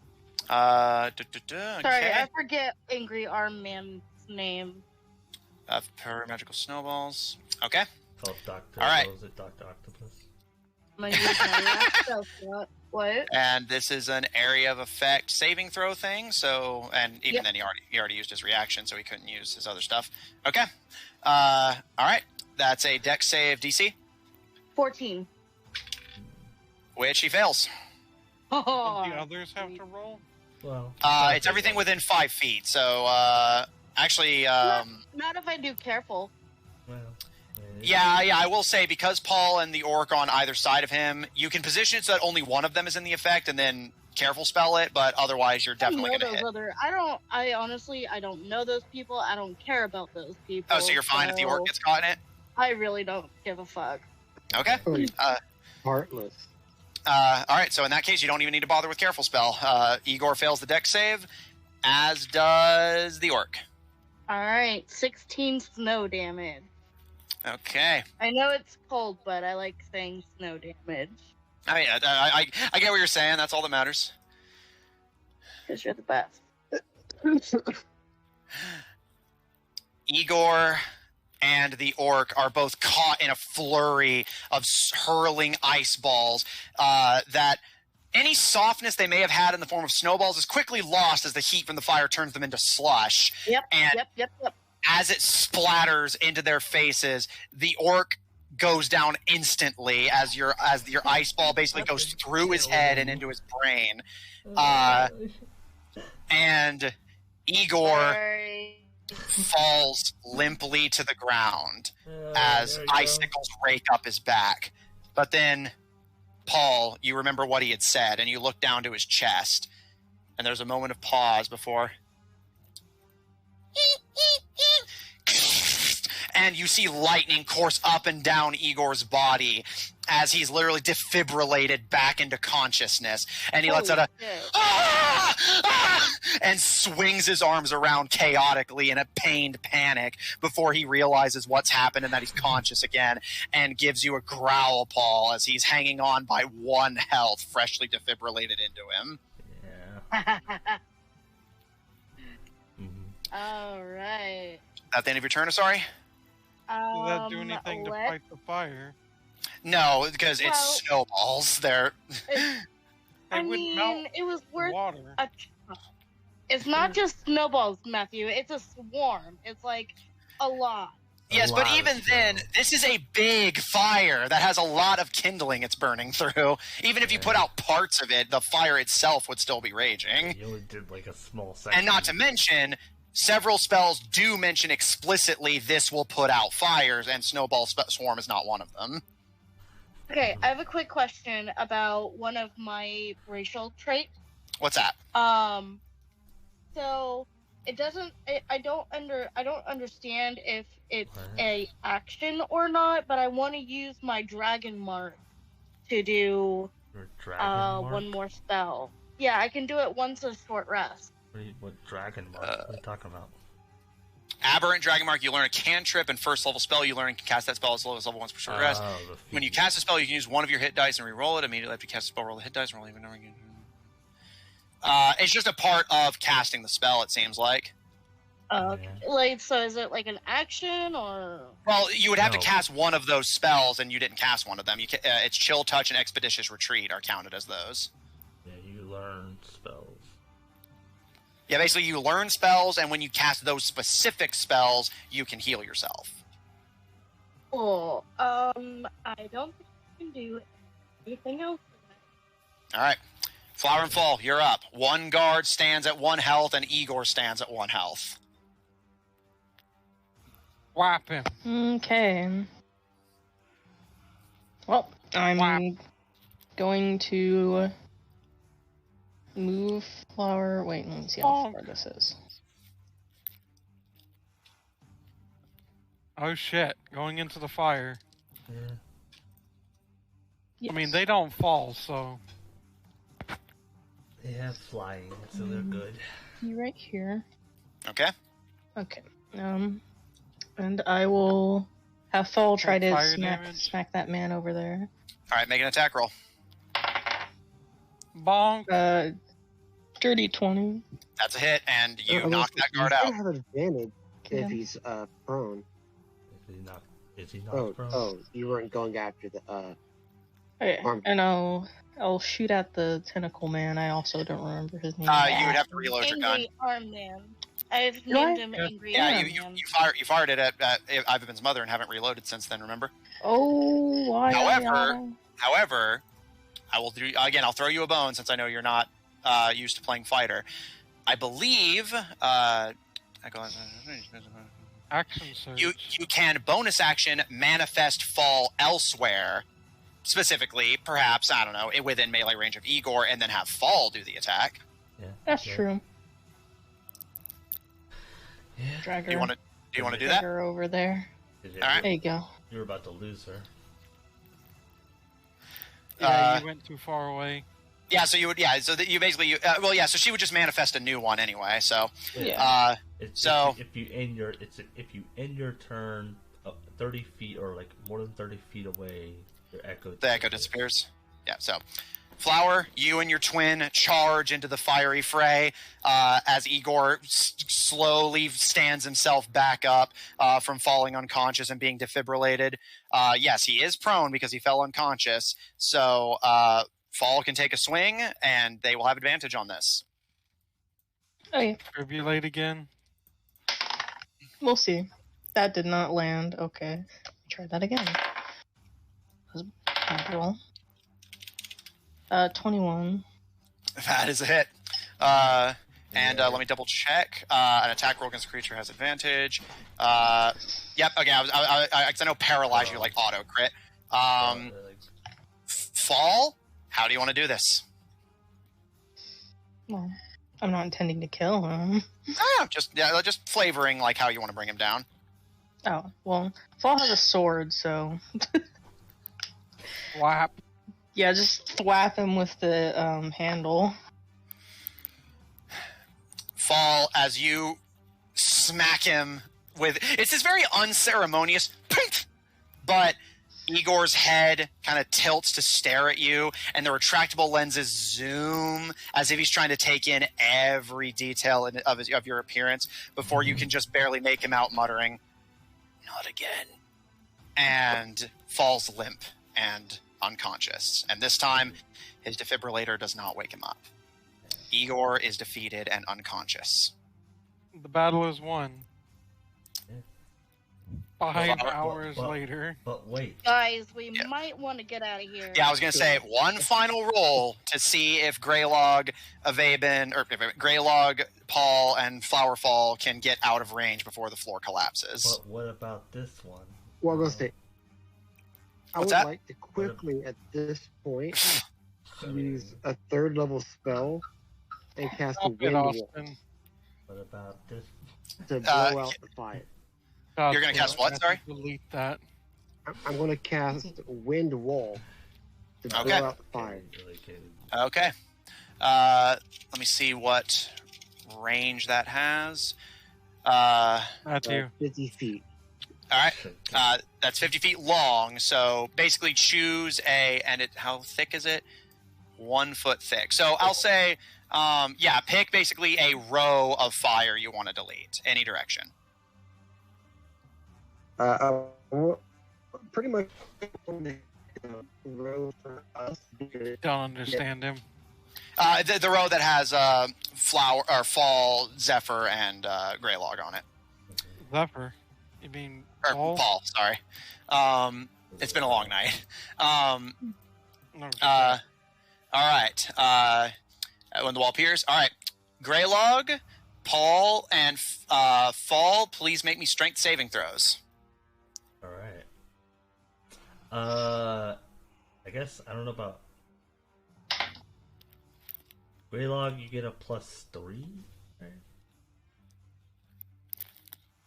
Right? 19. I only get a +2. You get an extra +3 because I'm next to you. That's why I moved. Yeah. Because that aura. Oh, I have an and aura that that's. puts me at a 17. And Okay. I think the Echo. Yeah, the Echo gets a +3 just to the save as well. what the fuck? All right. So, Paul, what'd you get? The strength saving throw, right?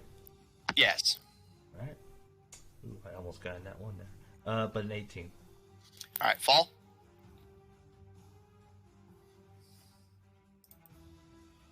I believe they said like a good number. I'm just I just wanted to be sure. Okay. And where's Ireland? Avaben is over here. Here, Well, unconscious. he can't show us that he's not on here. But you- he's not in the fire. Yeah, Yeah, he's he's not. positioned enough to, and he won't be affected by your wind wall either. Yeah, he's All right. 40 feet away. Greylog, Fall, what'd you say you got on the roll if you can talk? 19. All right, so you all succeed. Greylog, roll 3d8. All of you will take half this. Nice. You damaged everybody. Yeah, but got rid of the row of fire. Possibly, yeah. Plus, freaking Austin. I was always like, possibly. Well, is Fall taking this damage? Yes. Then she's just gonna poof. All Yeah. right, but again, for flavor, since they're your twin, we can just say it knocks them out. All right. Yeah.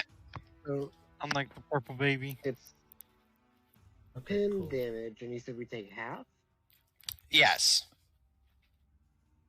Okay, So you all take 5 then. so I take 5. So Greylog and Paul, you both take 5 bludgeoning damage. Flower, with how lightweight your sister is, she literally gets rocketed to the ceiling, smacks against it, and falls limply unconscious to the ground. How they've become comedic relief because of their 1 HP. But you manage to fly up and catch her so she doesn't suffer any more serious harm. And you all watch as the fire immediately around you is extinguished by the wind. And as the battle seems to have come to an end, I was like, a row may not mean much. Greylog, you hear the dynamite you threw down go off. And the floor begins to shake and collapse. You all watch as the guards, the boomer gangers, the dead orc body, all of the area sans the row that Greylog just preserved, with the fresh vibration that the dynamite created, collapses, and all of the boomer gangers, the orcs, the guards, and Igor's unconscious body fall in burnt, twisting, fiery, burning rubble. Would I try to grab So is it him? like, Yeah, how it's gonna big is come their back. row? Would I try to grab him? Igor? Yes. How Sure. big is their row? Is it like 2? Yeah, it's literally just this one 5-foot area here. Yeah, this is like... That's it. And I would try to help Paul grab Igor.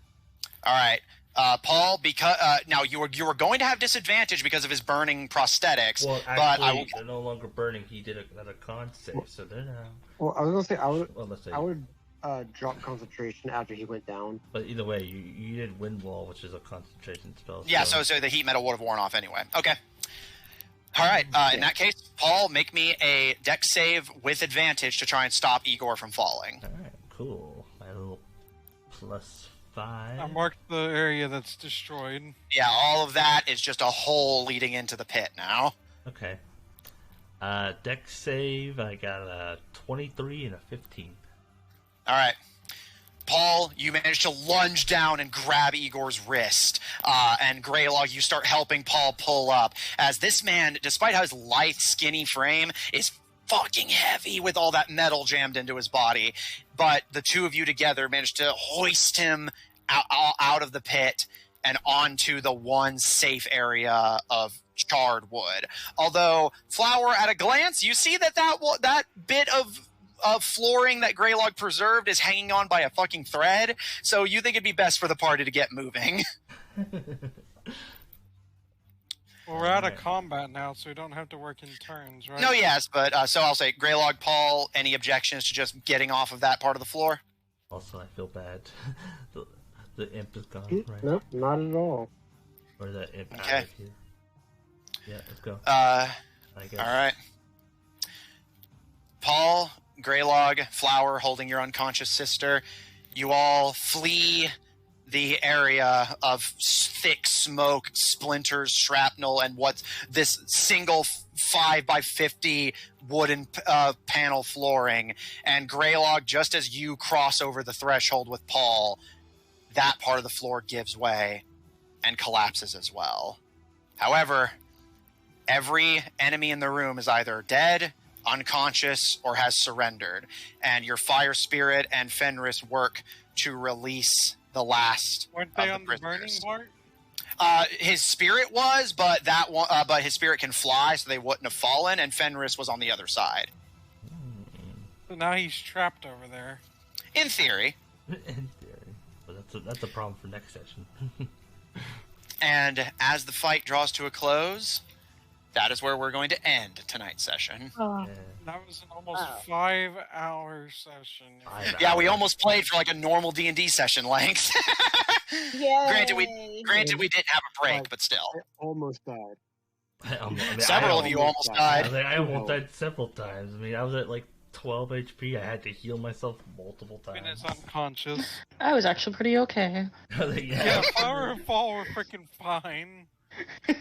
We were okay. Yeah, I was okay as well. Yeah. The people who just like dodged a lot of the attacks, and the person who showed up like 2 turns late. We're fine. I don't know why you guys are complaining. Man. Yeah, right? Flaven ain't complaining Power. about shit. He's unconscious. Yeah, he's fucking spider poisoned. Anyway, No, he's complaining the most. Look. look at him, listen to him. If you want to see more of my DMing, check out twitch.tv/GrahamCrackers, GrameCrackerz, for my Friday campaign, The Goldshine Investigations, at 7 o'clock Central Daylight Time, featuring a party of investigators trying to unravel the cultish conspiracy that threatens to plunge their home into war. Check out our website at officiald5hub.info. Down for maintenance at the moment, but soon will be resurrected from the grave like a filthy necromancer breaking out of prison in the most spectacular fashion possible. Hell yeah. Check out our link in chat to join our official D5 Discord server if you want to hang out with us directly, and support our episodes posted on Spotify, Apple Podcasts, Pandora, Google Podcasts, iHeart Podcast Network, wherever you happen to get them from. There are a lot of places. For our audio listeners, catch us live on Mondays at 9:30 Central Daylight Time on twitch.tv/Odd Tornado Productions, or on the YouTube channel Odd Tornado Productions to catch up on what you may have missed. Check out Odd Tornado Productions Official on Tumblr to find links to our other works, including our freshly recomputered Paladins Twitch channel at twitch.tv/AustinFreak123. If you enjoy what we do, please support us on Patreon. That link is about to be posted in chat. On Ko-fi at ko-fi.com/Odd Tornado Productions. And follow us on Twitter at twitter.com/TornadoOdd. TNO are in fact capitalized. Bear that in mind. If you like this party and want to see more of them, plus or minus a few, catch our Tuesday game taking place at the same time, 9:30 Central Daylight Time, of Black Ink and Blue Blood, featuring a party of politicians and nobles trying to unravel the political conspiracy that threatens their homeland with war, if they can stop stabbing each other in the back long enough to actually accomplish the mission. No. See, now we've gotten to the point where we can stab each other in the face. Yeah, because you're friends now. Yes, it's okay, Thanks Paul. everyone at the table so much for Stab playing. you on the front. Thanks everyone at home so much for Anyone knows watching. that song? Good on you. And we'll see you all next week.